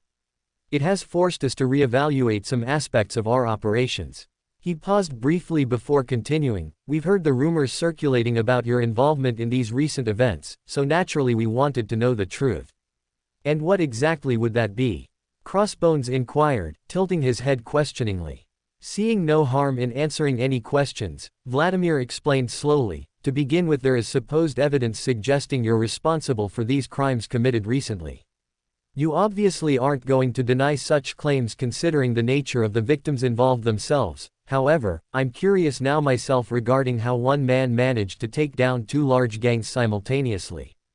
How does one person manage to kill multiple high-ranking members who supposedly control entire territories, without leaving any witnesses left alive afterward to corroborate the story? Crossbones smiled thinly, nodding knowingly as he observed the other man, listening attentively. My guess is that you're not like the other everyday two-bit criminals that usually occupy this town. Vladimir surmised simply. Crossbones let out a light chuckle. That may indeed be true. He agreed easily. But I still fail to see why you needed to tell me this in person. He remarked slyly, smirking dangerously as he watched the reaction on both sides. Vladimir nodded and cleared his throat as he went into the main point. You see, Mr. Crossbones, my organization is not upset by your actions. In fact, if indeed you truly killed both factions, chances are good that you may also be able to help us resolve our problem. Vladimir paused slightly, looking for some kind of reaction before elaborating further. Unfortunately, there remain unanswered issues concerning the Carbone and Irish mobs' currently vacant territory which will need settling sooner rather than later. We want this territory for expansion, which means that even though we don't necessarily want conflict with you, we can't afford to have anyone interfering with business during such crucial times. Crossbones raised an eyebrow skeptically, his mask twisting ever so subtly into a mischievous smirk as he responded. So, in short, you're asking permission to claim ownership of this piece of real estate, huh? Both Vladimir and Anatoly stiffened noticeably at this statement, a sense of indignation evident in each other's expressions as they exchanged glances momentarily. However, the conversation continued uninterrupted. Ignoring the slight awkward pause between them, Crossbones resumed speaking, truthfully. I don't really care who takes over their turfs. If anything, it doesn't interest me enough to do anything with it in the first place." Vladimir smiled wryly. "Good to hear," he started as Crossbones interrupted coldly, cutting him off mid-sentence. "Unfortunately, everything has a price," the masked man said flatly, staring down the two men across from him. Forcing himself to remain composed despite feeling uncomfortable under the scrutiny of the menacing gaze directed towards him, Vladimir crossed his arms tightly beneath his jacket nervously. His brother on the other hand looked to be fuming at the situation unfolding right in front of him. Inwardly seething, Anatoly clenched his fists tight together as anger boiled within him. With every passing second he grew angrier knowing that someone dared speak disrespectfully in their presence. "How much?" Vladimir uttered quietly after a moment. Both brothers stared evenly at Crossbones, expectantly awaiting his response. In reply, Crossbones shrugged indifferently as he gazed pointedly ahead, stating frankly, 40% of all profits generated from all operating businesses in that stretch of land. This caught both siblings completely unaware because neither expected the man to come out with such a ridiculous demand so readily. "Do you have a counteroffer?" Crossbones queried politely. Without thinking, Anatoly blurted out hotly, in Russian, "This is ridiculous. Why should we pay 40% just for occupying another gang's territory? We should just kill this." "Anatoly," Vladimir warned sharply, interrupting his sibling's outburst angrily. In Russian, "But brother, this man is clearly trying to extort money from us." Anatoly protested loudly, ignoring his brother's warning altogether. In Russian, "You think I don't see that?" Vladimir exclaimed furiously. "This is a negotiation, you will conduct yourself with the dignity of our father's name." Realizing too late that he'd gone overboard, Anatoly tried desperately to cover his tracks. "My apologies for the outburst." "Please continue, sir." Crossbones merely grinned humorlessly, watching the exchange unfold before responding coolly, "Please keep quiet next time unless spoken to directly." Then turning to look straight at Vladimir, he waited silently for the man to respond to his offer. After glancing back in annoyance at Anatoly, Vladimir turned his attention fully to the stranger and spoke directly, "Mr. Crossbones, what makes you think we'll agree to such terms?" Crossbones turned towards Vladimir with a faint shrug, leaning forwards in his chair slightly as if bored. "Because unlike everyone else present, you actually recognize the value of this offer beyond mere monetary worth." He replied matter-of-factly without missing a beat. "Paying me means gaining access to something far greater than simple profit margins. Something potentially life-changing. What better investment could there possibly be than making sure your family stays safe and secure forevermore?" Vladimir could read the veiled threat hidden within the masked man's words perfectly clear. "Are you sure you're not overestimating your own worth?" he questioned warily. Crossbones laughed sarcastically at this remark. Smiling darkly at the pair, he countered confidently, "Of course, but if you don't believe me, I'll be happy to give you a demonstration." He spoke challengingly. At his words, the air in the room instantly became tense as the atmosphere changed abruptly from casual banter to deadly serious. As the threat of violence loomed in the air, the silence stretched uncomfortably long, before Vladimir finally found his tongue again after taking several deep breaths, choosing instead to ignore Crossbones' last comment entirely.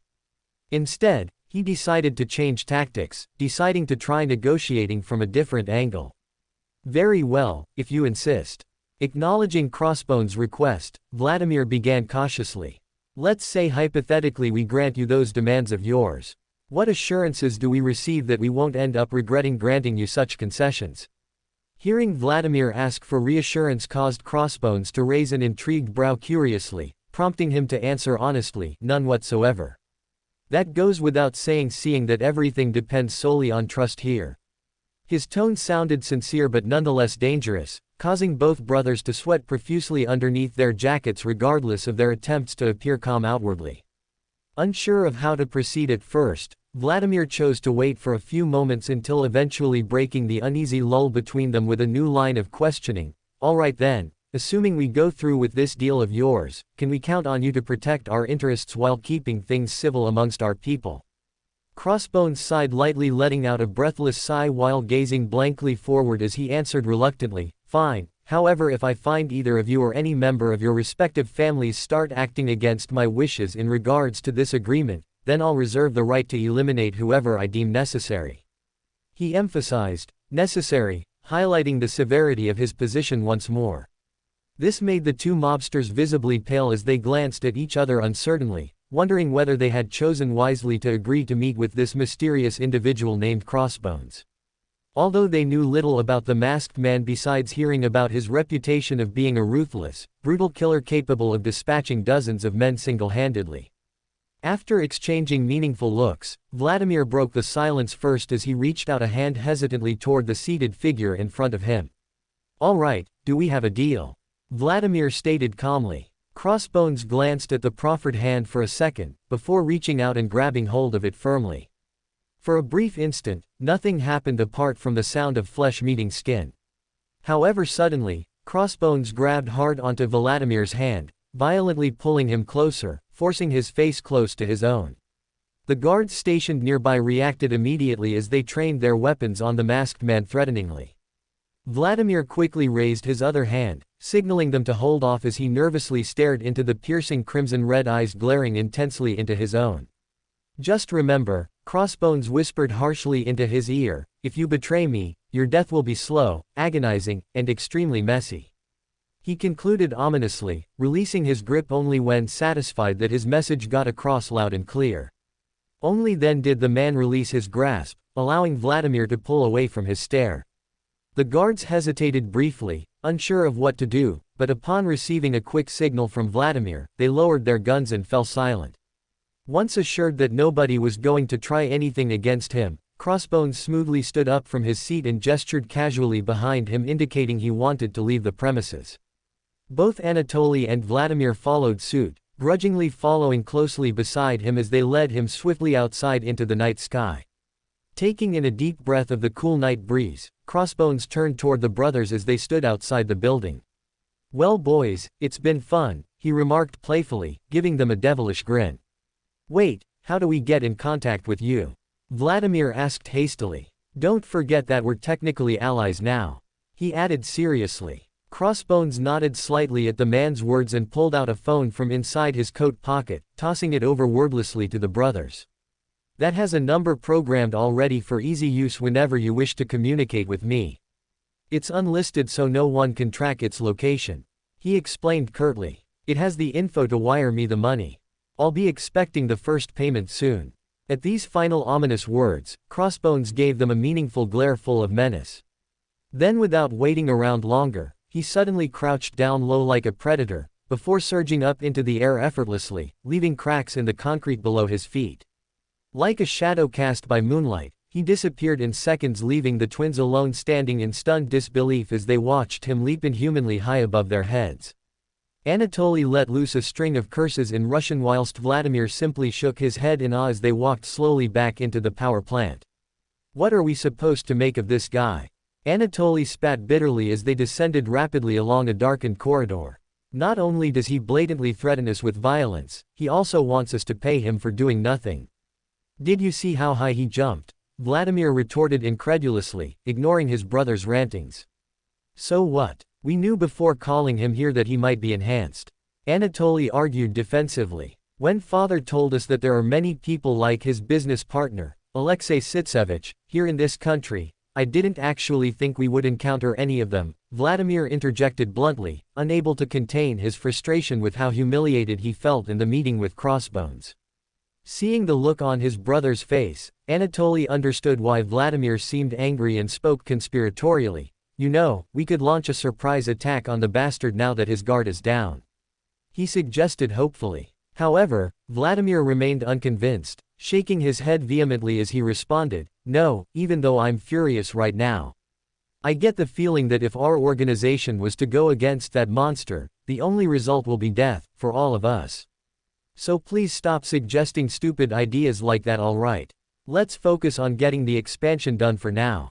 Vladimir finished coldly. Yonkers, New York City. Above the abandoned Glenwood power plant. "Brock POV. Alexei Sitsevich," I repeated numbly under my breath. Looking over to Zuru, who was seated next to me in the passenger seat of the cloaked-out hovercar that was currently hovering above the abandoned power plant. "Who's that?" the boy sitting beside me inquired curiously.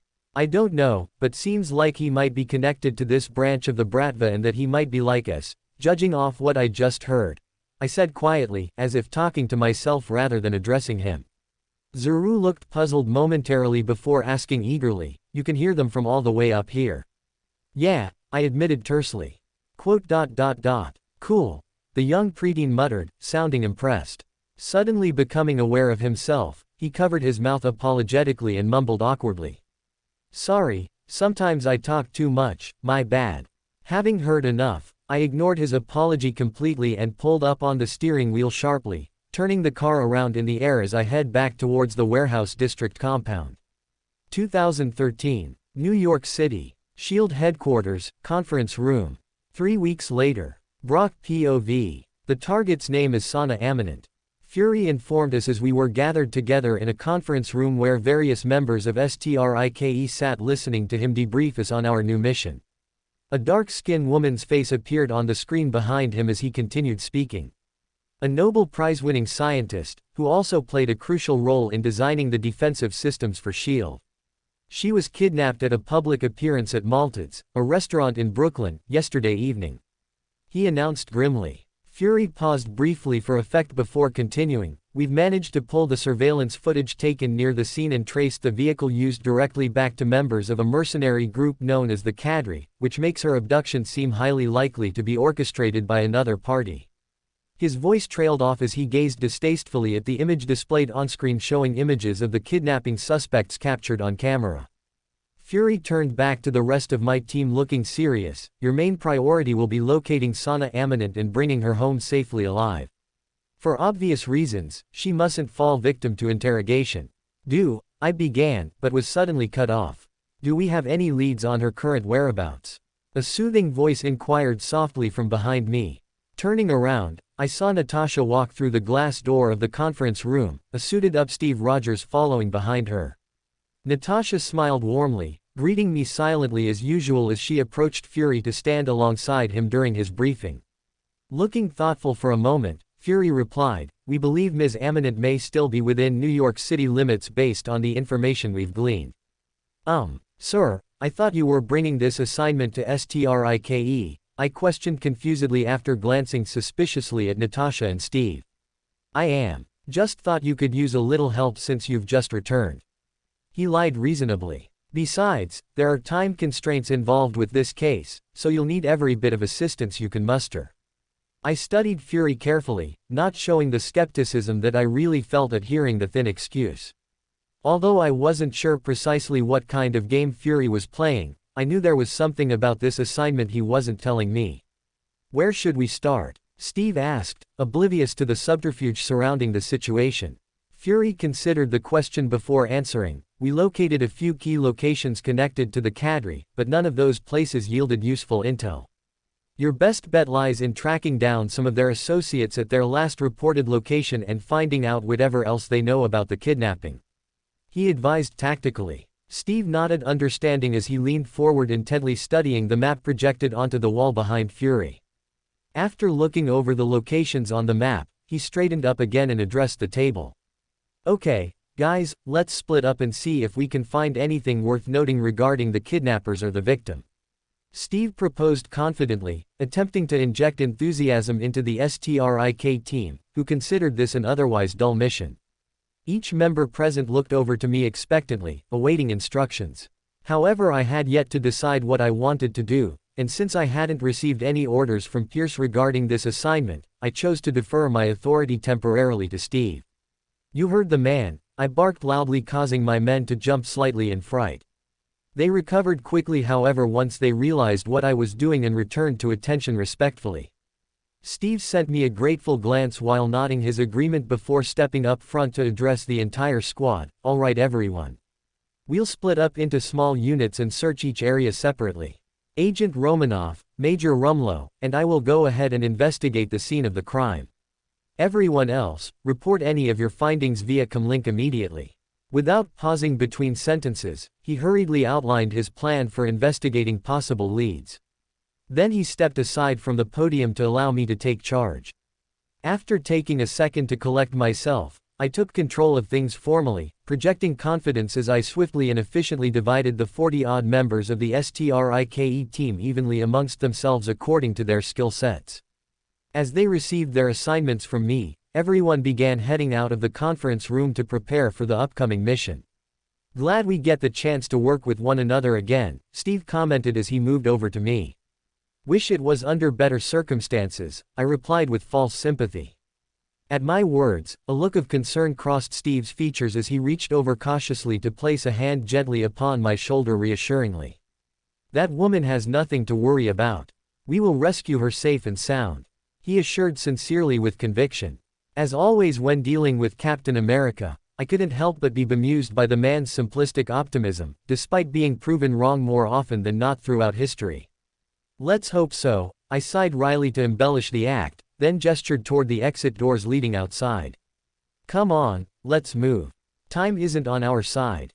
My comment caused both Natasha and Steve to nod earnestly before moving out briskly. As we left, I shot a glance back at Fury, whose eye followed us until we exited the room entirely. Brooklyn, New York City. Malted's restaurant and bar. Omniscient POV. As the sun dipped beneath its horizon beyond the Manhattan skyline, the lights dimmed inside Malted's dining hall, signaling that dinner service was coming to close soon. Most patrons had already departed due to closing hours, leaving only a handful of customers remaining scattered across tables littered with empty chairs. Captain America, Black Widow, and Brock walked into the slightly empty establishment without fanfare, causing the citizens occupying nearby seats to turn their attention away from their meals to acknowledge their presence. The group drew many eyes as Brock was dressed in his usual black STRIKE team uniform. Natasha wore her typical business attire consisting of a tight-fitting black jumpsuit, and Cap sported his updated red, white and blue costume complete with his shield strapped tightly to his back. However, none of them bothered paying mind to the stares directed at them, instead focusing solely on reaching the bar counter situated along the far end of the large open space occupied mostly by banquettes lining either long walls. Brock stayed near the entrance, surveying the room carefully as Cap and Widow headed for the bartender station set up midway down the length of the opposite wall. Upon spotting them approaching, the male employee standing behind the tall wooden structure stood up nervously at seeing such high-profile guests approach. "Hello," he greeted enthusiastically as he stared at Captain America with a bright smile spread across his lips. "I can't believe how lucky I am. It feels like a dream, having such celebrities visit us tonight." He gushed excitedly, clearly pleased with himself as he bowed ever so slightly. "Hi," Cap acknowledged politely as he kept a serious expression plastered firmly upon his visage. "We came here hoping to find out more information on the incident that took place yesterday afternoon." Without missing a beat, the bartender responded positively, shaking his head vigorously. "I wasn't working yesterday unfortunately, but maybe my manager knows something. She was probably here when it happened." "Where would we find her?" Widow queried coolly, ignoring the employee's jovial demeanor altogether. "She should be in the back office upstairs," the bartender stated matter-of-factly. Cap motioned for the guy to lead them there before sending Brock, who was waiting patiently by the door, a quick look over his shoulder indicating that he should keep watch for anyone suspicious. The pair of heroes followed the nervous staffman up several flights of stairs hidden discreetly in the corner of the building overlooking the floor below.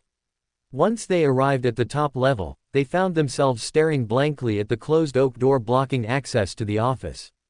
Looking uncertain, the bartender moved to knock on the wood surface repeatedly. "Yes," came a muffled reply from behind the thick mahogany barrier. The voice sounded tired, almost exhausted. "Come in." The bartender opened the door, revealing a heavy-set woman seated behind a desk facing two wide windows providing views of downtown Manhattan lit brightly against the dusk. Her hair hung loosely past her shoulders, framing her round face, which was covered partially with strands of gray curly locks. Despite appearing worn out physically, she maintained an aura of calmness radiating from deep within herself. Her gaze shifted momentarily to regard the trio entering her small private workspace with surprise and confusion evident on her face. When recognition finally dawned on her, she rose slowly from her chair to greet them with a welcoming gesture.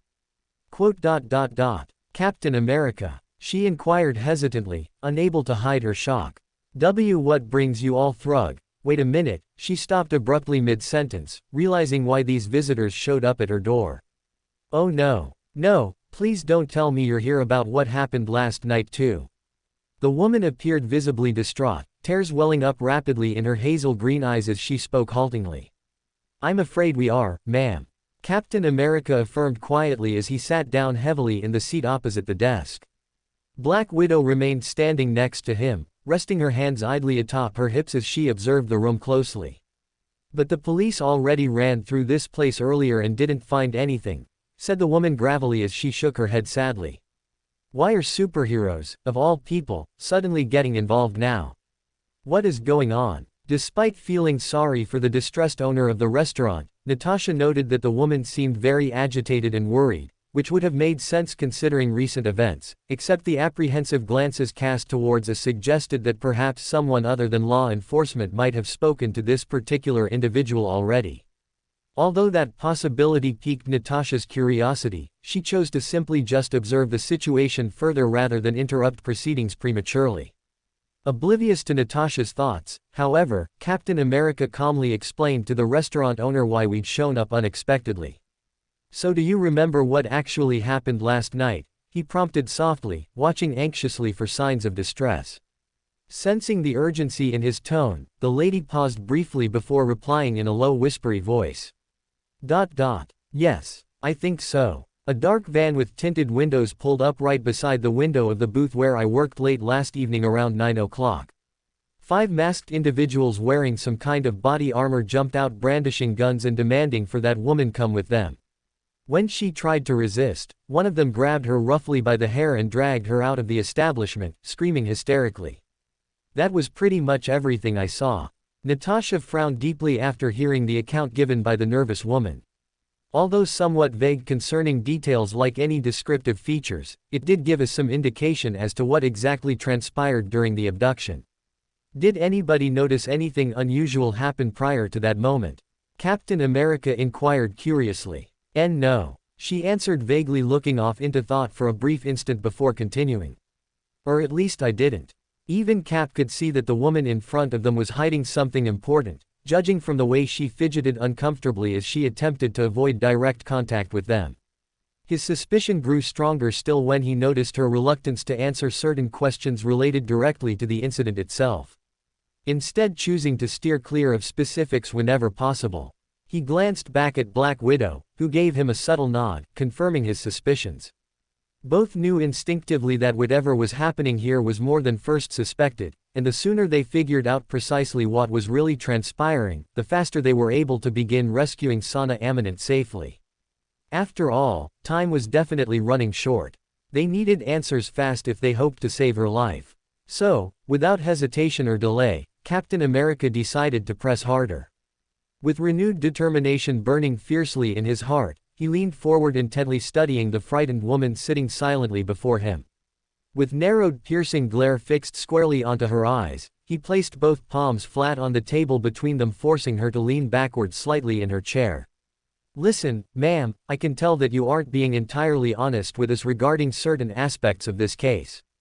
He announced bluntly as he locked eyes with hers. If you want to protect yourself, now's the time to start telling us everything you know. His commanding statement immediately put a frozen expression of fear on the woman's face, making her flinch involuntarily. Forcing her to take stock of reality and realize just how dire things have truly become. Realizing the seriousness of matters quickly, she swallowed hard, trying desperately to regain her composure.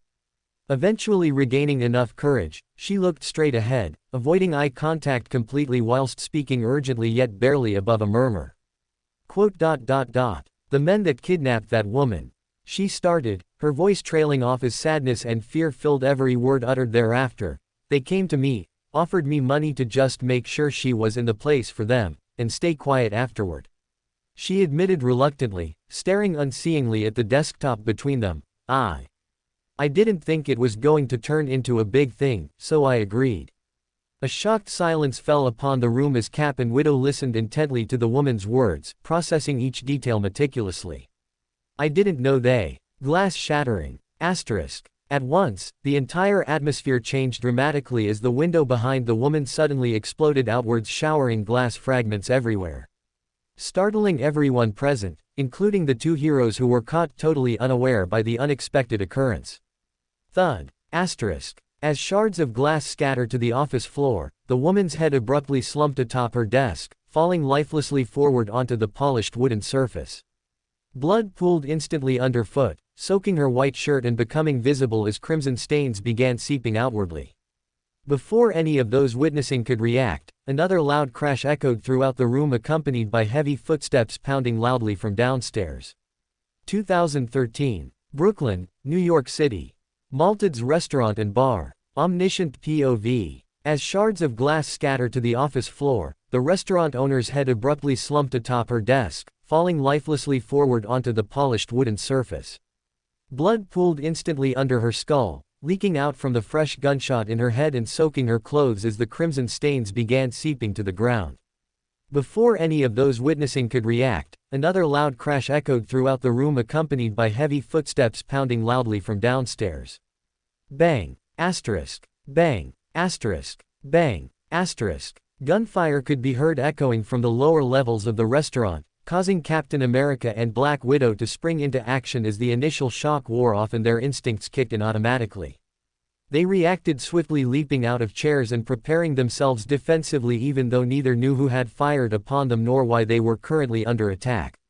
Cap unholstered his shield from his back as he rushed toward the staircase leading downwards, scanning the area frantically while searching for threats. He spotted three armed figures moving cautiously along the kitchen corridor, heading deeper inside Malt's. Two large burly guys carrying shotguns whose faces were concealed beneath black balaclavas, one man sporting a long gun strapped across his chest, whereas the third figure carried an assault rifle slung over its shoulder. All weapons pointed unwaveringly at whoever lay dead on the floor beyond the doorway. They advanced steadily, firing shots sporadically until reaching the body lying prone amidst broken pieces of shattered glass scattered haphazardly. A few seconds later, the sound of gunfire ceased abruptly, leaving only deafening echoes filling the air. As soon as it ended, Cap charged full speed downhill, charging blindly toward the gunman, aiming unflinchingly at him. 1 second passed, then another, then a fourth, before the barrel of the shotgun swung wildly away from Cap and flew harmlessly overhead, smashing violently against the wall behind him. In response, he lunged forwards, grabbing hold of the gunman's arm and throwing him sideways, crashing forcefully into the far end of the countertop, breaking it apart. Two other gunmen moved to attack, but each was shot twice before they reached him, knocking them back to fall unconscious to the floor. Cap looked over and saw Black Widow coming up from behind him, a smoking Glock 26 pistol held firmly in her hand. "Thanks," Cap acknowledged gratefully without turning around. She nodded nonchalantly as they both continued past the kitchen area into the dining hall, where a small group of terrified civilians could be seen cowering and huddled together tightly amongst overturned tables and chairs. "Are you all okay?" Cap asked, concerned, as he carefully scanned the crowd, receiving a few frightened nods. 6 bloody corpses lay sprawled around the room, 4 women and 2 men dressed similarly to the thugs in the kitchen. Their bloodied clothing was stained red with numerous bullet holes riddled strategically across various vital areas. One victim was even crumpled underneath a toppled television, staring vacantly ahead at nothingness as pools of congealed blood formed below them. "Where's Brock?" Captain America asked aloud, not taking his attention off any potential enemies that may still be lurking nearby. "Don't know, but this is definitely his handiwork," Black Widow said, gesturing towards the bodies littering the scene. "Please, I'll tell you, Eric." A sudden distressed voice sounded out from outside the building. Turning sharply back toward the entranceway, the pair of heroes began to move toward the source of the commotion cautiously. Just as they arrived near the door, an old gray-bearded Caucasian male burst through the glass of the front door, gasping for breath as he struggled to catch himself amid the broken shards strewn about the doorway. He stumbled clumsily, dragging his badly beaten body through the smashed glass and staggering to his feet before finally catching sight of Cap and Black Widow approaching him slowly. Upon seeing them, he gasped again audibly, inhaling ragged breaths of relief before collapsing limply to the floor, groaning in pain and clutching the side of his stomach. Please, keep him away," the man cried weakly, struggling feebly as he rolled helplessly onto his knees despite obvious agony racking his whole frame.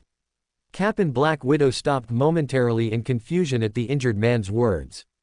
Glancing back towards the door, they watched wide-eyed as a familiar form stepped confidently through the broken glass pane. Brock walked tall among the carnage, holding a large barrel sniper rifle casually in his hands as he moved toward the heroic duo. A relaxed smirk spread across his lips as he approached. Then, stopping just inches shy of the injured man kneeling on the ground, he rested the barrel of the large weapon harshly against his back, forcing the poor fellow to the ground painfully. Please don't hurt me," the wounded man whimpered pitifully, begging for mercy.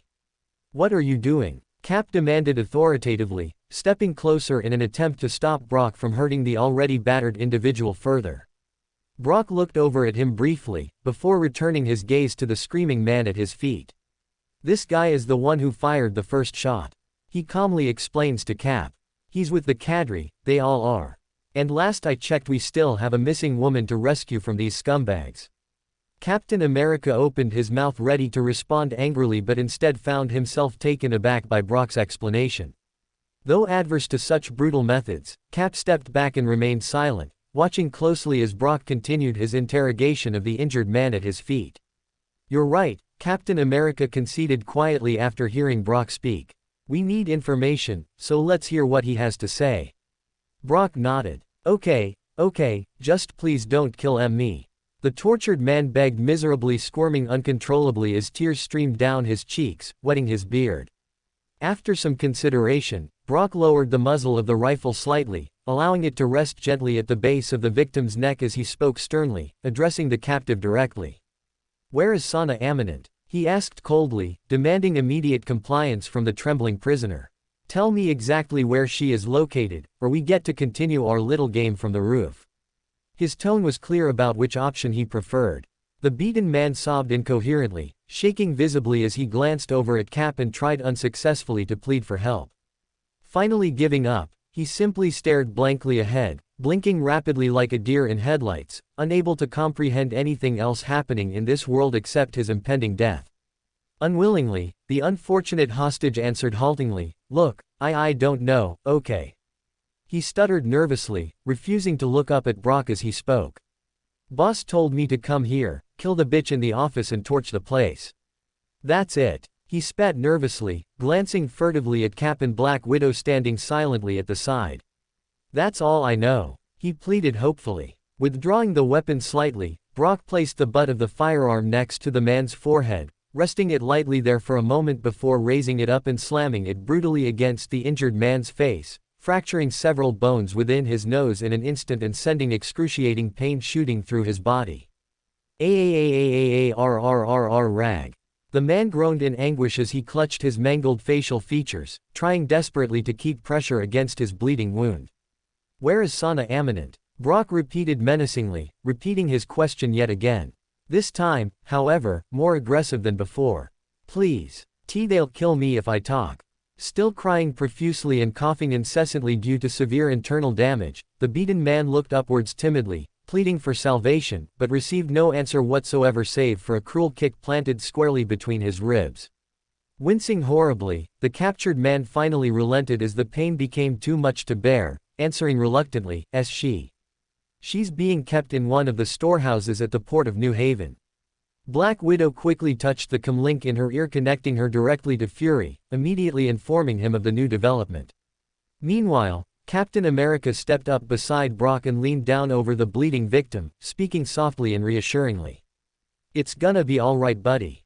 He reassured the panicked individual, hoping to calm him enough so that he might provide useful intel regarding their current predicament. "Calm yourself now and tell us everything you can remember about those involved in this mess." New Haven, Connecticut. Port of New Haven. A few hours later. Omniscient Pav. In the late hours of dusk, a large group of heavily armed mercenaries rushed about the port of New Haven, surrounding the shipyard in a tight perimeter. Various vehicles were lined up alongside the main gate, guarded by armed security personnel wearing tactical gear. Each vehicle contained 10 well-trained operatives equipped with high-powered machine guns, rifles capable of penetrating armored plating, and grenade launchers mounted atop their hoods. Inside the cargo warehouse, situated adjacent to the docks, a lone figure clad in dark attire was sitting comfortably on top of a stack of crates. Sheathed securely in a full suit of Kevlar body armor, he appeared completely inconspicuous amongst the activity unfolding all around him. A young woman, with dozens of bruises marking her dark skin, was tied to a chair facing the man, blindfolded and gagged. Her wrists and ankles bore deep welts, inflicted by the rough rope bindings, and large patches of dried blood marred her bare arms and legs, evidence left behind when she'd been stripped naked and beaten by the man seated in front of her. Tears ran freely down the woman's eyes as she trembled fearfully, dreading whatever fate awaited her. "Well, hello, there, sweetheart," came a sinister-sounding voice from somewhere behind her. "It seems someone had quite the fun day, didn't they? You must love getting your pretty ass whipped every once in a while, right darling?" Her head snapped back suddenly to find herself looking straight into the brown orbs belonging to none other than the same man responsible for kidnapping and delivering her to the bald psycho sitting on the crates. Eric Jones, leader of the Cadre mercenary group, approached the bound female as she struggled furiously, kicking hard against the restraints binding her to the metal chair. "Ah! MMHH. An anguished cry escaped from the young woman's gagged mouth as she kicked repeatedly, attempting to break free from the ropes keeping her restrained. However, Eric merely laughed heartedly as he moved towards the man seated atop the stack of crates. "Did you get what you needed?"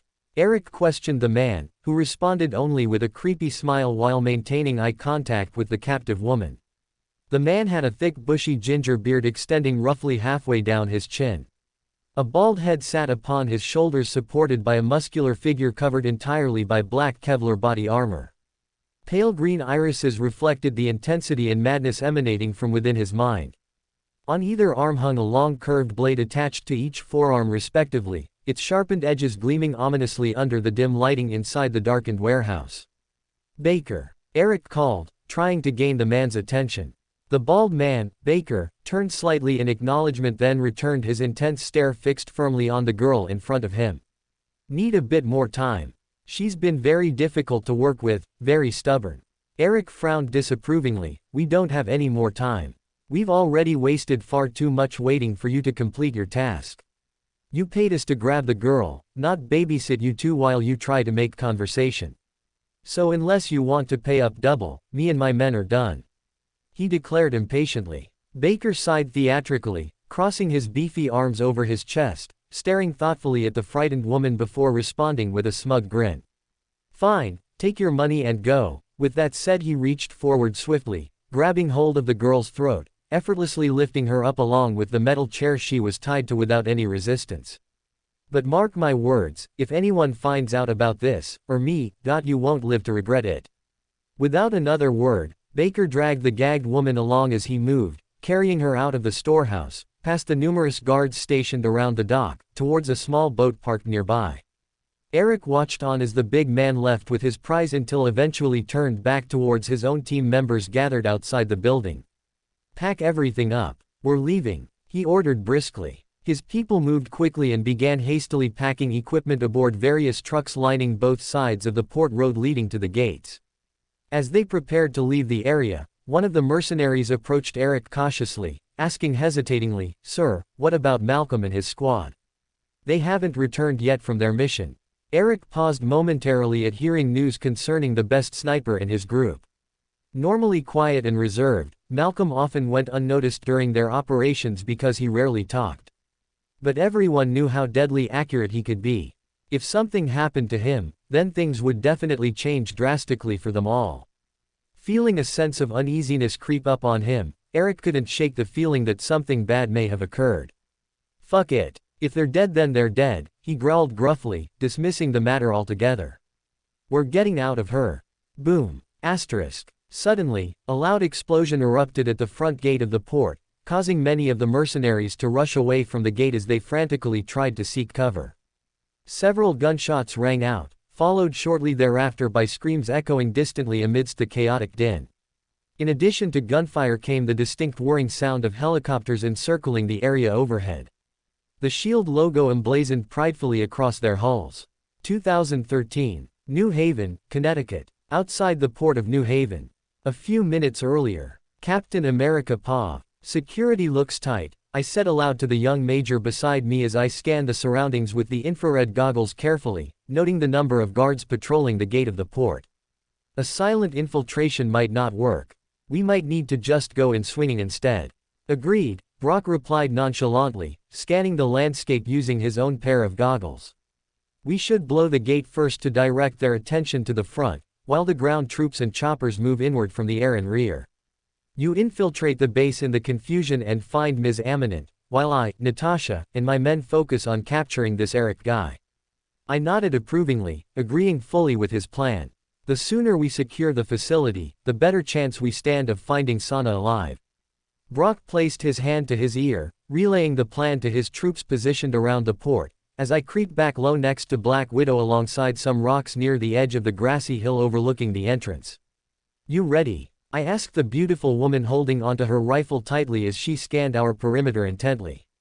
Despite having served together for a while, we had never spoken much beyond simple greetings. Natasha gave me a quick nod in return as she adjusted her position slightly, aiming toward where she expected movement to emerge soon after detonation. Then she took aim at a guard walking casually along the wall closest to the west exit.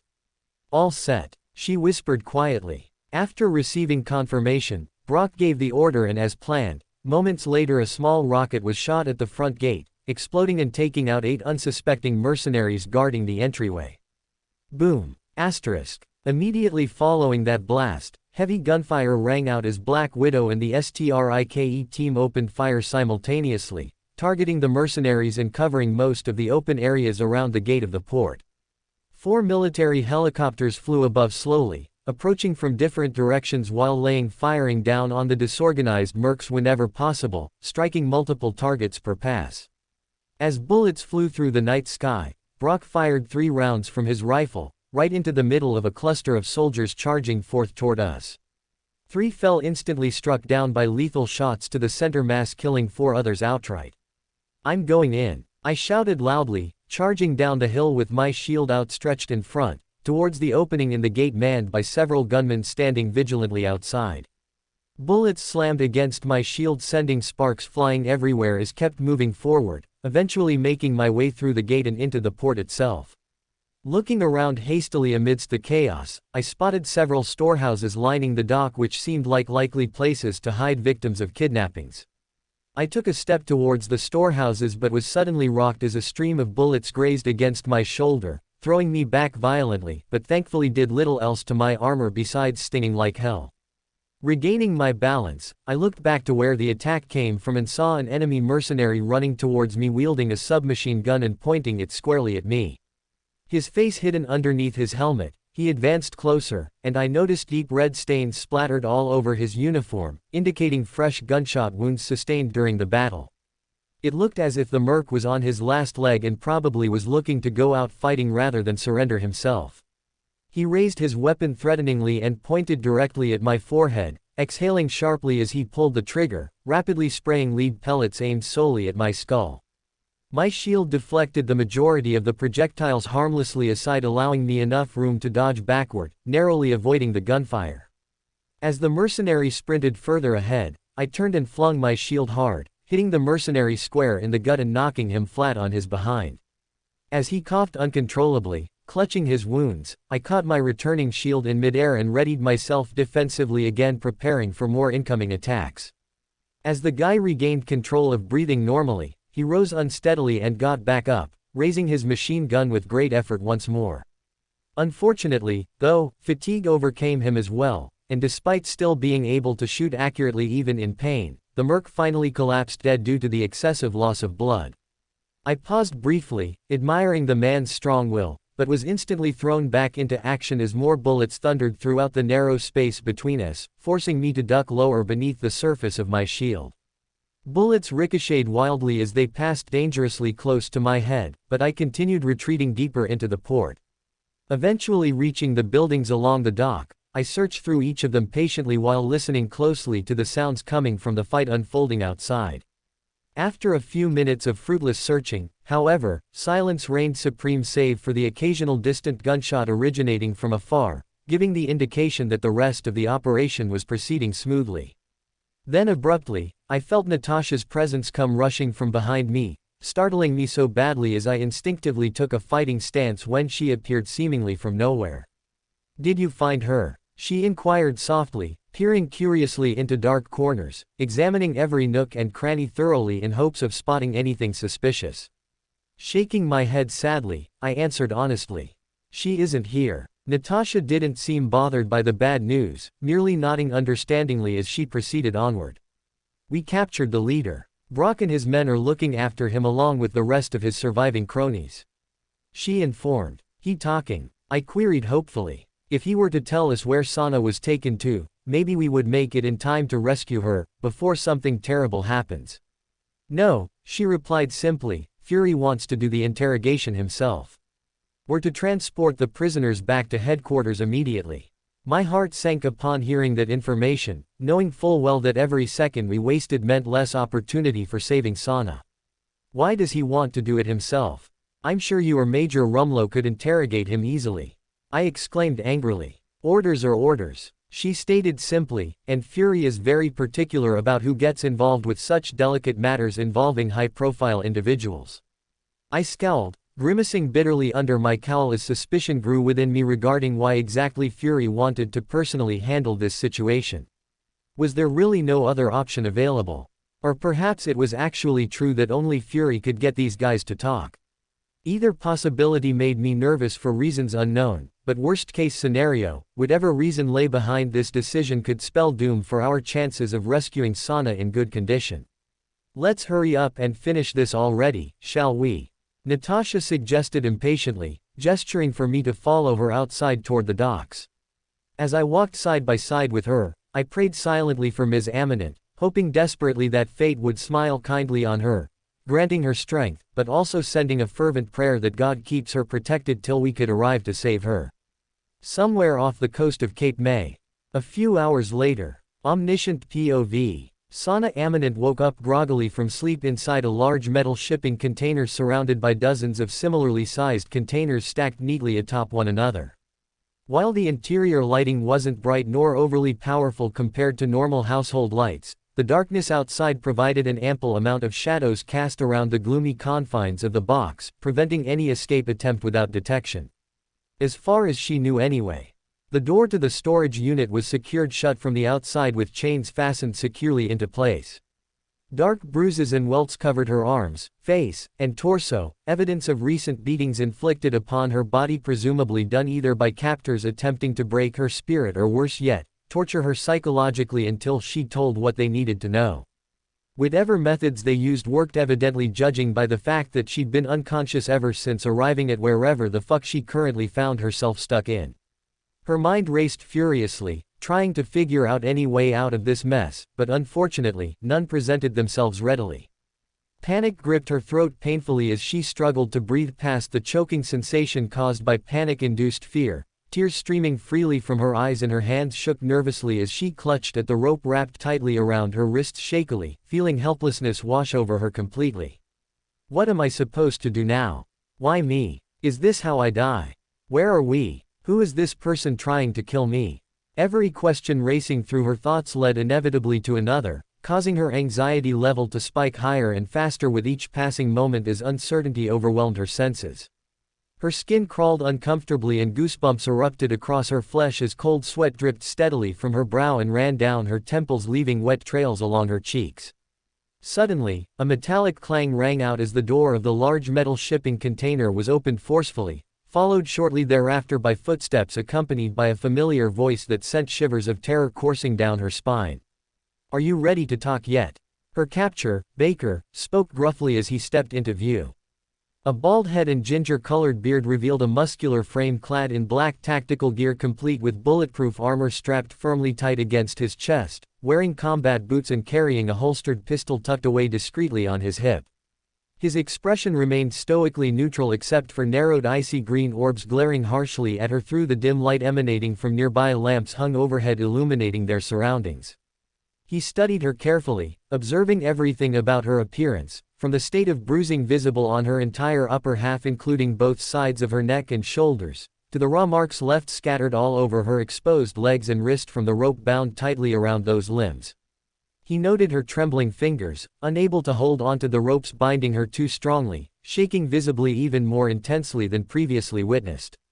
Stepping close to Sana, Baker leaned down and removed the gag tied around her mouth, freeing her momentarily from its grasp, then reached down pulling gently at the bindings securing her ankles together.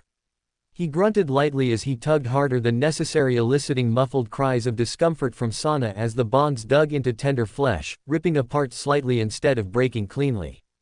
Finally removing the final piece of bondage holding her feet together, Baker straightened up tall over the woman, staring intently into her terrified gaze. "Tell me," a low gravelly growl rumbled ominously just below his breath, "are you ready to talk?"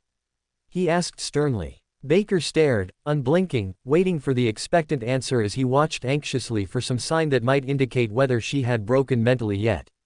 Yes, I'll talk," she screamed hysterically, baring teeth clenched in anger and frustration as hot tears streamed freely down her face. "Just please don't hurt me anymore.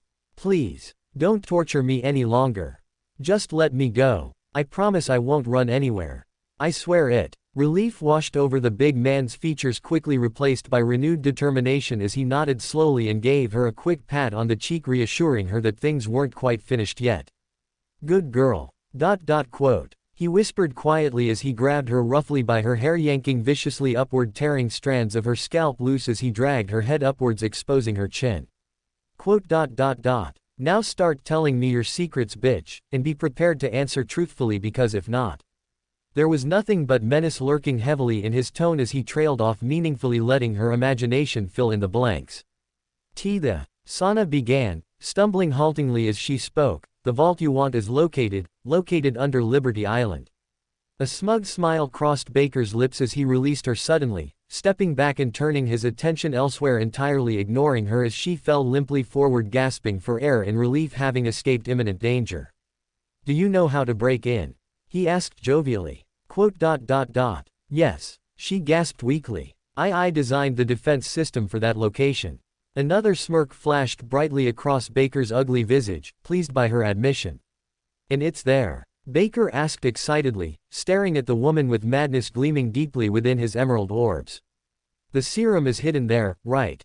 "Why, yes," she stuttered hesitantly, unsure if she should reveal the exact location of the radioactive modified virus concealed deep underground in a classified SHIELD storage vault. 2013. New York City. SHIELD headquarters, reception area. Omniscient POV. As the sun began rising above the horizon line somewhere above Manhattan Harbor, Brock, Steve, Natasha, and several members of STRIKE were spread out in the reception area of HQ, awaiting word from Fury on the status update of the operation. With a heavy sigh, Captain America turned away from the window overlooking Manhattan Harbor, gazing despondently at the cityscape beyond, lost in thought. It seemed like forever ago since he had first arrived at SHIELD headquarters aboard one of the helicopters, and he was anxious to begin the operation to rescue Sana. "You look troubled, Cap," Natasha remarked casually, walking briskly towards Steve Rogers, stopping beside him near the windowsill and leaning comfortably against the wall next to him. Steve sighed once more before responding worriedly, "What is taking Fury so long? It has been hours already and still no word." Natasha shrugged nonchalantly. "They will contact us soon enough." After several moments passed during which neither said anything else, Natasha continued speaking. "You don't trust Fury?" she inquired bluntly. Struggling to keep calm despite being caught between wanting desperately to speak frankly about his suspicions surrounding Fury's intentions concerning Sana's kidnapping, aside from the obvious desire to get her back safely, and needing to maintain control while dealing tactfully with a bureaucratic organization such as SHIELD.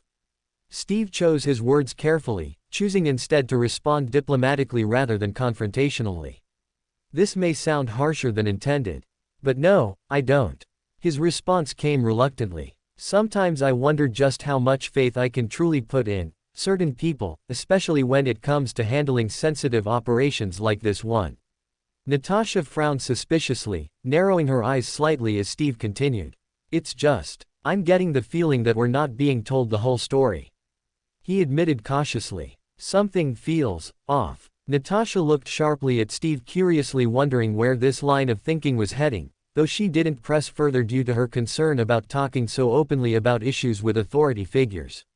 Knowing it could potentially cause major problems later down the road, she watched closely as Steve shifted uneasily on his feet, constantly glancing at the clock mounted on the wall opposite them. Feeling awkward, Natasha opened her mouth to break the silence. However, at precisely that same time Agent Hill approached alongside director Nick Fury, entering through the front door leading directly into the reception area. Fury cleared his throat loudly, stopping all conversation as everyone present turned their attention toward him. "We've received intelligence suggesting that Ms. Eminent is likely being taken to Liberty Island," he informed grimly. "Which means our operation must proceed immediately. All operatives are to assemble and prepare." "Wait," Steve interrupted abruptly, cutting Fury short mid-sentence. "Why is she being taken to the Statue of Liberty? What aren't you telling us?" Fury paused briefly, frowning darkly at Steve before answering after considering the best approach. "That information isn't available for public dissemination yet, Captain Rogers," he replied stiffly. Steve glared angrily at Fury, who appeared unmoved by the display. The tension grew, thickening the atmosphere and filling the room significantly. "Just tell him," Natasha interjected calmly, moving between the two men. "He should know all aspects involved regarding his mission."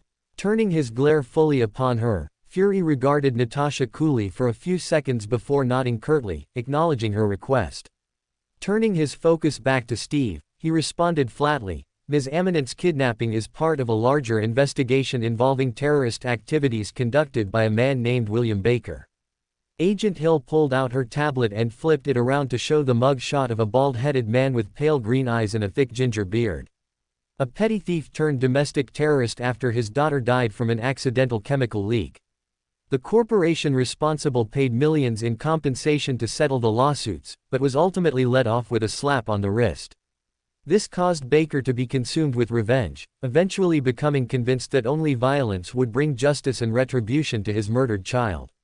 Captain America listened attentively as Fury went on explaining what they knew thus far, remaining silent throughout most of the briefing until finally asking pointedly, "So why does he need Sana specifically?" Looking uncomfortable, Fury hesitated before replying somewhat defensively, stating simply, "Ms. Eminent designed an advanced security system we use in a lot of our facilities. One such facility is a vault containing a few highly dangerous experiments that were decommissioned decades ago following their failure to yield the desired results. We have reason to suspect that Baker is after one of these failed experiments."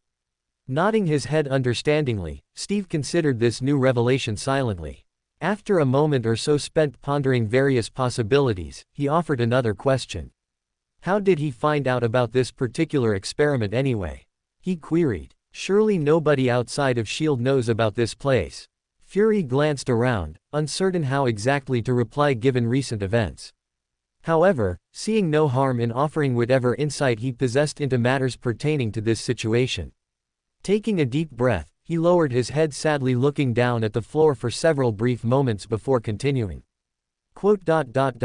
"Apparently someone managed to open a back door in our network, gaining entry into certain restricted files and leaving a chink in our defenses, allowing unauthorized access to those with the skill to find it," he stated, softly sounding regretful. "Right now, we have no idea how much damage was done, nor do we possess complete confidence in the integrity of our internal systems going forward." A pair of eyes amongst the small crowd twitched slightly at those words but went unnoticed by those in the room. Seeing little point in dwelling on past mistakes, Steve decided to shift gears, focusing solely on current circumstances. Looking back up at Fury, he spoke earnestly, "Okay. I appreciate you being honest with me about everything. That's all I ask for, just honesty." Fury nodded and smiled slyly, clearly relieved to see Steve was back on board and willing to cooperate. Looking around at each person assembled nearby, he addressed them evenly, saying, "All right team. Let's move. Liberty Island, New York City." 1 hour later. William Baker POV. This is it," Sana whined pitifully as she moved towards one of the walls of the base of the huge statue. Her hands trembled uncontrollably as she reached tentatively behind its smooth granite surface, searching frantically for something. Her fingers brushed against a segment of the wall, revealing a small panel embedded discreetly underneath the stonework concealing it. "Open it," I commanded harshly, as the crew of mercs I hired stood ready, standing guard behind me and along the perimeter of the island. The battered woman whimpered fearfully as she fumbled awkwardly to punch out a pattern code into the keypad of the panel. A loud click sounded when she finished, indicating some sort of mechanical lock disengaging itself from within. The section of the wall slid smoothly downward, opening onto stairs descending deeper below ground level. "Go ahead," I instructed gruffly, pointing my gun menacingly at her backside, urging her onward. Following behind the woman, my men and I descended the staircase after instructing a few of them to wait in case any unforeseen complications arose. Upon reaching the bottom step, I heard the faint sounds of voices echoing faintly from beyond. Stepping confidently forward, I pushed Sana back to the middle of the group and entered the large cavernous chamber ahead, illuminated dimly by the fluorescent lights hanging overhead. A unit of 8 guards was stationed in front of a thick metallic vault door that blocked off the entrance to the storage facility farther down this hallway. They wore black tactical gear adorned with heavily armored vests reinforced with Kevlar inserts, and each had military-grade assault rifles slung over their shoulders. The guards were huddled around a small table, where they sat facing each other and looked to be playing cards together whilst smoking cigarettes simultaneously. Their faces showed signs of fatigue, having apparently worked tirelessly for days guarding this specific location alone. None noticed our arrival, too engrossed in their card game. I turned around to signal for my men to move forward silently and take up positions flanking both sides of the vault door, preparing themselves for combat if needed. "Stay here. Move and I'll shoot your ass before you can blink," I warned Sana, coldly staring hard at her terrified face. "Don't make me kill you, girly." Sana swallowed uncomfortably but remained motionless, obediently kneeling propped against a corner of the corridor adjacent to the doorway. My men took position quietly, watching intently as I moved closer, approaching the group as quietly as possible. "I'm telling you, I heard something. We should go patrol the entrance to make sure everything is okay," one of the guards complained impatiently amongst the others seated there. "Ya gotta relax, kid," another guard added skeptically. "Nothing has ever happened here besides routine maintenance checks every 6 months. It's the cushiest post in SHEILD. His remark elicited laughter among the rest of the squad, unknowingly making light of their current predicament. Raising my hand, I motioned for my men to ready weapons and drew mine swiftly, aiming it squarely at the guard sitting closest to the door at the center of the table. "Fire!" I ordered instantly, firing 3 rounds rapidly into the guard's unprotected head and neck, sending blood gushing violently across the tabletop. More shots rang out simultaneously, as my men followed my lead, causing everyone seated at the table to jump up out of their seats, too startled by the sudden gunfire erupting around them to react. Bullets tore through flesh, spraying bright red arterial fluid everywhere, including splattering against the reflection of the thick vault door. Blood pooled beneath, bodies sprawled lifeless on the floor. All except one whose body lay still slumped face down beside the chair next to which he'd been drinking coffee previously, unaware of the danger lurking close by. With rapid precision, my gunman fired twice more, striking dead the last surviving member of the security detail. Several bullets ripped through his chest cavity, piercing vital organs as his lifeblood spilled freely, pooling under him and spreading quickly over the stony ground. Silence filled the air momentarily as we surveyed the scene, taking stock of the carnage wrought upon the unfortunate souls trapped within this underground complex. "All clear," one of my hired mercenaries reported emotionlessly, surveying the aftermath of battle while wiping away beads of perspiration trickling down his forehead. "No survivors. All right, let's go," I order, as I turn around and motion for Sana to come over. Moving carefully around the corpses strewn carelessly around the corridor, we proceeded in front of the heavy metal doors blocking our way. "Open it," I demanded roughly, pushing the scared woman toward the sealed door. She stumbled forwards and, with shaky hands, moved aside the hidden sliding cover of the control pad located above the handle built into the side of the massive steel door. She punched in the correct sequence of numbers using trembling fingers. Moments passed slowly as the electronic locks engaged automatically, unlocking the mechanism and keeping the vault firmly shut tight. Then suddenly, the entire structure began descending downward, operating like a giant elevator shaft toward the bottommost floors of Lady Liberty herself. A loud grinding noise echoed loudly throughout the vast subterranean space, as aged hinges groaned out ominously. The inner mechanisms continued lowering downwards, before finally coming to a stop at least 60 feet lower than the previous level. As soon as the lift came to a halt, the door of the vault opened soundlessly, letting loose a flood of stale humid air emerging from within. An eerie silence ensued, save for occasional creaking noises emanating from somewhere deep inside the bowels of the storage area. I peered cautiously inside, scanning the interior space for threats. Seeing none, I gestured for all present to follow closely behind me. Moving stealthily forward, we made our way further down into the darkness, accompanied by ominous echoes reverberating eerily from around us. Hundreds of rows of shelves lined either side of a narrow winding passageway that stretched seemingly endless into the distance, disappearing into shadow depths beyond sight. Each shelf contained dozens of metal crates stacked neatly atop one another, separated only by thin partitions. Labels were attached atop the boxes, denoting the contents and dates written in faded ink. It's this way, Sana informed nervously, leading us through the rows of shelves. As we progressed deeper into the labyrinthine, Sana stopped abruptly near one crate marked Oscorp Industries, PSAMATHE project, confiscated and decommissioned in 1987. The name would mean nothing whatsoever to anyone who wasn't familiar with Oscorp Industries, but it meant everything to me. After all, it is the same company responsible for my daughter's death. Is this what yo? Before the woman could finish speaking, I pulled her forcefully backward towards my men and moved up towards the metal crate myself without hesitation. The crate was about the size of a mailbox and was locked securely closed with a small keypad affixed to the top. Picking up the metal crate, I briefly examined the locking mechanism mounted on the upper portion before an annoyed look crossed my face, and looked back at Sana. How do I open it? I questioned angrily. Shrugging helplessly, she responded, shaking her head. I don't know. I just designed the security systems for the vault, not these particular containers. What? I growl out and move to hit her in the mouth so badly that she would never speak again. But then thought better of it, realizing such action might jeopardize things unnecessarily. Instead, I grabbed hold of her hair, forcing her head back painfully as she looked up at me with teary eyes, pleading desperately and begging for forgiveness.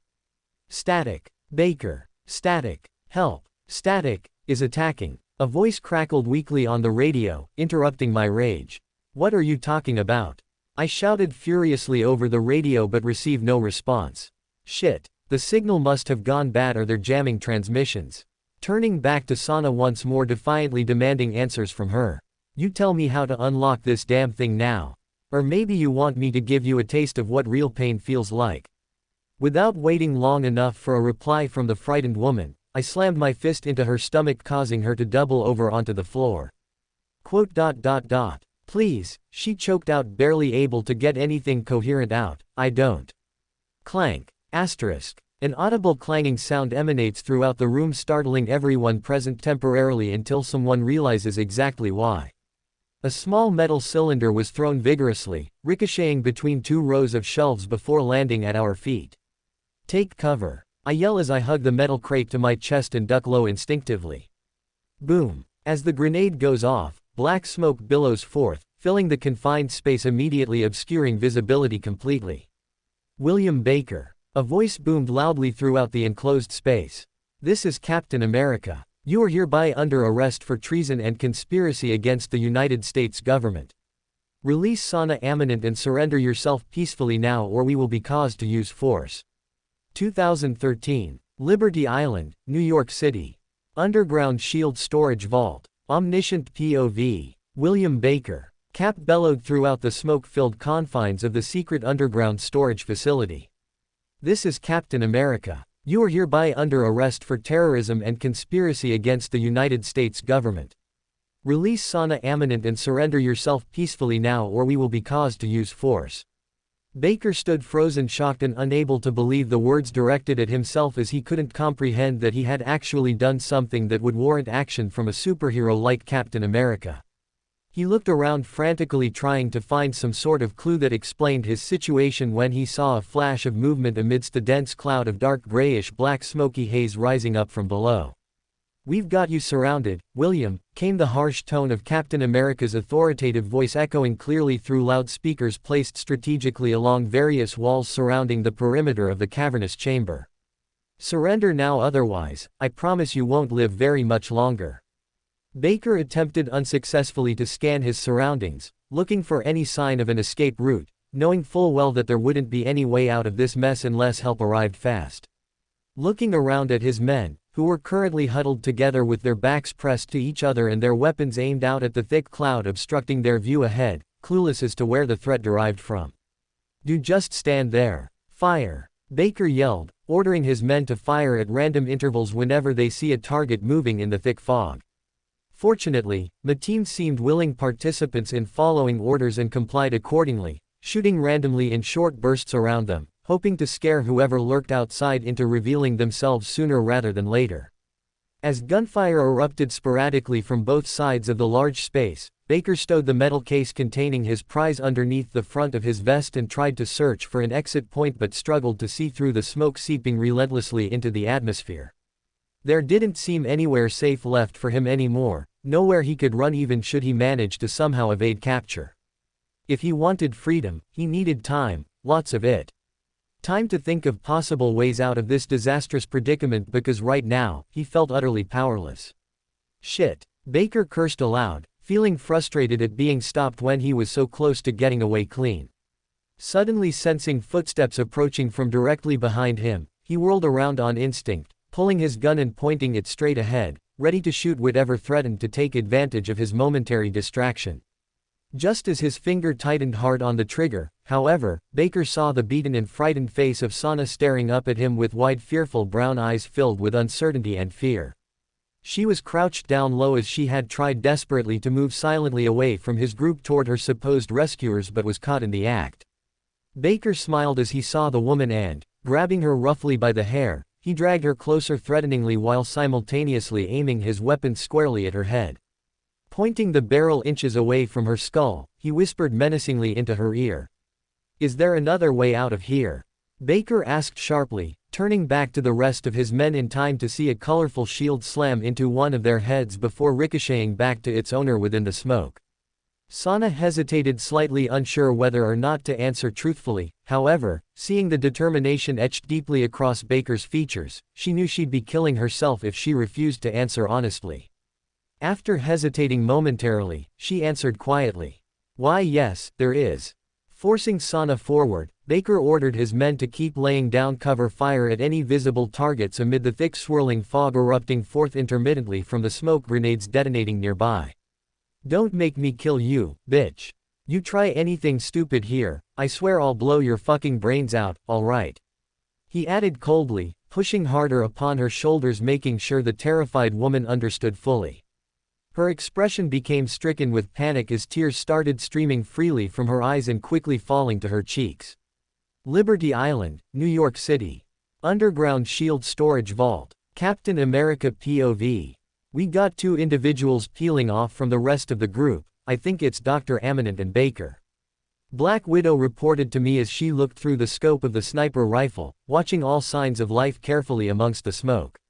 "They appear to be heading south away from the main entrance tunnel. Looks like they might be heading for an exit."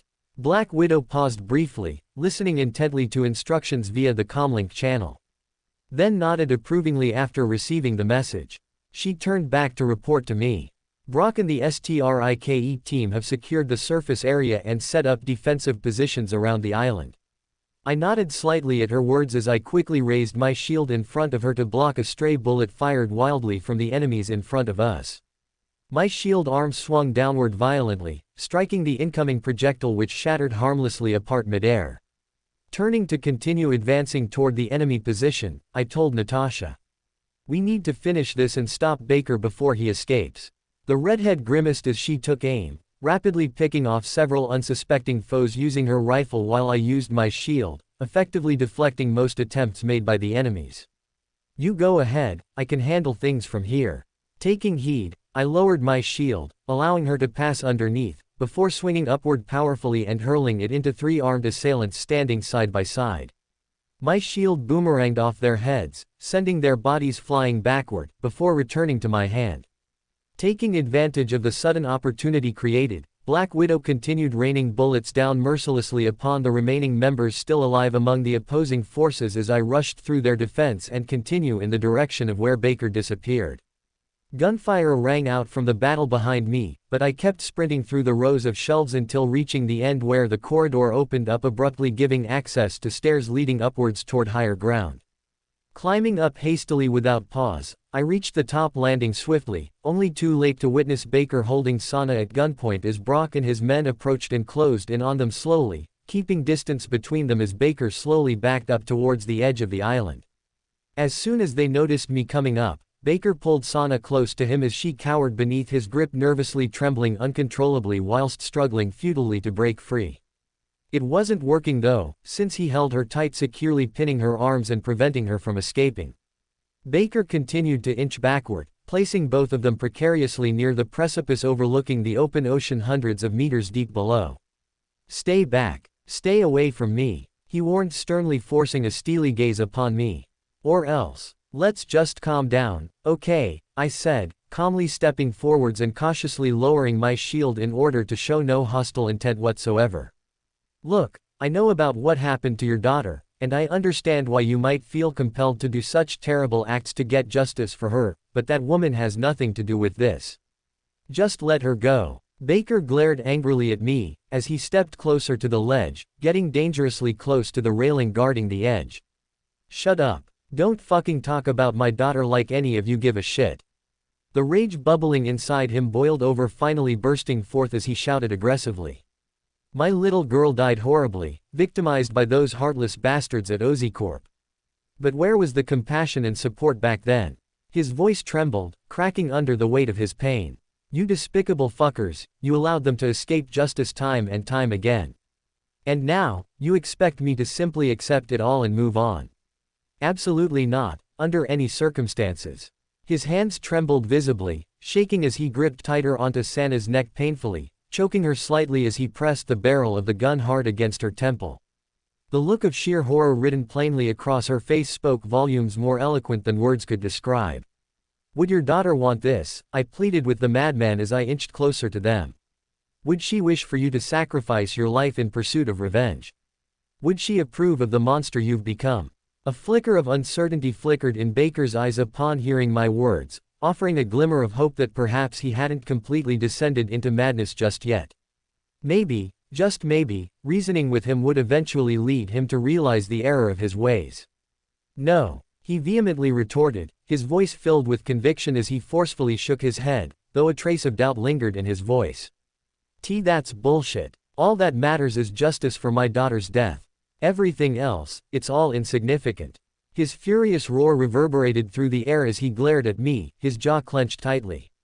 "Then take me," I boldly offered, taking another step forward with unwavering determination, purposefully ignoring the rational voice within me that urged caution. "Leave Sana here and take me instead." "Cap, what are you doing?" Fury asked over the comlink, but I just ignored him, continuing to advance steadily to close the gap between Baker and myself. There was silence throughout Liberty Island as everyone waited anxiously for Baker's next move. "Take me," I repeated louder. "And leave her alone. Let her walk away unharmed." Eyeing me warily, Baker shook his head adamantly, refusing to listen to reason. But something changed in him as he stared intensely into my eyes for a long second, trying to figure out exactly what motivated me to offer myself up willingly for sacrifice. Did I genuinely care for someone besides myself? Or was I simply trying to trick him? Whatever the case may be, he realized that taking me captive was a far better option than having Sana. With a crazed look in his eyes, he threw Sana aside, recklessly dropping her body harshly, causing her to crash heavily onto the pavement. "America's hero for a useless bitch, sounds like a fair trade to me," he declared greedily as he reached out to grab hold of one of the straps of my shield holster. "So tell me, Captain, how does it feel?" Before he finished speaking, his mouth snapped shut as I kicked him viciously square in the chest, knocking him back against the railing. "Erg," Baker grunted as his body smacked against the rail, denting the metal and knocking the air out of his lungs, causing him to cough vigorously, gasping loudly as he tried to regain his breath. Struggling to regain composure, Baker raised his arm and pointed his gun at me shakily. "Fire!" Brock yelled, ordering his other teammates to fire at will on our location. Reacting quickly, I ducked and rolled over towards Sana, wrapping her up protectively as I pulled my shield over us. Rat-tat-tat-tat. Asterisk. Rat-tat-tat-tat. Asterisk. A torrent of bullets tore through the air, banging against the metal surface of my shield in rapid succession. some even pinging off buried under rubble littering the floor, creating loud echoes reverberating endlessly throughout my eardrums. Glancing back, I watched as the onslaught of bullets tore through Baker's upper body, rending flesh and shattering bone. His torn garments were now marked by crimson trails, as blood spilled forth from his numerous wounds, cascading over his exposed skin like a macabre painting. The red-hot fluid dripped relentlessly, forming a pool beneath him, staining the surrounding area in his life's essence.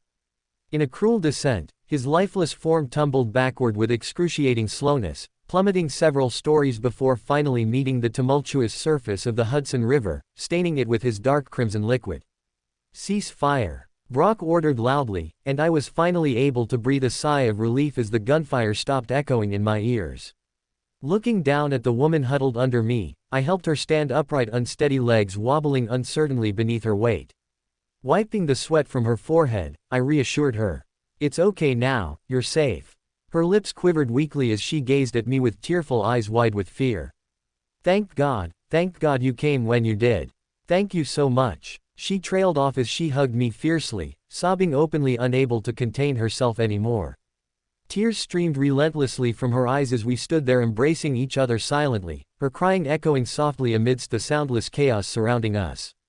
Is it really over?" Sana asked in a shaky voice. I nodded and patted her back reassuringly. "Let's get you home, ma'am." Buono Beach, New York City. A few hours later. Omniscient POV. On a narrow strip of land gently sloping along the edge of the Hudson River, not far from Liberty Island, the waves rolled in rhythmically. It was early morning, and a family of 4 had settled down for a delightful picnic, savoring the tranquil atmosphere.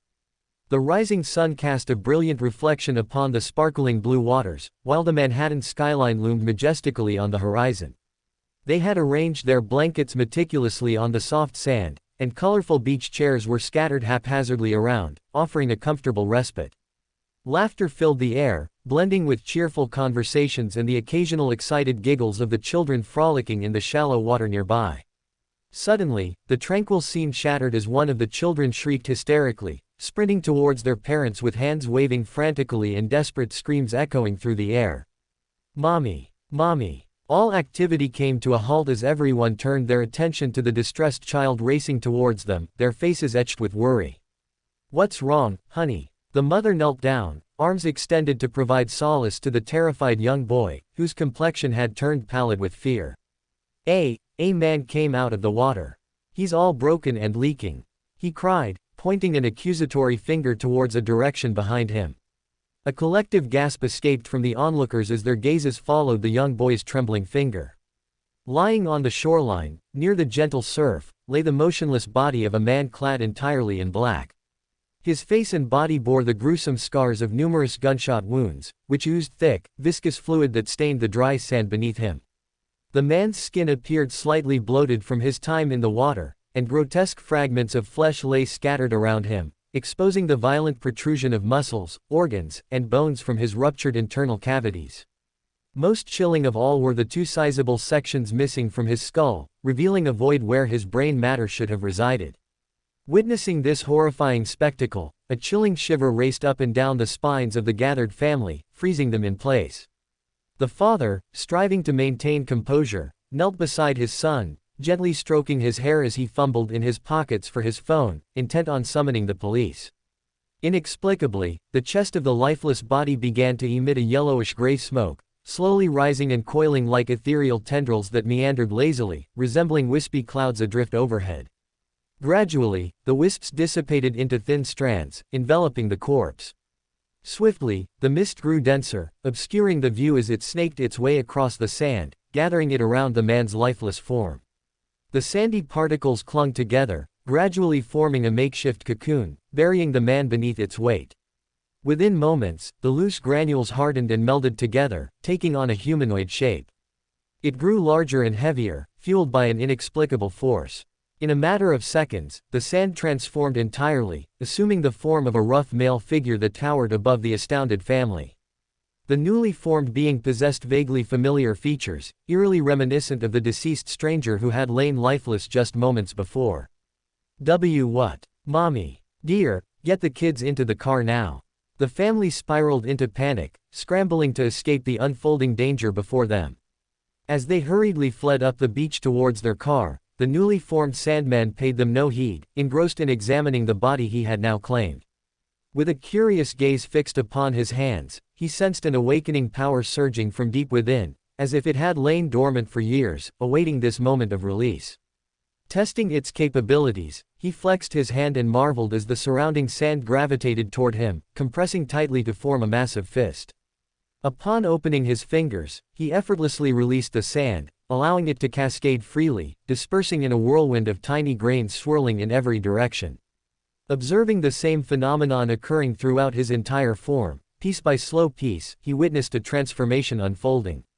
By the end of the metamorphosis, he mirrored the appearance of a completely human figure, his sandy exterior even taking on the semblance of clothing, veiling his nakedness. Satisfaction danced across his expression as he shifted his attention to the fleeing family, a manic laugh escaping his lips.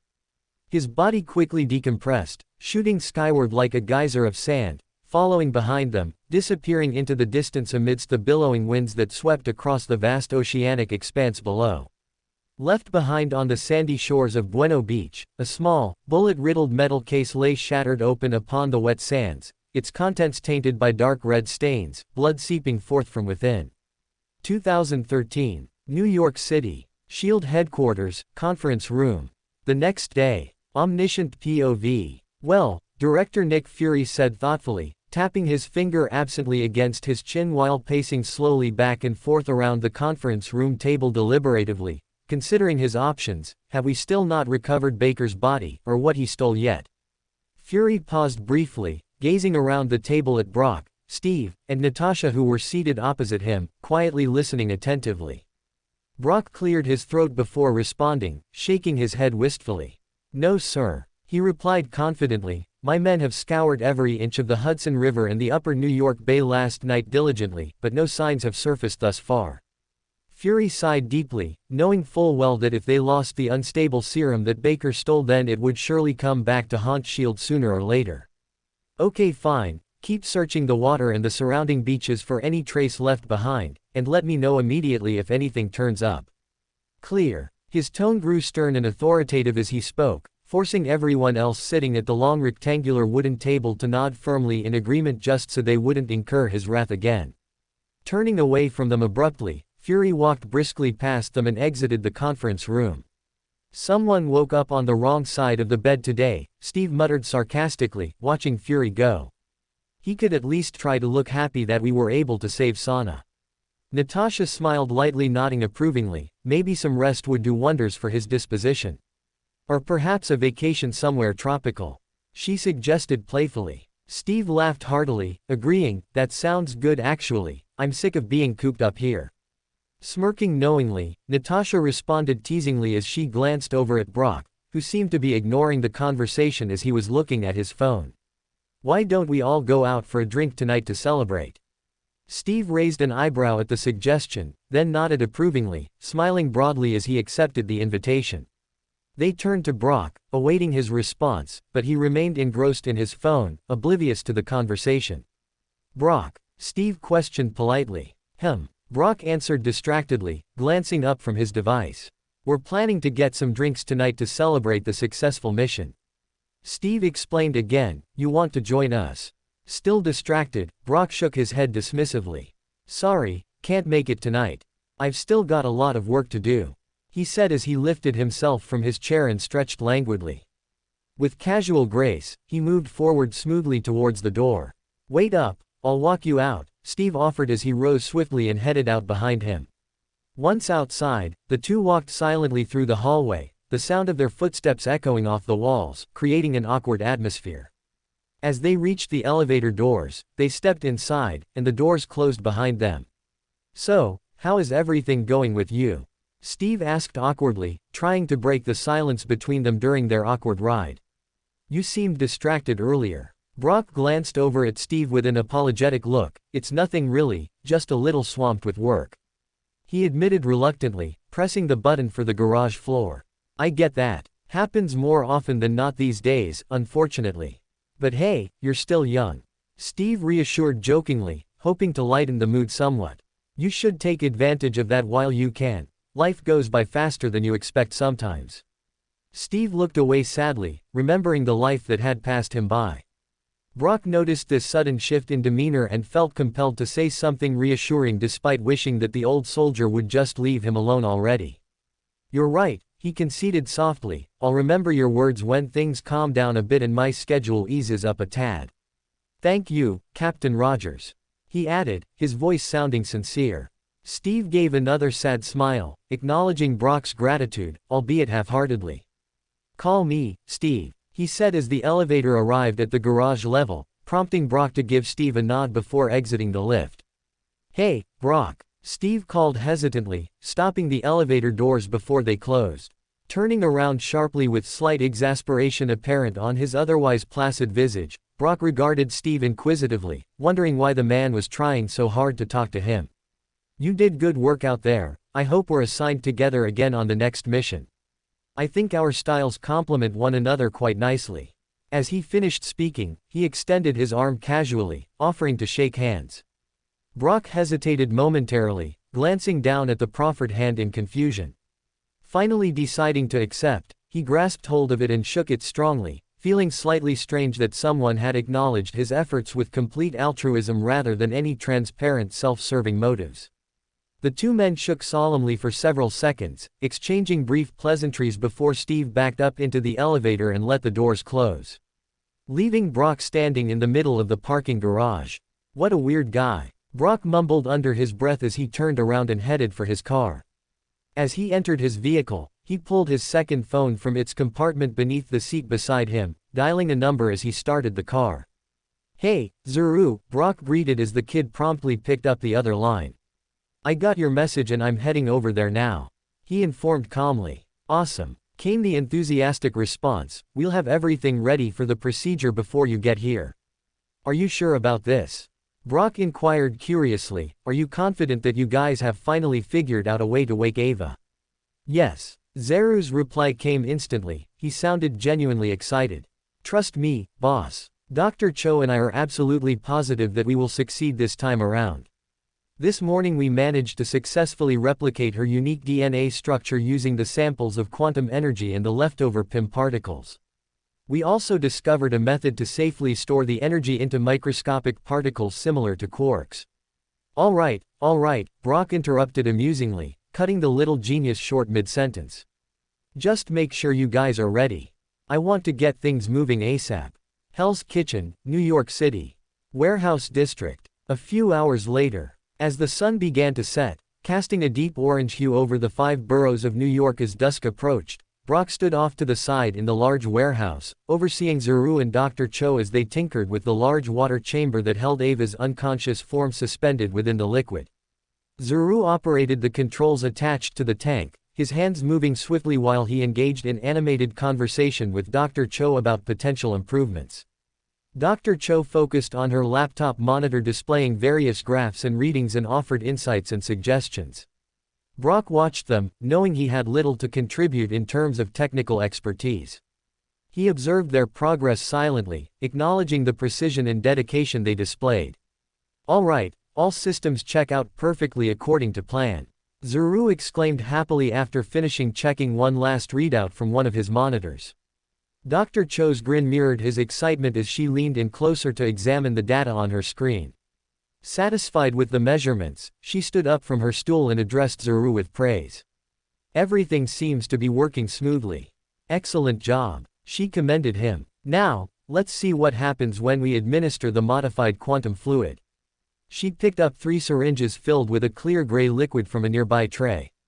Carefully positioning herself above one of the tubes connected to Ava's chamber, she prepared to inject the fluid. As the first needle pierced the tube, the gray liquid surged through the interconnected lines, merging seamlessly with the gel-like substance enveloping Ava. The mixture formed thin threads that connected the liquid to her body, creating an intricate web within the chamber. With precision, Dr. Cho inserted the remaining needles into their corresponding tubes, while Zuru retrieved 2 bottles containing different fluids, a blue solution and a red crystalline powder. Working together, they poured the contents of their bottles into the designated containers, adding small amounts gradually. The mixture reacted immediately, causing tiny bubbles to form on the liquid's surface and darkening its color.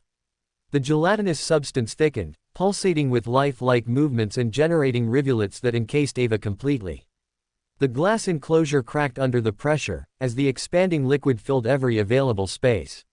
Steam billowed from the machine, creating a hazy atmosphere within the warehouse. Zuru and Dr. Cho remained undeterred, seeing the steam as a positive sign of progress. They monitored the process closely, occasionally adjusting settings on their computers. After approximately 10 minutes, the steam dissipated, revealing Ava floating motionlessly in the chamber, encased in the hardened liquid cocoon. Zuru pressed a button, triggering a mechanical whir as the liquid drained from the chamber. Once empty, he opened the hatch, allowing access to Ava. However, upon inspection, she showed no signs of waking up, disappointing both Zuru and Brock. Zuru sighed heavily, looking at Brock dejectedly. "Looks like our calculations were wrong." "I'm sorry, I don't." Before he completed his statement, he was interrupted as a bright flash of gray light illuminated the interior of the building suddenly, followed immediately by a large cascade of translucent energy particles spewing forth forcefully from Ava's chest cavity. All three members present stared dumbfounded at the spectacle taking place before them, unable to comprehend just what kind of phenomenon was occurring. When the glowing mist dissipated, Ava floated silently upright, blinking dazedly as she gazed blankly ahead as if unaware of her surroundings whatsoever. Her skin appeared healthy once more, free of the sickly veins and slight discoloration caused by her accident. Gray energy residue coated her body but disappeared soon afterward as she slowly drifted to the ground, her feet touching the solid concrete floor on shaky legs. Her hair fluttered wildly behind her as she took a step forward unsteadily towards the edge of the platform, gazing down nervously as she tried unsuccessfully to regain balance on her wobbly limbs. "Take it easy," Brock advised sternly, walking briskly over to help steady Ava against his shoulder before guiding her to sit down gingerly on a chair placed nearby.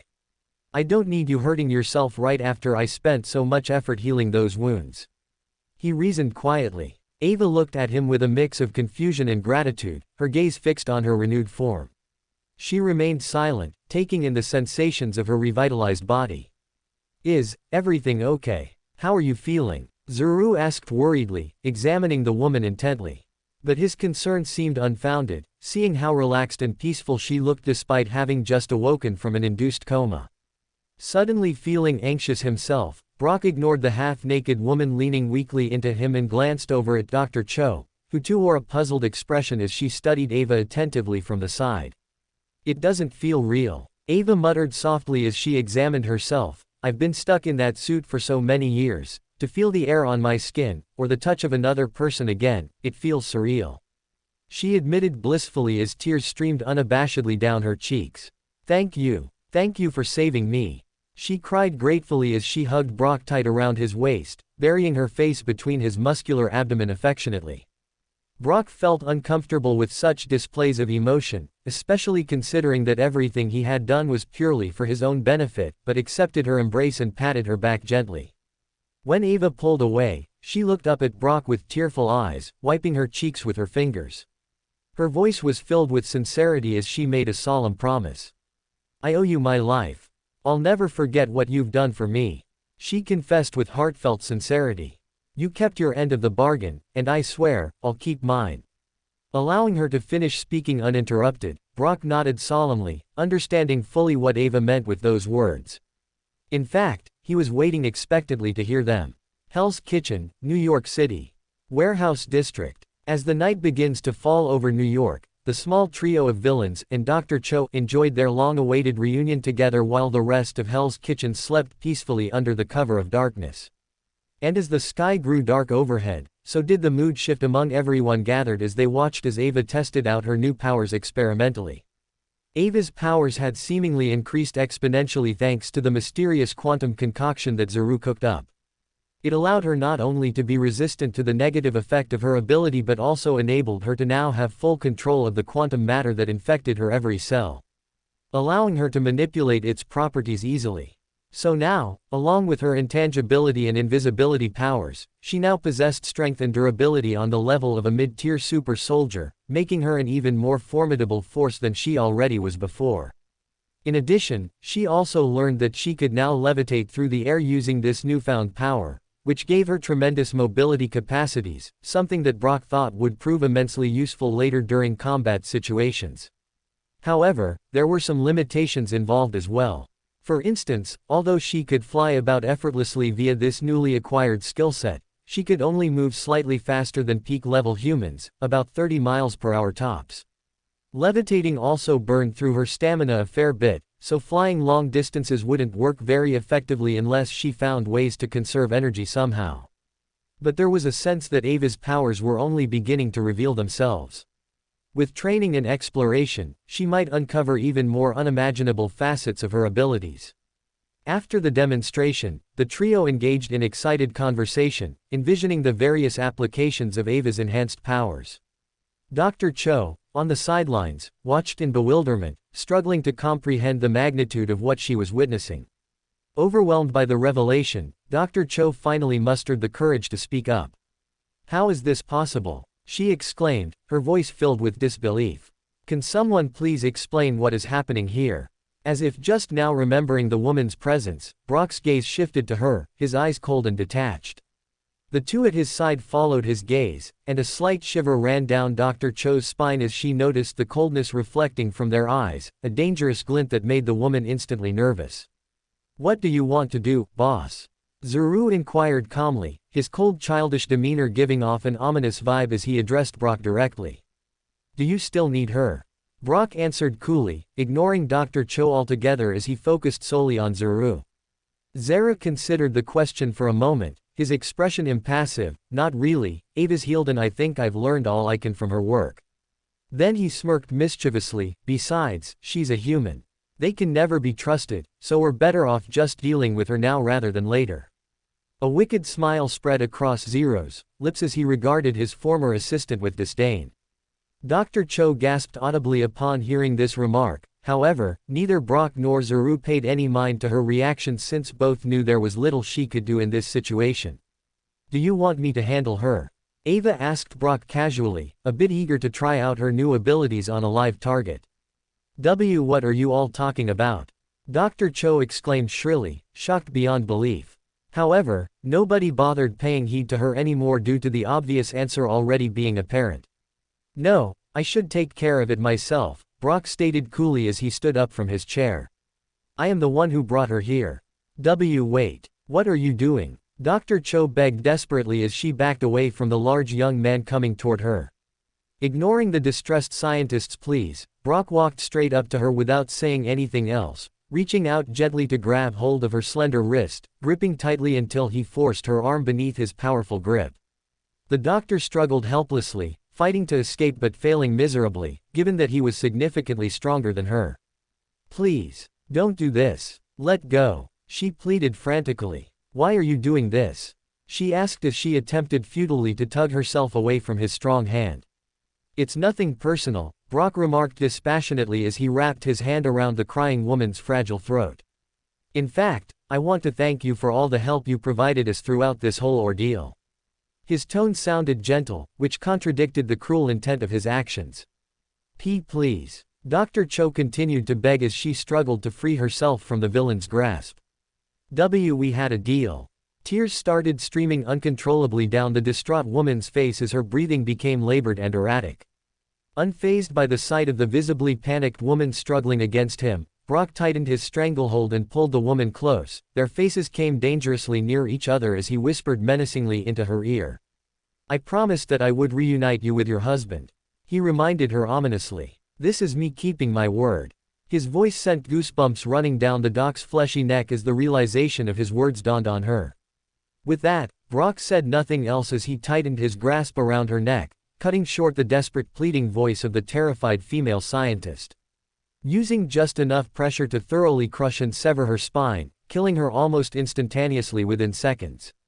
And just like that, the world lost another innocent victim whose death will forever remain unjustified. She died quickly and painlessly. Then Brock let go of her lifeless corpse as blood gushed freely from where the crushed bones were poking through the flesh of her neck, staining the shirt collar underneath her chin crimson red. Dropping the dead weight onto the concrete floor below him, Brock stepped back swiftly away from the scene. His heart was slightly heavy for the sad ending of someone who helped bring him closer to achieving his goals.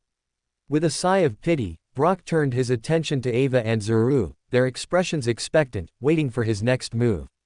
"So, what now, boss?" Zuru asked seriously, as Ava gave a dutiful nod in agreement. Turning his head aside briefly, Brock sighed heavily and regarded the two members of his small group critically for a moment before finally answering their question. "Now, we prepare," he stated simply, turning slowly to give one final look at the lifeless body lying motionless on the ground beside him. "Prepare for what?" Ava queried cautiously, unsure what exactly they were getting ready for. "For the moment we've all been waiting for," Brock replied cryptically, a note of determination resonating in his voice as he turned to face his two subordinates once more. "The moment when we seize our freedom." For more thrilling fanfiction stories like this, check out my channel Fanfic audiobook. Dive into epic adventures, mysterious realms, and legendary journeys brought to life through immersive storytelling. Don't forget to like, share, and subscribe for more amazing audiobooks.